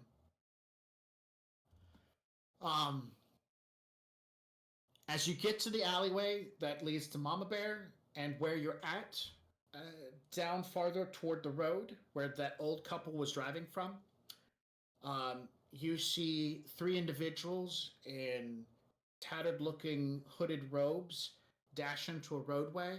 One of them raises a rifle, and when he squeezes the trigger, the big silencer on the end of it makes it goes toot toot toot toot toot toot toot, and a peace force officer in mil-spec running toward him gets hit like 3 or 4 times and goes to the ground. And then you see a blast of magical energy shoot into the street, and because your vision is still messed up, it's bright, man, like a flare grenade going off. Shoots from the peace force into these other 2 cloaked figures. One of the cloaked figure then jumps pretty quickly away. Like, it happens so very quickly, and your level of disorientation is minimizing at this point in time. So you're at that moment where reality is coming in, and you're now just starting to not just hear the explosions and stuff like that. You're feeling the wash of magic shoot through the alleyway toward everybody. Like, it's hitting everybody, but only you seem to like go, oh shit. I felt that. That's not very... Oh, Drek. Everyone in the area hears, attention citizens, this is Peace Force. The threat level of this area has increased from a 4 to a 3. Please follow our advisement and head to the nearest shelter for your personal safety. Citizens, please evacuate to the nearest shelter for your personal safety. All right. Kiki at that point will stop because it comes over the alarm in the room. And she goes, oh no, oh no, no, no, no, no, no, no, no, no. You're not safe. You need to get somewhere safe. There's a shelter. It's a block away. I can take you there. We've got to go. And she goes into the back room and grabs the pixie and says, we have to leave now. We have to leave. Come on. And she grabs the pixie and heads for the door. And then she yells out loud, lock up the place when we leave. And an artificial voice says, yes, ma'am. Do you follow Kiki out the door? I Cole, do you? do not. I go into the security cameras if there are any, or I'm looking around for any sort of security systems right now.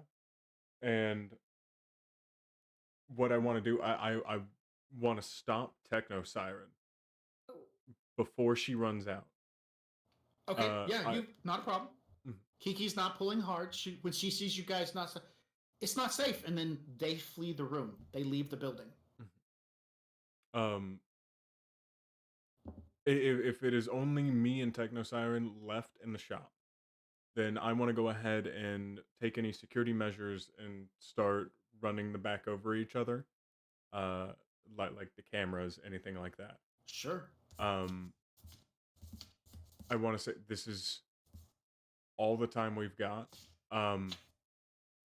That is an incredibly expensive sword right there. Yeah.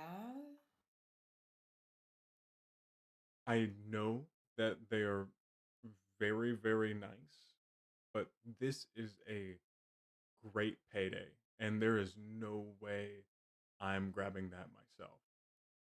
I think, even if not a payday, this might be great in your hands. I'm just saying that we're not going to run across an opportunity like this again.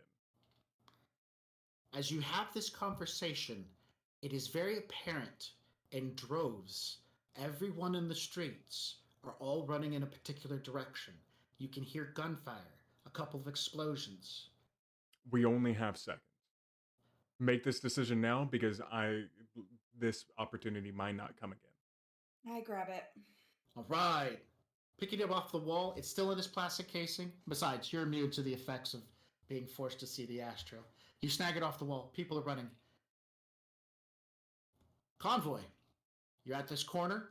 Mama Bear's right over there, not even 20 feet away. And right over there, less than 25 feet away, seems to be 2 orcs, a couple of dwarves, some cloaked dudes, and they are throwing spells, magic, and gunfire at each other. And it looks like somebody just fished out a grenade. Yeah, I'm getting out of there. I'm getting into Mama Bear, and Okay. I'm not gonna be near this.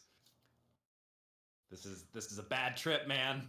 All right, you haul ass, you haul butt, you haul, what is the word? Haul hoop. Hooper. You haul hoop, and you get the dreck out of there. You slide up into Mama Bear, and as you get in, she's cranking up right off the bat without questions. And as you're diving into that artificial reality, there is a very strange graphic in the air toward, I would say, like the northwest of where you're at. It looks like a dozen, by best description, a dozen icons in formation in the air above the ground heading in this direction. So you slide into Mama Bear, and what?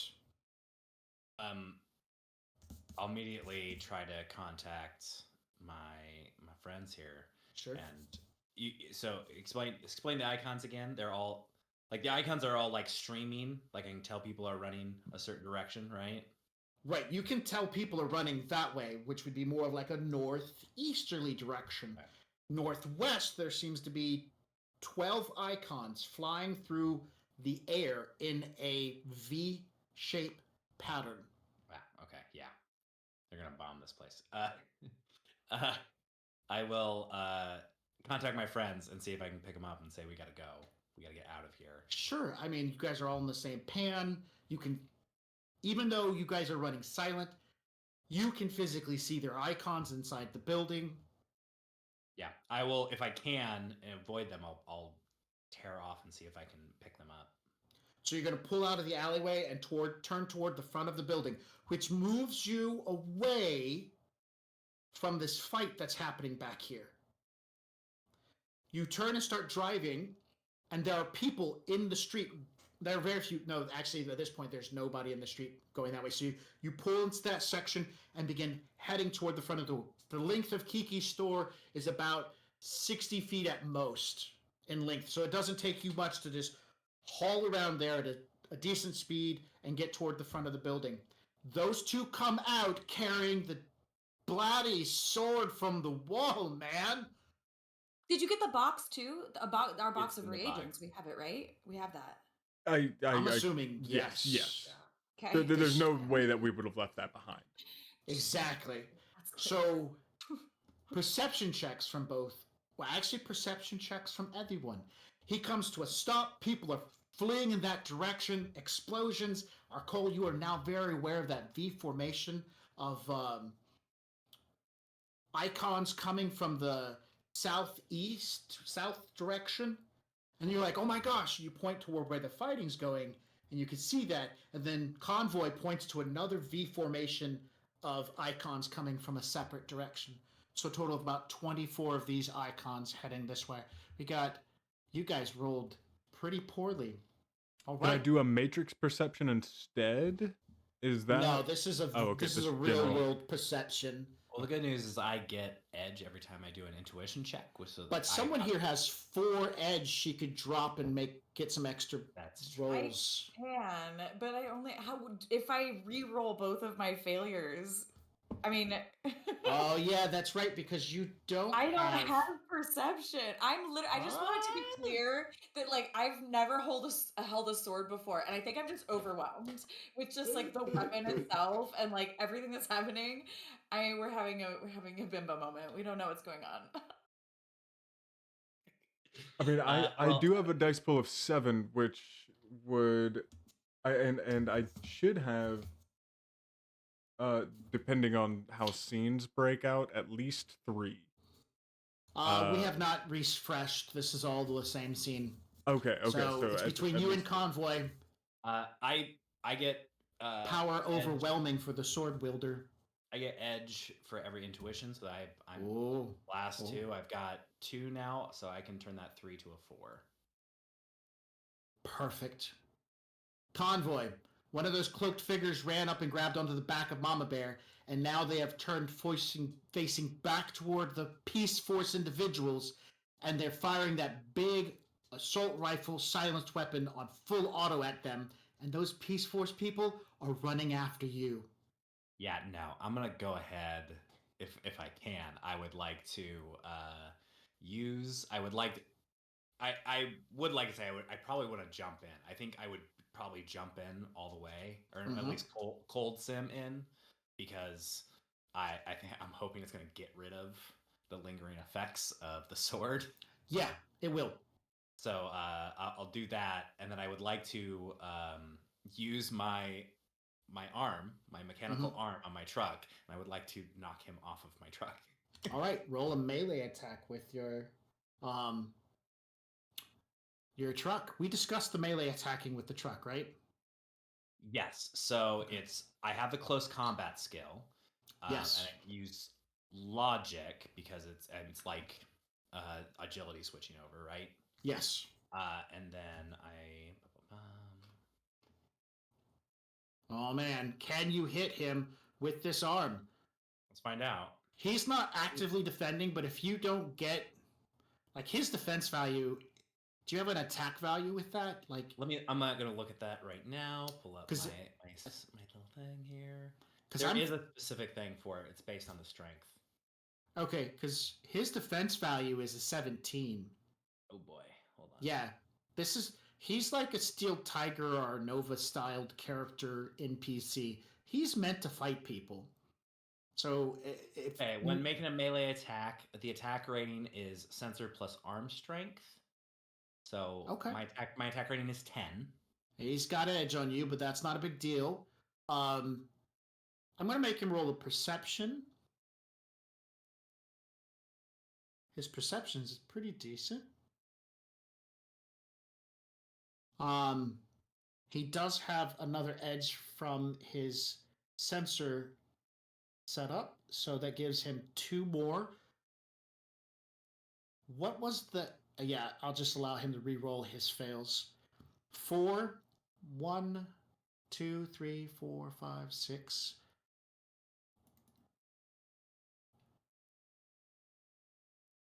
Seven successes. He is definitely aware that the arm's coming after him, so he's going to get his full defense. Oof, not great. His combat suite of cybernetic modifications allow him to gain an edge if somebody engages him in melee combat. 3 successes.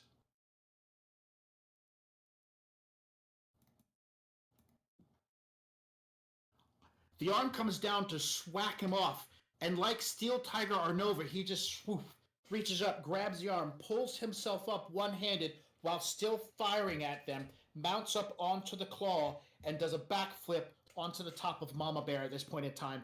And you can feel that he's pressed himself down on the hood, the top of Mama Bear, and he's continuing to send back return fire. One of the trolls is moving incredibly fast toward the back of your vehicle, like you are driving into the streets at this point in time, coming up to the first intersection. If you go right, you head toward that burnt out vehicle where there are 2 trolls with the big grenade launching things. If you go left, you head back toward the wall and the security checkpoint. If you go straight, you go into part of the city that you don't know where it goes to, and most likely the river. Okay. Security checkpoint, trolls with guns, unknown. Or you could go backwards. Well, There's if a you'd been troll. paying attention to what Carol said to us, you would know it was on the river.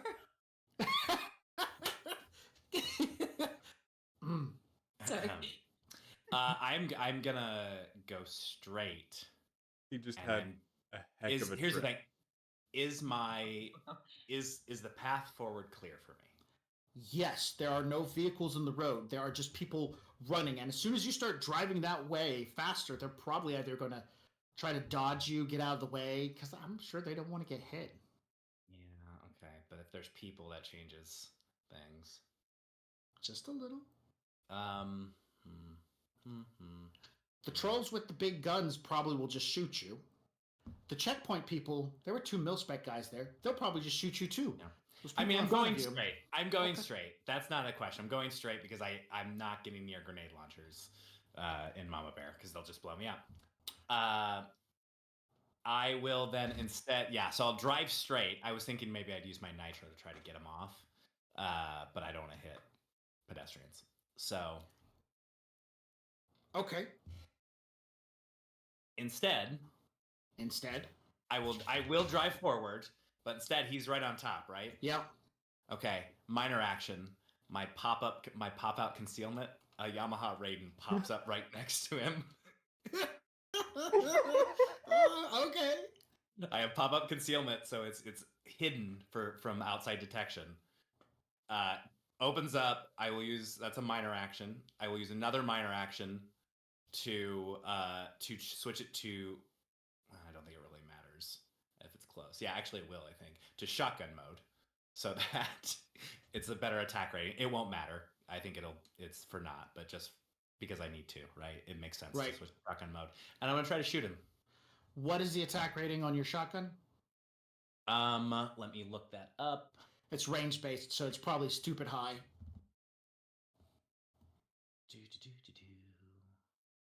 Oh shoot! Of course, it's Yamaha Raiden, so I've got to. I think it is. I want to say it's not as good as it should be for a shotgun. I'll be honest. I'm a little disappointed on the shotgun options.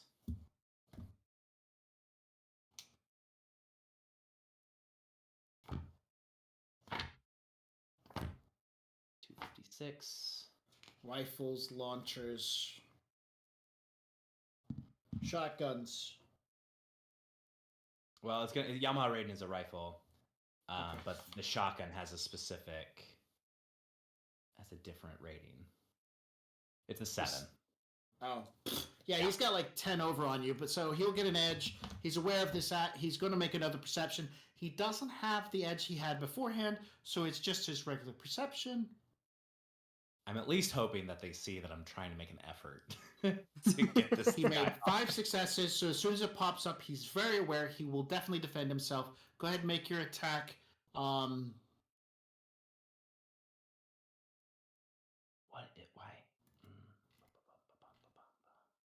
Ooh, only 2.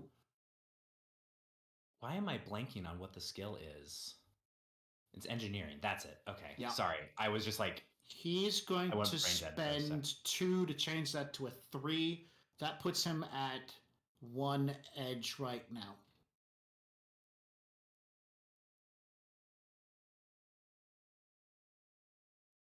Thank you, Cruel Angel. We appreciate your input. 2. All right. So it turns, and as he's and he looks, he doesn't even look. He just leans, grabs, rolls over to the side, and he's hanging off the side of Mama Bear. So his face, he can look into the vehicle, and now he's hanging off the side, shooting still back at the people that are pursuing you guys. What is Techno Siren going to do? You've climbed in with the truck. It's now hauling ass through an intersection. Because he didn't, I'm sure as soon as you started to climb in and started pulling the door shut, he's manually making the door shut on you, so he's already moving. And then there's this person doing ninja all over the place. Well, my first reaction, to be honest with you, is like, am I sitting in the back seat and can I just open my door on this person that's like hanging off the side of the car to like knock them off? He's on top now. No, but he hung off. As soon as the gun rolled over and turned to face him, he rolled off the side of the truck. And so he's hanging on the side of the truck. Yeah. So can I just like open the door on him? He's in a position, the weight's not going to work. You could roll down the window and like do something. There is a gun port on both sides. Oh, there's a gun, but you don't have to shoot a gun out because you got your fingers.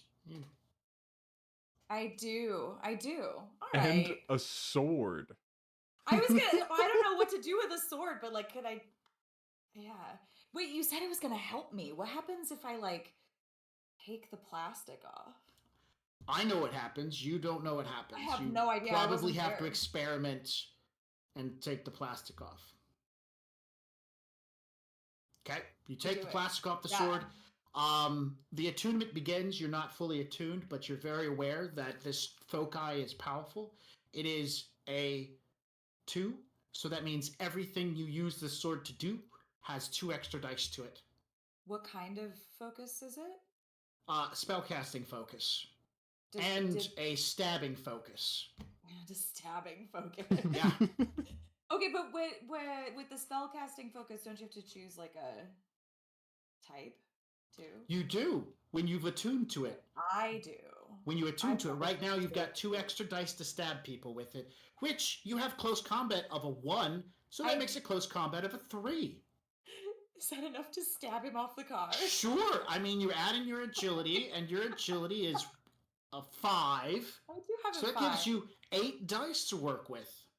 Okay, so how do I roll close combat? I click it. You make sure to have modifiers turned on, and when you I click on do. it, when you click on it, make sure to give it a +2.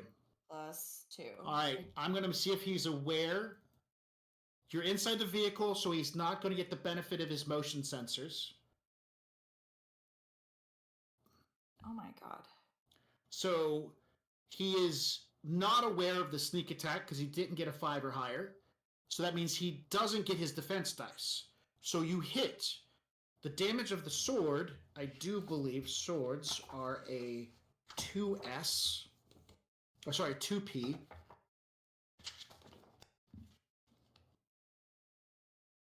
Sorry, 3P. The sword is a 3P.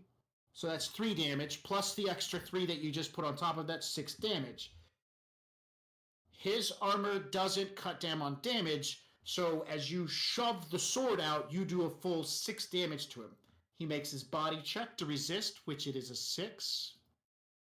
And he has edge from his suit of armor, so he has 2 edge at this point.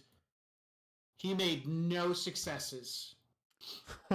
I'm not even going to make him spend the edge. I'm going to make him take the full 6 damage. So you get in, you see this going on, you're in total shock, you whip off the plastic, the sword bursts into a blue hot white icy flame. You shove it through the hole and straight into his gut, and you realize, oh crap, I just stabbed a dude. And the sword's out the other side. And you do what? Because now he's like, seems to have problems hanging on and fire the gun at the same time. There's blood coming down the sword and everything. Move into the mic. Yeah. I need the sword back. I'm pulling it back. Okay. Make a strength test. Whoa. Roll your 1 dice.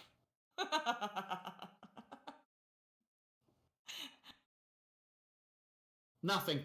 No, it's not coming back in. He's stuck on it. The sword's out there. Arcole, do you want to lend your 1 extra dice to help out? Yeah, absolutely. All right.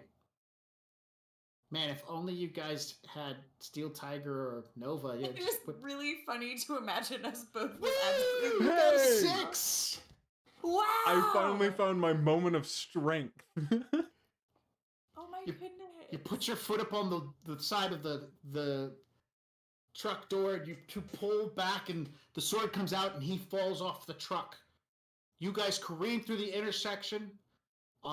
As he hits the ground, the troll rushes up, grabs him, and slams his head into the ground and turns it into a flattened melon.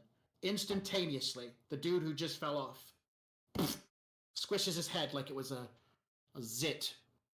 You fly through the intersection, the other 2 trolls are like, oh, they point the guns up and start like aiming toward Mama Bear. Alright. You have 8 dice. 4 successes, 3 successes. Mama Bear needs to beat 5 or higher for driving quickly and dodging incoming grenade shots. All right.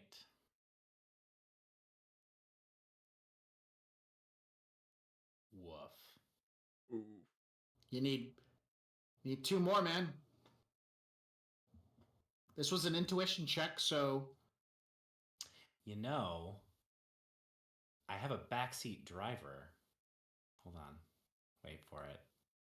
There's a special edge move that is called backseat driver. If I can find it. And I believe. Maybe. I was about to say, I know our Cole's not helping. He used strength once today, and he stuck it out already. There's no shot. Woo. Oh no, I don't think it works in this instance. Specifically, an outdoors perception, influence, or engineering skill test for a non-combat action. So never mind. I only have one edge. Can I gift maneuverability? Wait, wait, what do you need? Wait, maybe my overclock spell can help with this. Can my overclock spell help with this? Yes. Ooh. Okay. Then I have to do magic now. Cool. Let me remember how that goes. Okay, I'm gonna find my spell. It's on a different page. I will use my one edge to do the rigor's advantage for this piloting test. Okay. I can add my Rig's rating to my total hits on this test, which is, if I can find it, If she overclocks your 6. rig's rating, so that's going to add 6 successes or 6 extra dice. It says 6 successes. Let me double check though. Yeah, because if it gives... Rigor, feel the way. Use this action to show what that's the case. Add your control rig's rating to your total hits on this test. Okay, then you'll pass and you don't need overclock. But if she overclocks, then the speed rating on the vehicle will go up, which means you guys might be able to get out of this situation faster. Do you still want to overclock? That seems like that's the move, right? Okay, so I'm freaked out by all of this blood and death. I cannot believe that I just helped kill somebody. Yikes. Let's get out of here. So I'm gonna Helped. You did a majority of it, actually. You did. I missed several times. I know I was not okay, and I was gonna feel really bad about that. I almost thought that I killed. This is a whole thing that we're gonna process the entire ride home, okay? But first we have to get home. So and I have to remember how to cast this spell. I'm gonna click on overclock here. do it. I'm trying to decide if I should up it. How many successes do I need in order to make this happen? It says that for each success I get to increase a device rating by 1. So I'm just curious about like how we already got a lot of... What is the speed right now on Mama Bear? Speed on Mama Bear is 20. So per turn I can increase by 20. If it could go higher, because at 20 right now, to get out of this zone, to get out of this combat, that's going to be 20, 40, 60. It's going to be 4 rounds before you guys are at the water and away from this situation. So if you increase it by 10... Well, I will, in addition to that, I will do what I was going to do anyway, which is still a minor action, which would still give me time. I would still have a minor action. I will also press the button on the nitro. Okay, how much does that increase the speed by? Nitro increases...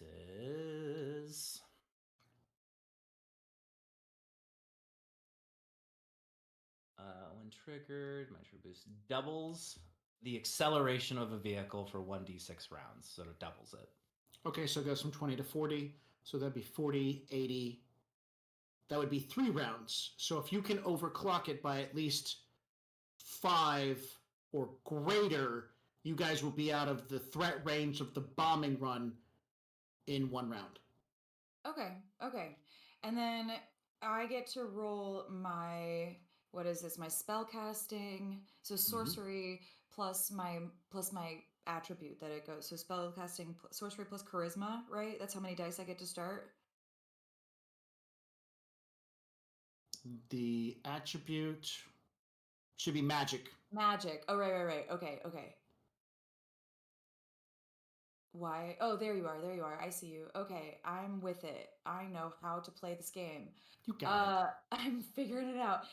Okay. So I am going to bump it up a little bit, and every time I bump it up one, I increase the drain by one, right? it. What are we doing to it? I'm increasing. Hang on. I'm trying to do this off of memory. There's a step in the spell casting where I get to decide if I want to boost it or want to adjust it. So if I amp it up, it's for combat spells only. Let's see. For each net hit, you increase the attribute for the device, such as device rating, attack, process, firewall, sleeves. By one, the caster can decide to not use some of the net hits if they want to reduce the wear and tear of the device. Use the magic strain the device. After the spells drop, the device must make matrix damage equal to the net hits resisted by the firewall. You're going to do sorcery with magic versus the object's resistance. I was thinking about the adjust the spell step, which I just read, and it's only for combat spells. So I actually can't do what I thought I was going to be able to do. I understand what you're saying. Yeah. So I'm just gonna roll it. We're just gonna do the thing. We're gonna roll it. Cast a spell. We're gonna cast. And you still got that 4 edge if you wanted to utilize that. Oh hell yeah, I do. Oh, is that a curse? Oops. No, it's fine. Hooray. That one's fine. Oh, good. Well, maybe I should. Oh, I can add edge to my dice pool in advance and make my sixes explode. Yes, Let's 4 do that. edge. Okay, That sounds fun. Don't know how to do that one, but I think you click the switch at the top that says edge. Mm-hmm. All right, now hit the roll. Great. Here we come. And wait, it didn't let me do anything. It automatically added in your edge pool of 3. Because you rolled, it said you rolled 18 dice. That seems like too many, right? No, because you had a 5 from your sorcery and 6 from your magic. It's 11. And I would have. What about plus from the sword foci? She hasn't attuned, so it's not going to give a bonus to casting yet. It's just going to give a bonus to stabbing. So then when I spend the 4 edge, that's not how many edge get added, it's just my base level? Correct. Okay, got Gets added in. And then all your 6s explode. And so that's why it's 18 dice, because you got 1, 2, 3, 4 6s. So it rolled 4 extra dice. That still misses by 1, why there's an 18. But nonetheless, you got 6 hits. So that means the speed will increase by 6, which more than enough will clear you guys out of this area. Okay. And you just have to make a roll versus the drain. Yeah. You got 4 hits. You needed 4 hits. You were successful. Great. And you should turn the edge off. Mm-hmm. Thank you. Arcole, did you want to do anything now that you've helped with the sword situation? Or is it just chill out and wait? You know, if we're clear from getting fired at right now, we're cleared from being bombed. All I'd like to do is look a little bit further in the direction that we're heading. That's really about it. It looks like they've got the rest of that covered. Just I just like to do a general magic perception on just like on just looking down the way. What is your intent, just to make sure the road is clear? Making sure that it's clear of like any sort of radio chatter or just... Definitely. 4 or greater. You get a 6 or greater, and I'll give you a more beeline direction to get the heck out of this section of town that seems to be dangerous. So, following what Convoy had done and said earlier, you take a longer, erratic-looking route and are able to plan out a way to completely circumvent using the river, an extra bridge, coming back around and heading toward another checkpoint to get out of the walled-in section of Portland. People are all panicking. They are rushing to places. Security forces are on the move.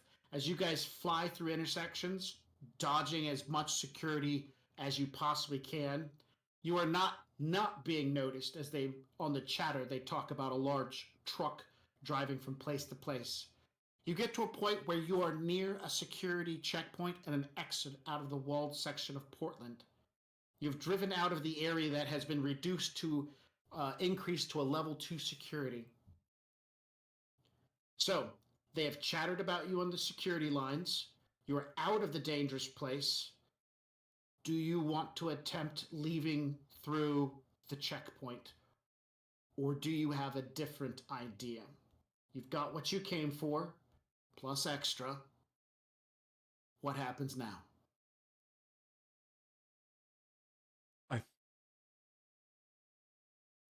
I think our Cole would say to the other two,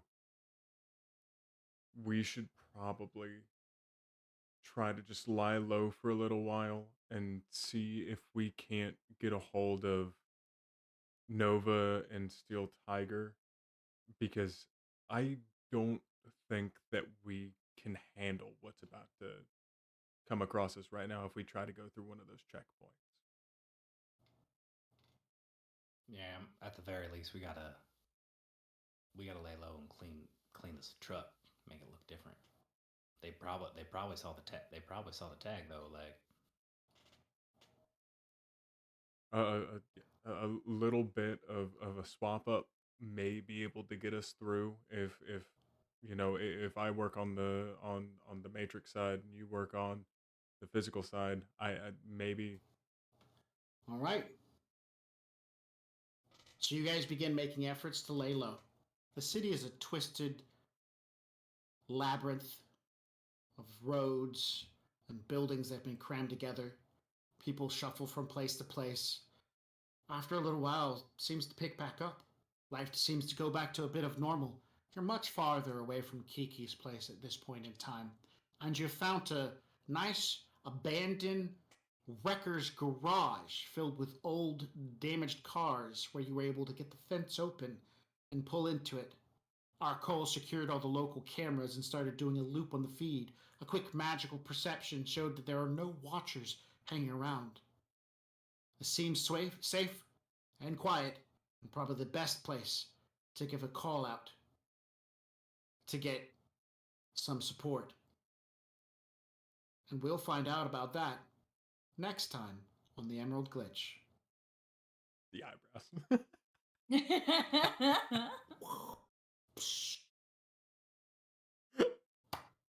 Oh, nice. oh my god. Oh, Look at you, Crims! Stealing, I'm so sorry about all of the blood in your truck. I didn't evading the mean to. law, stabbing people. I love.